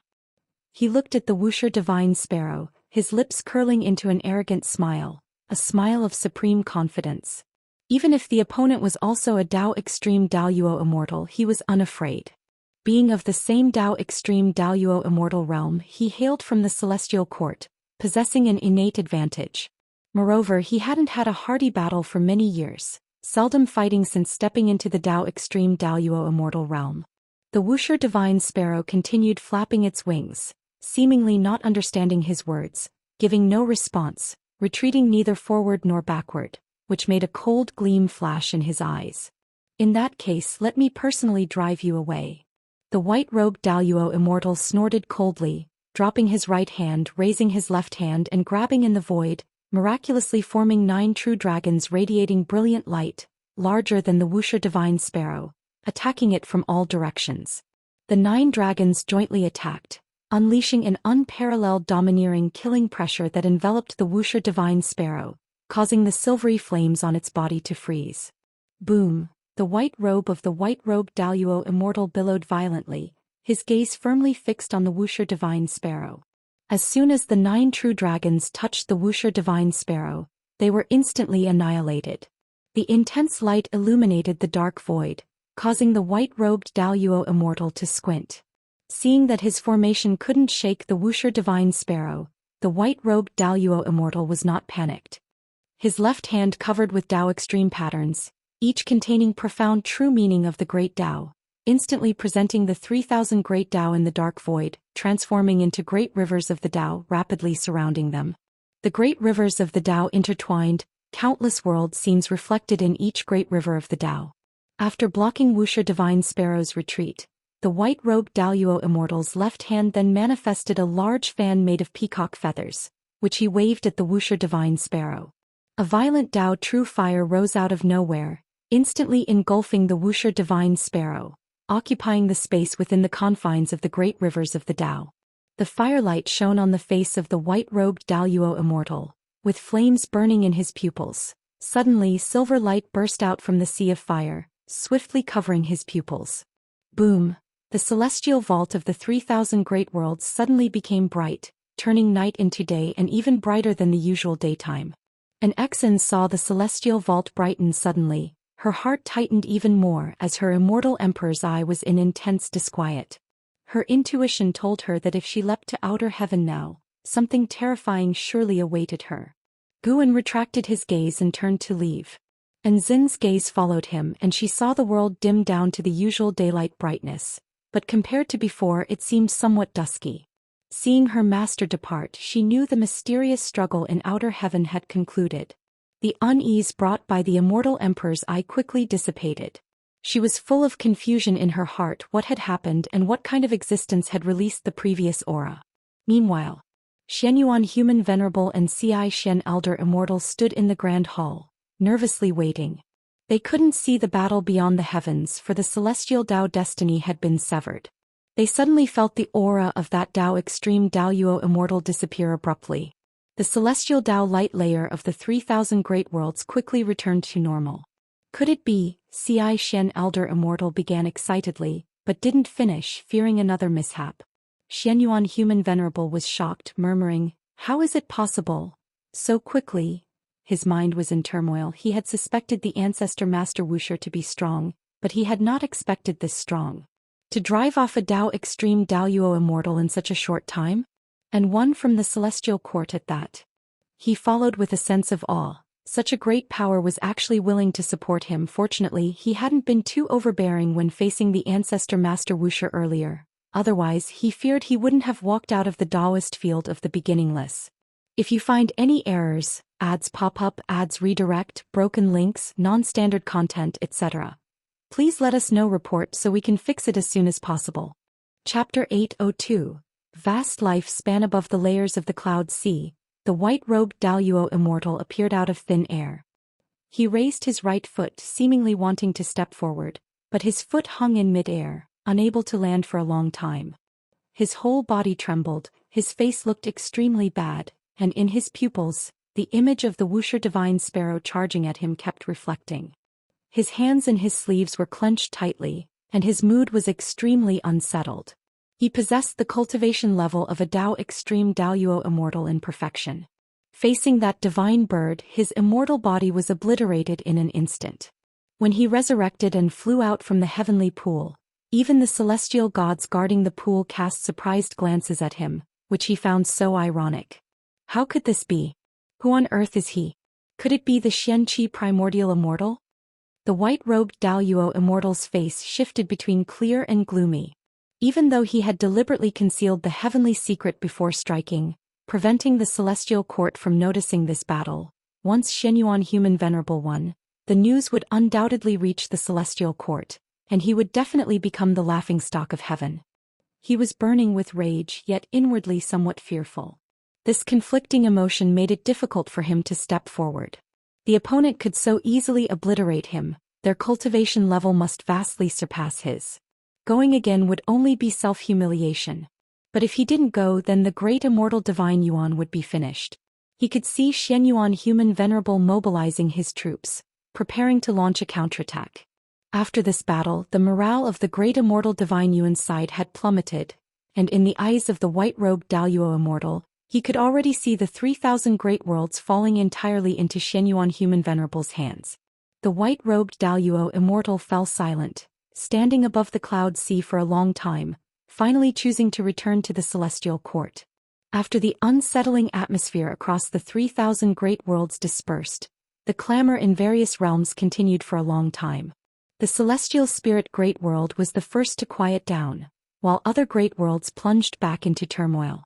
After defeating the white-robed Daoist Immortal, the Wuxia divine sparrow once again descended on the 3,000 great worlds, continuing to gallop and exterminate the evil demons remaining in various realms. This caused more and more evil demons to flee, and the number of immortal gods coming to stop the Wuxia divine sparrow dwindled. Until dusk, Guan retrieved the Wuxia divine sparrow. Name: Guan. Lifespan: 29,681,470/232,584,321,418,460. Physique: Primordial Infinite Creation Dao Body. Cultivation Level: Primordial Profound Venerable Immortal Realm Perfection. Guan's lifespan increased to 230 trillion years. When he broke through the 100 trillion years lifespan, he didn't activate new lifespan abilities or upgrade opportunities, but he didn't mind as he was enjoying the joy brought by the enormous lifespan. Breaking through to the next great realm is secure. Guan was overjoyed, but worry followed. Today the Wuxia divine sparrow slaughtered far too many evil demons, and their cultivation levels were not low, involving unimaginable cause and effect. Now lifespan alerts continuously appeared before Guan's eyes, not to seize lifespan, but to predict life expectancy in determining cause and effect nemesis. The life expectancy prediction is indeed a good thing, at least it gives him a sense of crisis. No matter how high his cultivation, seeing these endless enemies was inevitably disconcerting. Guan shook his head, ready to fish to soothe his mood. The 9 spirit continents' dusk was beautiful, with birds flying across the sky like they carried hope. Everything appeared so harmonious. In the distance within a valley, Tai Immortal Monarch and the 72 immortals of Jin Dong stood on the grass, looking up at the celestial vault, their gaze directed toward the other great thousand world. All immortal gods' faces filled with shock. Did it really turn around? Who on earth is that divine sparrow? So terrifying, those chaos evil demons, immortal gods turned to ash before it. The one who earlier concealed the heavenly secret must be an even more terrifying existence. That divine sparrow disappeared for a while. When it returned, the heavenly secret resumed. Something must have happened in between. Human Venerable actually still had such means hidden. The 72 immortals of Jindong talked excitedly, not because they supported Xianyuan Human Venerable, but seeing him seemingly defeated, suddenly reverse a defeat lasting millions of years within one day was so thrilling, making them inevitably excited. Purple Dragon Star Monarch noticed Tai Immortal Monarch remaining silent. Wondering what he was thinking, his brow furrowed. Unable to hold back, he transmitted his voice to inquire, "Immortal Monarch, do you know the origin of that divine sparrow?" Tai Immortal Monarch turned back, glancing sideways at him, which made his heart tremble with excitement. Could it be? Purple Dragon Star Monarch thought of something. He got excited as well, recalling his experience upon coming to the Celestial Spirit Great World. It felt dreamlike. It was not the first time he was shocked by Ancestor Master Wuxia's cultivation. Who on earth is this person? He suddenly suspected Ancestor Master Wuxia to be an avatar of a celestial Dao Venerable. Only this possibility made sense. Going forward, build the Celestial Spirit Great World well. It will be our greatest opportunity. Tai Immortal Monarch said solemnly, making Purple Dragon Star Monarch nod. Don't be fooled by Tai Immortal Monarch's calm demeanor. Inside he's laughing uncontrollably. Such cultivation, even if unrelated to the Celestial Court, will inevitably make one a supreme immortal, Celestial Dao Venerable.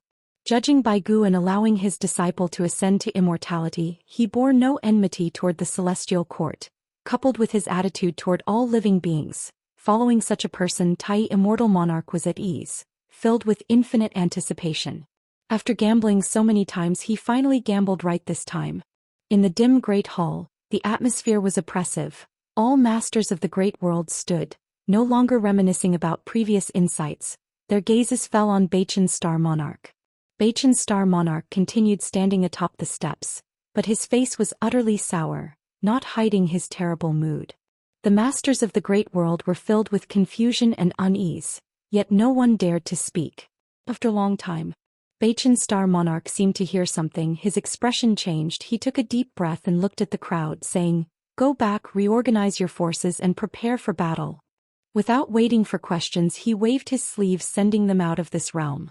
Once the hall was left with only him, he sighed, then took out a copper mirror from his sleeve, casting magic onto it. After a while, the mirror surface emitted a ray of light, illuminating a figure with immortal elegance and Daoist bones. "Master, circumstances have changed." Bachan's Star Monarch gritted his teeth, recounting everything that had happened. Xianxia the Nephire. At website on Google to access chapters of novels early and in the highest quality. The figure on the mirror was an elder in a cyan robe, with extraordinary presence. His look was as cold as that of the white-robed Daoist Immortal. But as Bachan's Star Monarch spoke more, his brows furrowed. Bachan's Star Monarch finished speaking, nervously watching the elder, waiting for him to speak. The elder remained silent for a while, then spoke. "Give up, directly return to the Celestial Court to face punishment. I will intercede for you. It is at least a better outcome than after the defeat of the great immortal divine Yuan." Upon hearing this, Bachan's Star Monarch's face dramatically changed. He instinctively wanted to plead, but the words stuck in his throat as he met his master's gaze. He finally swallowed his words, sighed and bowed. "If you find any errors, ads pop up, ads redirect, broken links, non-standard content, etc., please let us know. Report so we can fix it as soon as possible." Chapter 803. Above the Revered Immortal. The upheaval of counterattacks erupted across the 3,000 great worlds, with the great immortal divine Yuan drawing chaos evil demons into battle, causing all living beings across the great worlds to suffer deeply. As Xianyuan Human Venerable began to counterattack, many native forces in various great worlds began to overthrow the rule of the great immortal divine Yuan. The Wuxia divine sparrow flew across the 3,000 great worlds, witnessed by countless living beings. Everyone believed that the Wuxia divine sparrow brought victory and hope.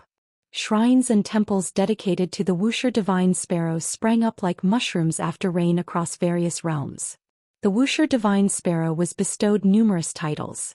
In the years that followed, even Guan, who was far away at the Daoist field of the beginningless, could sense a unique destiny rushing toward him, which was the faith of all living beings in the Wuxia divine sparrow. The destiny born from this faith was extremely complex.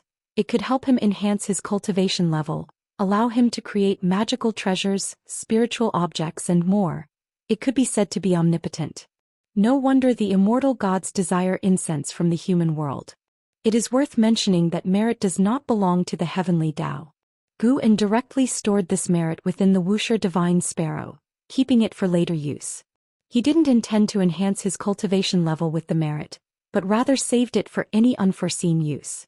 In the years that followed, there were no major changes in the celestial spirit great world, but the 3,000 great worlds descended into unprecedented frenzy. The more oppression inflicted by the great immortal divine Yuan, the more emotions were released by all living beings now. However, without a powerful force like Guan stepping in, Xianyuan human venerable needed time to annex all the great thousand worlds of the great immortal divine Yuan. In the blink of an eye, 3,000 years passed. Guan sat within a bamboo grove, boiling tea while gazing at the 3,000 great worlds. After so many years of counterattacks, 60% of the great worlds had fallen under Xianyuan human venerable, while the morale on the side of the great immortal divine Yuan plummeted. More and more immortal gods abandoned their support for the great immortal divine Yuan and switched to supporting Xianyuan human venerable, including many new faces. Even immortal gods have a human side. Seeing that Xianyuan human venerable was likely to win, many immortal gods wanted to contribute to his success. To stabilize the situation, under the persuasion of Xishuan Old Immortal, Xianyuan chose to accept these immortal gods' help, even sharing benefits with them and allowing them to spread Taoism in the human world. What seemed like a battle between two sons of heaven was, for many immortal gods, a rare opportunity. Each immortal god possesses immortal authority. It's not something that can easily be exercised by descending to the mortal world to preach, which is why the previous immortal god did so by sending dreams, as his true self could not appear. Guan watched the actions of those immortal gods as if watching a play, while contemplating his next breakthrough plan. With such a long lifespan he could completely improve himself in all aspects, but he felt his current Daoist techniques were already strong enough, adequate for now since he wasn't experiencing any pressure from others in the same realm. Search *the novel, Fire. At website on Google to access chapters of novels early and in the highest quality. However, upon recalling the Celestial Emperor's reincarnation encountered by Gu Xianyu, he changed his mind. No. He not only needed a higher cultivation level, but his combat power must also far surpass others in the same realm. To be invincible does not mean having no rivals one-on-one, but rather being undefeated no matter how many enemies come. Guan even started hypothesizing the possibility of multiple Celestial Emperors existing in the Celestial Court, since the position of Celestial Emperor can be inherited. What if the ancient Celestial Emperor wasn't dead? Just as Guan pondered, two figures walked out from the bamboo grove. They were Zhou and Zhou Xian. Zhou Xian had been training outside for 3,000 years, and aside from his somewhat travel-worn appearance, his overall demeanor and vital energy showed little change. The two arrived beside Guan and bowed in greeting. And Zhou spoke. Ancestor Zhou Xian has returned from his training excursion. Is there anything you'd have him do? The reason for asking this was his hope that Guan would take notice of Zhou Xian and personally nurture this young man. Gaining Guan's direct teachings would certainly enable him to surpass other disciples, just like in Zhou. Among those of a younger generation, there were many with talent and comprehension beyond him, yet beneath the second-generation disciples, none could shake his standing in terms of power and status. Zhou Xian looked at Guan without much excitement, appearing very composed. Guan raised his eyes to evaluate Zhou Xian and asked, "During this excursion were there any tasks beyond your power?" Zhou Xian replied, "Yes, many. My cultivation is too weak to help many people. Some demon sects need destroying. I will cultivate properly and venture out again in the future." He didn't directly ask Guan to intervene, which made Zhou reassess him. In fact, over the years, Zhou had constantly been observing him, aware of all his experiences. Zhou Xian had been furious and irrational, but once he returned to the beginningless, he exhibited calmness. He wouldn't let others help enforce his will. Any regrets? Yes, I was deceived into thinking she would truly reform only for her to cause more deaths. Even after personally killing her, it didn't change this fact. I swore never to show compassion again. Did anything occur that shook your beliefs? Yes, I met someone who upheld justice, helping mortal spirits everywhere indiscriminately, whether humans or untransformed beasts. He aided without seeking anything in return. He saved many mortal spirits, yet in the immortal cultivation realm he was a demon, notorious for refining soul banners from cultivators. I don't know whether to label him as good or evil. As he spoke these words, Zhou Xian's expression turned complex. Guan smiled and said, "It seems you've gained a lot. Go on." Zhou Xian immediately bowed and then turned to leave. And Zizai hesitated for a moment, sometimes gazing at Zhou Xian's departing figure, sometimes looking at Guan as if wanting to speak but refraining. He's good material. There's no need to rush. When the time is right, I'll teach him Daoist techniques. He himself feels it's not suitable now. Guan picked up the teapot and said softly. Hearing this, and Zizai smiled, for Guan's words assured him that Zhou Xian's future success was promising. He quickly thanked Guan and then refrained from disturbing him further. After Zizai left, Guan decided to make a breakthrough the next day. He had already begun to envision the realm beyond the mixed element profound venerable immortal. Not until nightfall did Guan finally rise and leave. Returning to his courtyard as usual, he chatted casually with Xinjun about trivial matters. On a different note, Zhou Xian meditated within his cave mansion, the oil lamp on the wall casting light upon the environment. This cave mansion was large, complete with a small lake and a medicine garden, exuding its own special aesthetic. Suddenly Zhou Xian opened his eyes, exhaling turbid air. Lifting his right hand, he saw his palm was darkened, and his expression turned peculiar. Upon returning to the beginningless, this power calms down. Could it be that it fears the Tao intent within the beginningless?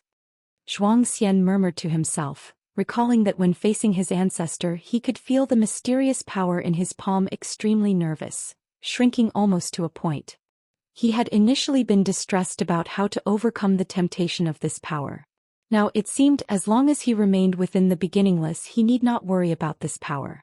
If you find any errors, ads pop up, ads redirect, broken links, non-standard content, etc., please let us know, report so we can fix it as soon as possible.